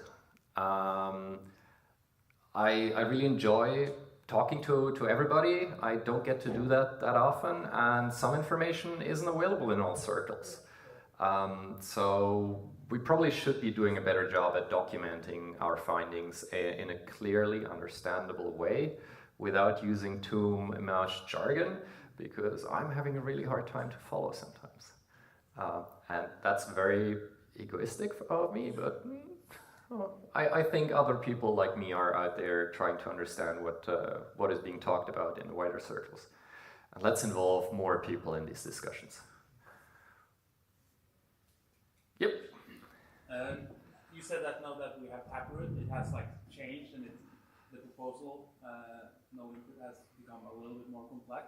You think that makes it a worse proposal, less likely to go in because it's harder to reason about? I think it's simplified. I still refuse to learn about Taproot. Until somebody drags me kicking and screaming through that door, I'm not learning. No, I'm joking, of course. It has more surface to cover, and that makes it a bit more complicated. I think AJ did a great job at integrating all the best parts of Taproot into APO, and if I wish I had the chops to do such a good job. It's not gotten a lot more complex. It's just the environment that got more complex, and so we need to handle the changing environment. I think that's more where we went from 3 lines to a couple dozen, maybe, right? Awesome. I think my time is over. Yeah, you can do one last question. Damn it. Let me off the stage. Okay, one more. What was the reason behind switching the name from no input to APO? Is it just to signify, oh, we've updated it for Taproot? The reasoning behind the naming switch is that no input wasn't actually really saying much. It's the APO and any prev out and any prev out, any script is a combination, is much more semantically correct when it comes to describing what it does, right? We're not having inputs. We still have inputs, but what we do is we care less about what those inputs are, and therefore any output is, because it can reference any prior output. I should also mention any prev out is not really any prev out, it's any prev out given it fulfills certain criteria, such as having the correct pub key that I need to a signature for. But that didn't fit on the slide, so we shortened it to APO. Awesome. Thank you so much.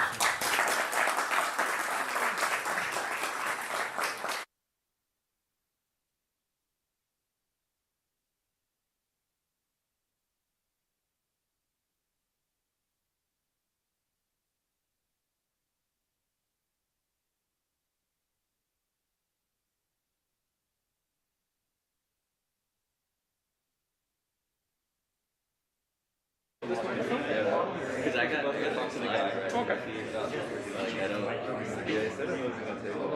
Does anybody have a framework HDMI port? What? Does anyone here have an HDMI?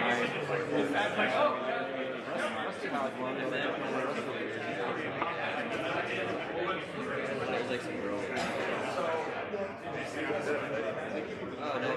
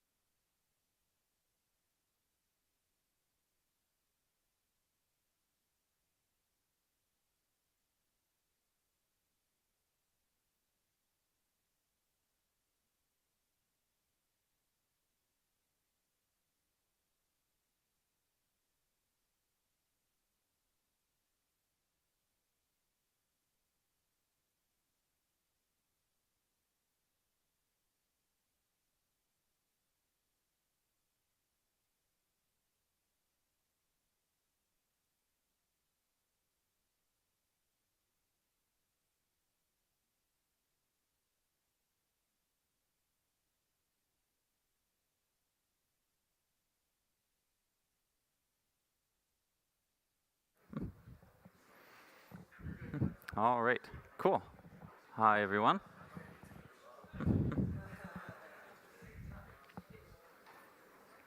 All right. Well, thank you, Chris, for that personal and thought-provoking talk. I am now going to talk about some complex and over-engineered things with unforeseen consequences. And I hope that you will see that actually you should be in favor of them. So, All right, so what I'm going to talk about today actually is largely about Lamport signatures and ways of thinking about script constructions in the existing Bitcoin script and kind of new ways of thinking about script and new things that we can do.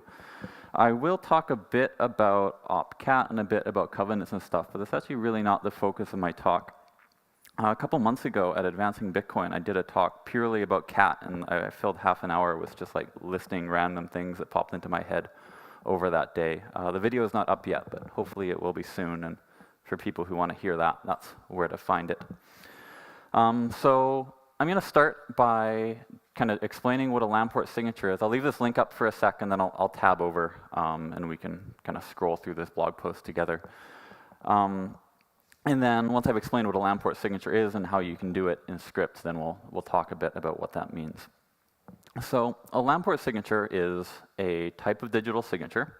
It dates back to 1979. This is Leslie Lamport. He's a very famous computer scientist. He invented TLA+, which is a protocol for analyzing concurrent multi-party protocols of various forms. He invented LaTeX. And he invented several other things. He also invented Lamport signatures.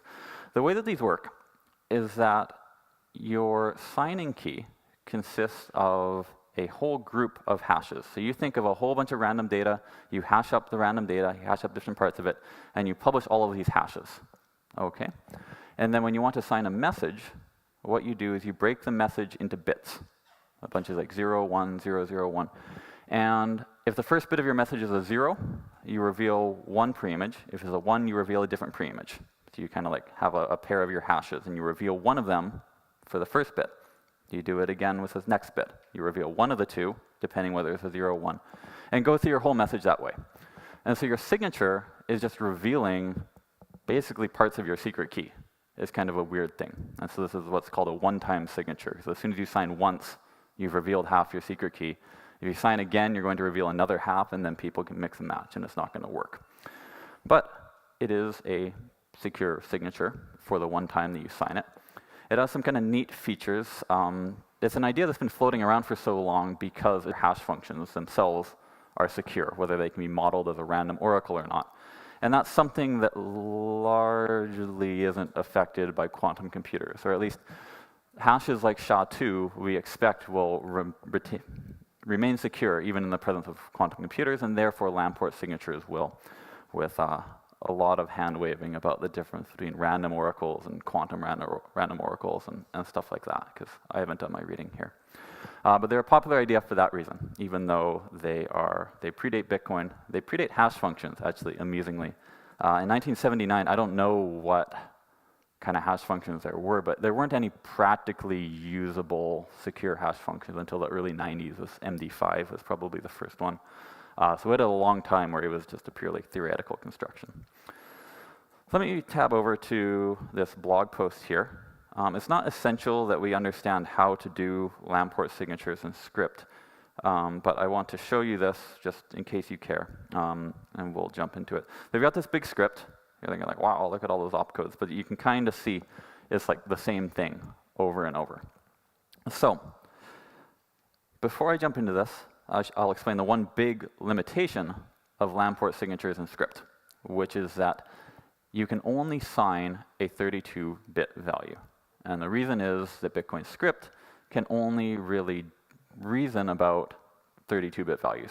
You kind of have all these nice mathematical opcodes, right? You've got add, you've got dup, you've got comparisons, you've got, well, that's really all you need are add and comparisons. And you only get them for 32-bit values. So what we're doing here, and this line is basically just like the same line, repeated over and over. So I'll highlight this. And there's some swaps and stuff and drops, and those are just like kind of accounting for the way the script stack machine works. But you can see we've got two hashes floating around here, HK01, HK00. What you do as a signer, and this is a script pub key, so this is kind of your public key, is this giant script where all these hashes are embedded in it. As a signer, if you're signing a message whose first bit is 0, you reveal this HK0, K00, which I should highlight here. If your first bit is a 1, you reveal K01. And how does this scheme work? Well, you literally just pick one, you reveal the pre-image, and what this script does is it tries hashing the thing that you revealed. And if the hash equals the target hash corresponding to the 1 bit, then it puts a 1 on the stack. That's what this equal opcode is doing. If it is equivalent to the 0 bit, then it puts a 0 on the stack. Okay? And I think I'm reading that right. And if it matches neither, then it's just going to abort the script. That's what this equal verify is doing here. So basically, you reveal a series of hash pre-images. It will leave a 0 or a 1 on the stack. And if your pre-image doesn't match either of the hashes, your script will abort. So it's just invalid signature. And so we go through here. You can see instead of pushing a 1, the second time it pushes, okay, these are shifts. Wow, what a confusing notation. You can see it's shifting the 1 by each. So here it's a 1, on the second line it's a 2, on the third line it's a 4, right? Then it's an 8, then a 16, a 32, and so on. And what you're doing is your signature is just building up the bits of your message, kind of as represented as powers of 2. And then finally, at the end, kind of interspersed, we've got all these add opcodes floating around. So you keep adding, you kind of have this accumulator. So you reveal a bunch of hash pre-images, the script translates those into powers of 2, we add all the powers to 2 together, and we have constructed a number in the end, okay? And then if you're supposed to be signing like a specific number or something, you would just put that number explicitly on the stack and use equal verify to tie your signature to it. But that's not essential. What you're doing is you're simultaneously putting a number on the stack and a LAN port signature of the number. And that's kind of cool because we've kind of been thinking about signatures on Bitcoin. We talk about the checksig opcode, we talk about checksig from stack. Normally, you are signing the transaction data. And there's this idea, this kind of like half of a covenant proposal, or probably almost everything the whole covenant proposal, if you're squint enough. There's this proposal, checksig from stack, which will let you sign arbitrary data. And what I'm saying is that you can actually sign arbitrary data as long as it's 32 bits or less, okay? And this idea, you can see from the date in the URL here, right? It's from, I guess that's July of 2021. This is posted. There was a follow-up post, I think a year later, kind of about quantum hardness, and that's usually what people care about when they talk about LAN port signatures. A couple years later, in October of 2023, there was a mailing post from Robin Linus. I'll just quickly show you it. We only really care about the title for our purposes, which is BitVM. Okay, whoops, wow. I should check what windows I have open. This is a post announcing BitVM. Okay, the idea behind BitVM is that you can do arbitrary computations on Bitcoin. And this particularly mailing this post, and almost everything else published about BitVM is kind of difficult to understand. What it suggested doing is basically you split your entire program. If you want to do an arbitrary program in Bitcoin script, you compile it into a giant circuit of NAND gates. And then you implement a NAND gate in Bitcoin script, which is very easy with just zeros and ones and so forth. And then you use this kind of selective hash reveal thing, which Robin later found out, and that's now the way we talk about it, is a LAN port signature. You have 2 bits going in, you have 1 bit going out. You LAN port sign each of the bits going in with a particular LAN port key, which somehow identifies which part of the circuit is in and which input is in and all that good stuff. You LAN port sign the output with a particular key that identifies which part of the circuit you're in and that you're signing an output.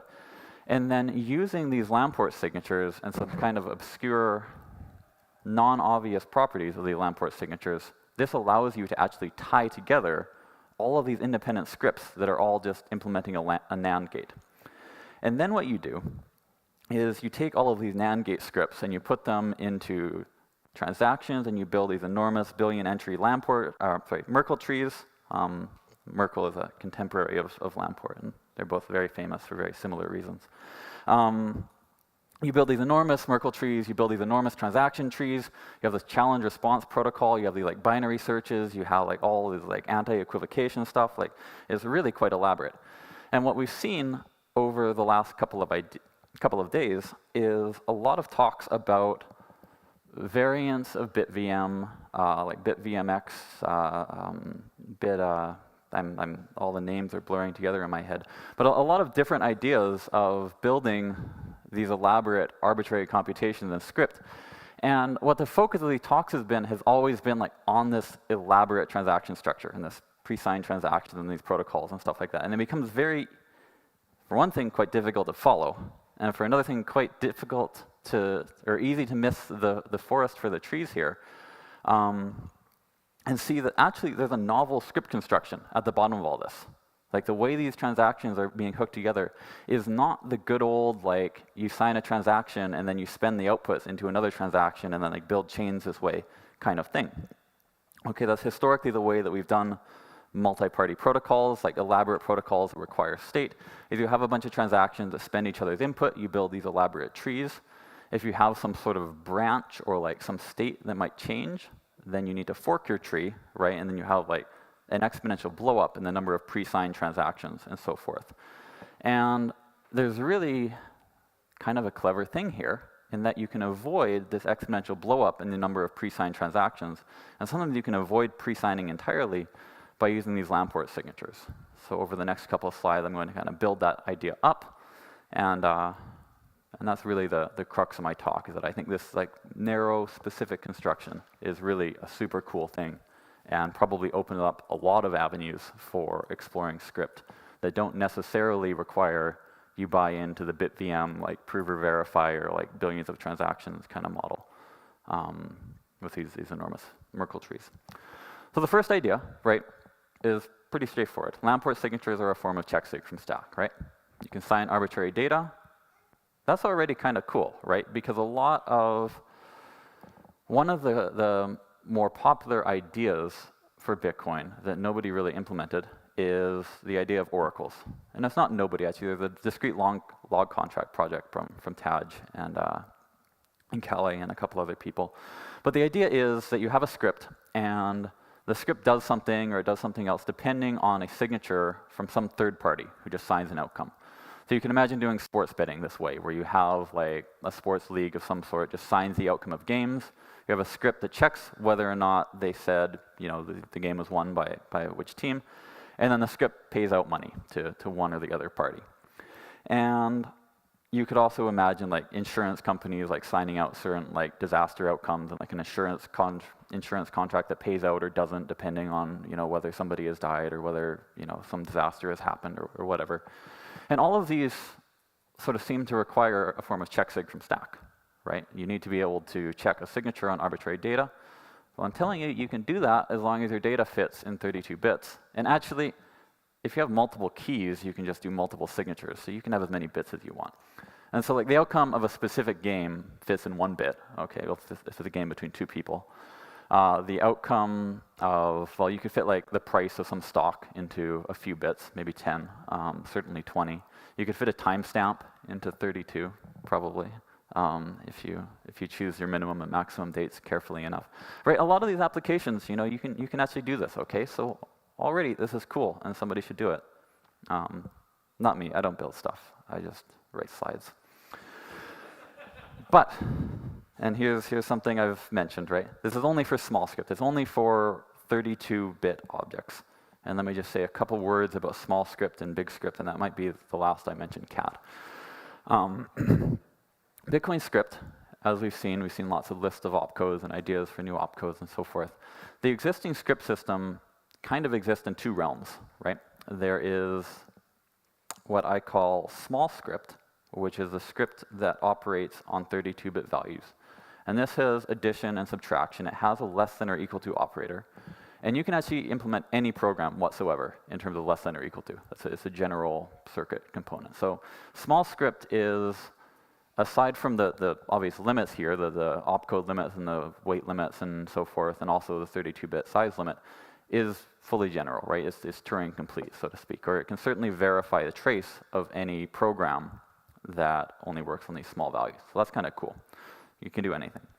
Separately, there is what I call big script.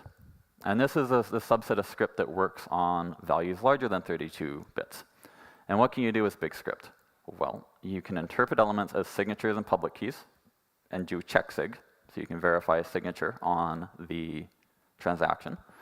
You can hash the data, and you can produce hashes. Hashes are 20 or 32 bytes, depending which hash function you use. And you can check for equality and one or two other obscure kind of things. So if you have two large blobs, you can check them for equality. And none of these are particularly useful. The two useful things you can do with this, right, are checking the signature on the transaction, and you can verify Lamport signatures, curiously. That actually involves big script because you're using these hashes, which are 32-byte objects. Not 32 bits now, it's 32 bytes, 256 bits. So if there were a way that and checksig, I should just say explicitly, is a transaction introspection opcode, right? That is the building block you need for covenants, is the ability to look at the transaction. Well, checksig does it, right? It pulls the transaction data out, it hashes it, it does some sort of EC operation to compute a signature verification, and you're off to the races.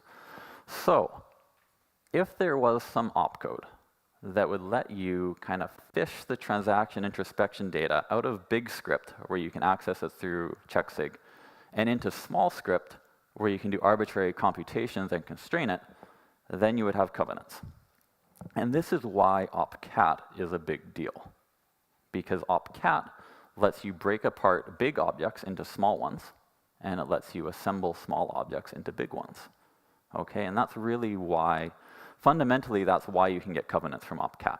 And all of the weird tricks with Schnorr signatures and like other elaborate things and Merkle trees where you like look up large computations, those are really just optimizations. Because what's happening here is that you can break large objects up, including signatures, which have embedded in them all of the transaction data, and then you can drop them into small script. And then assuming you can fit into a 4-meg block, you can write an elaborate script that's actually going to constrain what's going into that signature, okay?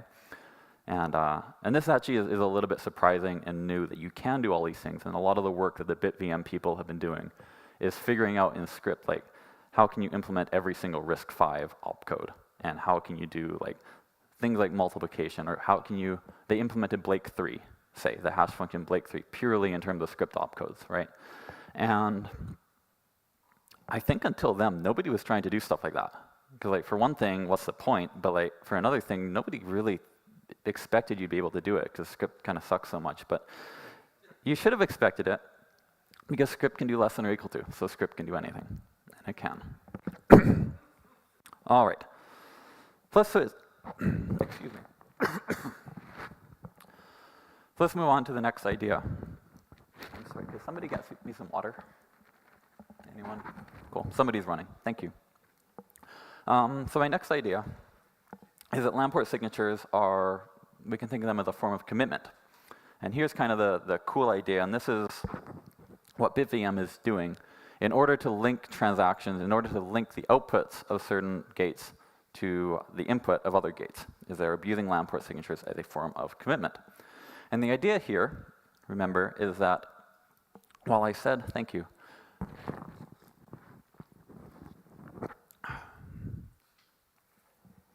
So I mentioned that Lamport signatures are one-time signatures, right? Meaning if you sign more than one time, then you've leaked your key and all of your signatures become worthless because anybody can forge them. Well, we can do, by the way, I am watching the time. This is the last talk, and I appreciate you all coming. And I will try not to ramble late into the night. But this is cool, I promise. And it's going to get cooler, even though well, you'll see. You'll see. It's going to get cooler. So, okay, that's kind of cool. You lose security. That sucks. Well, another true fact is that it's very easy to verify whether somebody signed two things using a Lamport signature. Because as I mentioned, when you sign data, right, you look at the bits of the data, you reveal one of the two preimages for your hashes corresponding to that bit. Well, if you sign two different pieces of the data, well, if they're different, they differ in some bit. There's some particular bit that's a 0 in one of them and a 1 in the other. That's what it means to be different. And so you have to reveal both hash preimages, right? You reveal one of the preimages in your first sig and the other in the second sig. Well, they're both preimages are now floating out there, and anybody can grab them. And so what you can do in script is you can write a script that says, basically, if you reveal both hash preimages, then the coins can be spent by some sort of like penalizing party. So a lot of the elaborate transaction structures and so on that you see in things like BitVM are just kind of making this idea work. The idea is pretty simple, though. What it is that you have people signing data, and if they ever sign different data with the same key, then you take coins away from them in order to punish them, or you like kind of hijack a certain sequence of transactions and you redirect the coins somewhere other than they intended to be, with the goal of disincentivizing and deterring any sort of cheating, okay? And so if you accept on faith that somehow this cheating is deterred and it's not going to happen, then what you're left with is this kind of strange sort of commitment where we can think of these signatures as committing to a specific value, where your keys, your Lamport keys kind of identify what value you're committing to.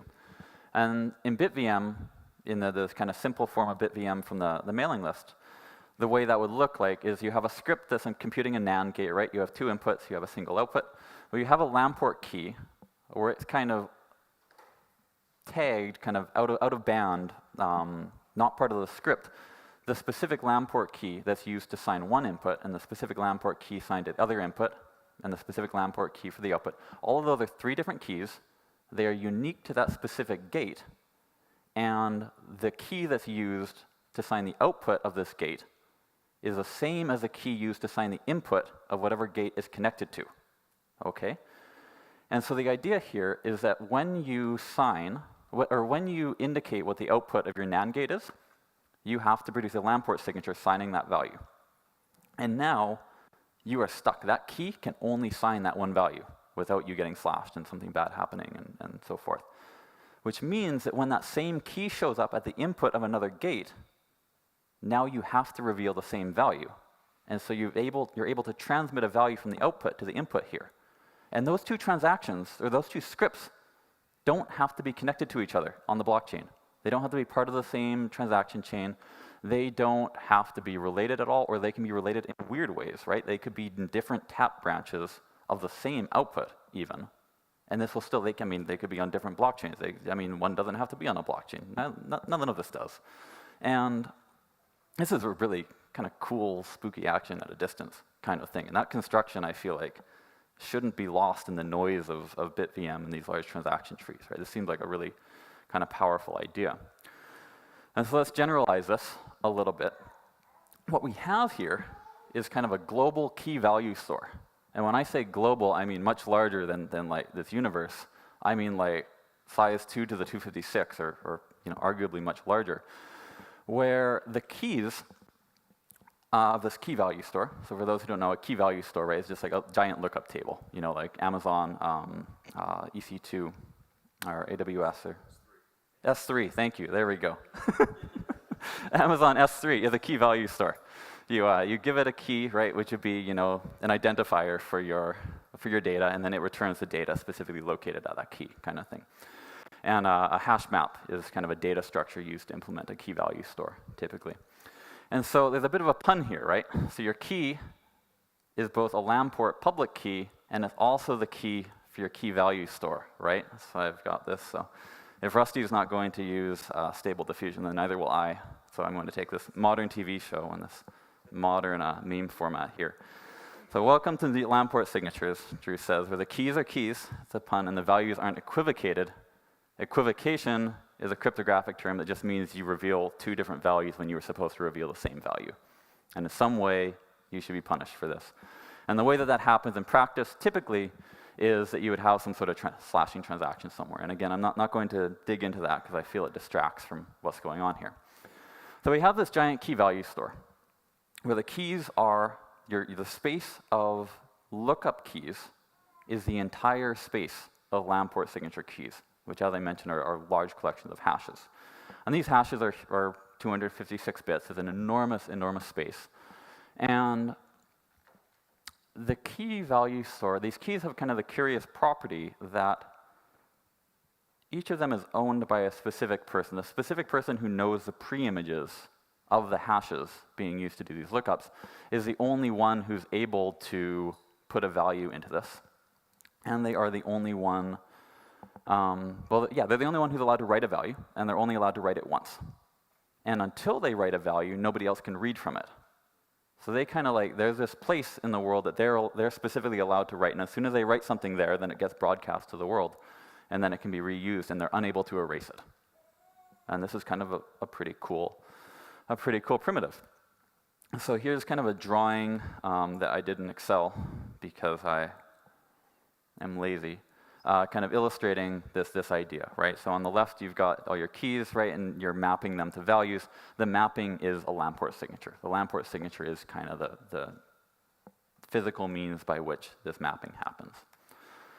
So because I knew I would be out of time, I didn't really elaborate on this, but let me quickly try to run through an example of how this can be used on the blockchain, okay, and then I'll wrap up. So there's a game, tic-tac-toe, and actually before I start, I should mention there's a BitVM guy called SuperTestNet who has implemented the thing that I've compressed into 3 bullet points here. And the idea is that you're playing the game tic-tac-toe on the blockchain for some reason, okay? You've got 2 parties.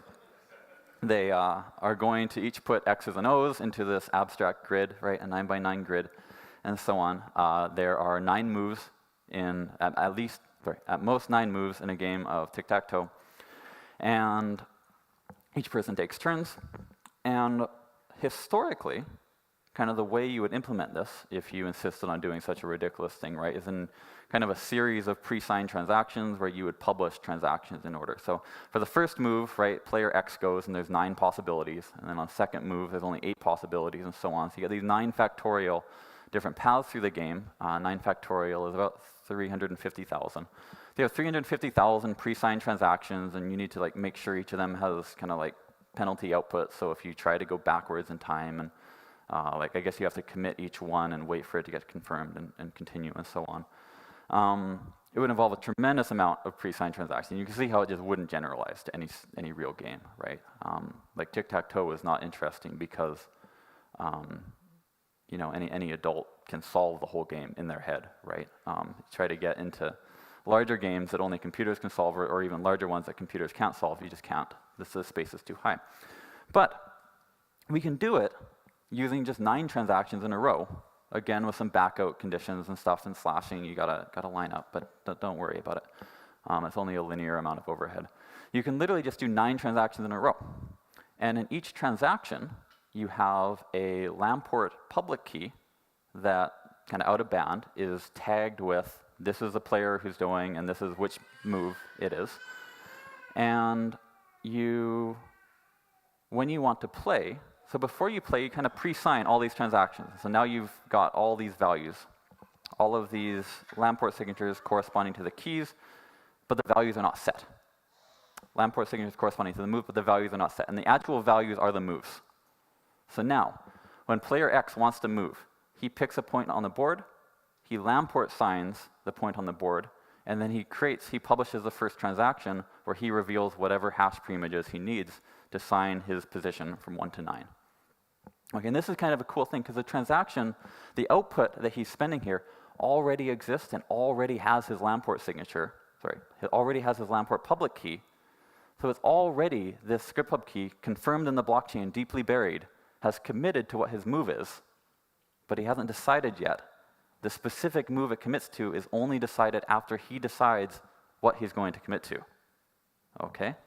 And that means that the TX ID doesn't change, even though in some kind of moral sense, the commitment inside of the script pub key has changed what it's committing to. The script pub key itself doesn't change, and the pre-signed transaction spending it hasn't changed its TX ID, and there's nothing to re-sign, and there's no like fork in the path of unsigned transactions. So this player does this, okay, he puts a move on the board, and then now we have a new output. And this new output, in order to spend, player O needs to put down a move. And so now this next output has access to a commitment to the first move and a commitment to the second move. The second output can actually look at those and reason through the rules of tic-tac-toe and say, well, an X and an O can't be in the same place. And if there are 3 in a row, then somebody wins, and so on. And so you can actually verify the rules here. And in this case, you actually don't need to worry about equivocation. You don't need to worry about somebody signing the same thing twice, because they wouldn't gain any advantage because the blockchain is actually enforcing the rules of tic-tac-toe. This is kind of like a really surreal example. And so you have this game where there's 9 factorial-ish different paths through the game, and you're able to embed this in just 9 straight transactions where you know the TXID of all of them and you can pre-sign them and get like some third party of like tic-tac-toe referees to pre-sign them all so nobody can try redirecting the coins. And this is the kind of thing that if we were having this conversation in like 2017 or even in 2021, you would think like you need Ethereum style, like a real key value store on the blockchain that every node is maintaining, right? And here I am just doing it in Bitcoin. In Bitcoin script, remember with no forks. Tic-tac-toe is small. You don't need opcat. You don't need big values here, right? So I don't know, it's pretty wild. I don't have like a pithy like ta-da or anything, but it's pretty wild. Yeah, so I'll stop there. As one final thing, I'll just toss this link out there, and when I publish these slides really is the point of these links. This one goes to, actually I will quickly tab over. I see people taking pictures, but this one is a Bitcoin dev mailing list post. Signing a Bitcoin transaction with Lamport signatures, no changes needed, by Ethan Hellman 4 days ago. Let me go back. So this is an idea where Ethan Hellman has an idea where he maybe can actually get a transaction hash of sorts in a form that small script can understand by using the variable length property of the ECDSA signatures that are in pre-Taproot transactions. And then using this, he basically, it involves a lot of pre-computation and grinding, and then you get like this weird kind of repeated signature construction. I can't go into it here, with like it would have to be its own talk. But the moral of the story that I'm just going to throw at you, even though it has nothing to do with the rest of my talk, is that maybe, this was 4 days ago, right? And in the intervening time, I've been talking to Ethan, and we've kind of like refined it a bit and thought about like, can we tie it into Taproot where we can do BitVM kind of stuff? Maybe by the time that people online are watching this recorded video, we will have covenants in Bitcoin. And some really awful. If you thought that covenants based on cat were awful, wait till you see the covenants based on not cat. But maybe they'll be there. And all of these difficult conversations that Chris said so kindly that we need to start having, we won't have to have. And all it took was a lot of clever ideas with unforeseen consequences. And we did it. Thank you for listening.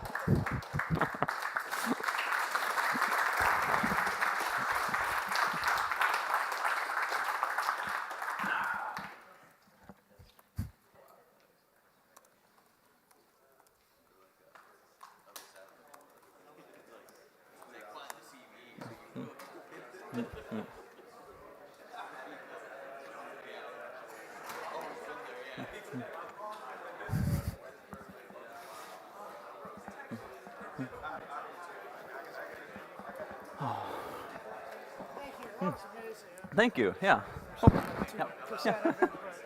Yeah, that's good. I'm going to return this because it's broadcasting me. Thank you. I love that. You went right crying. Yeah.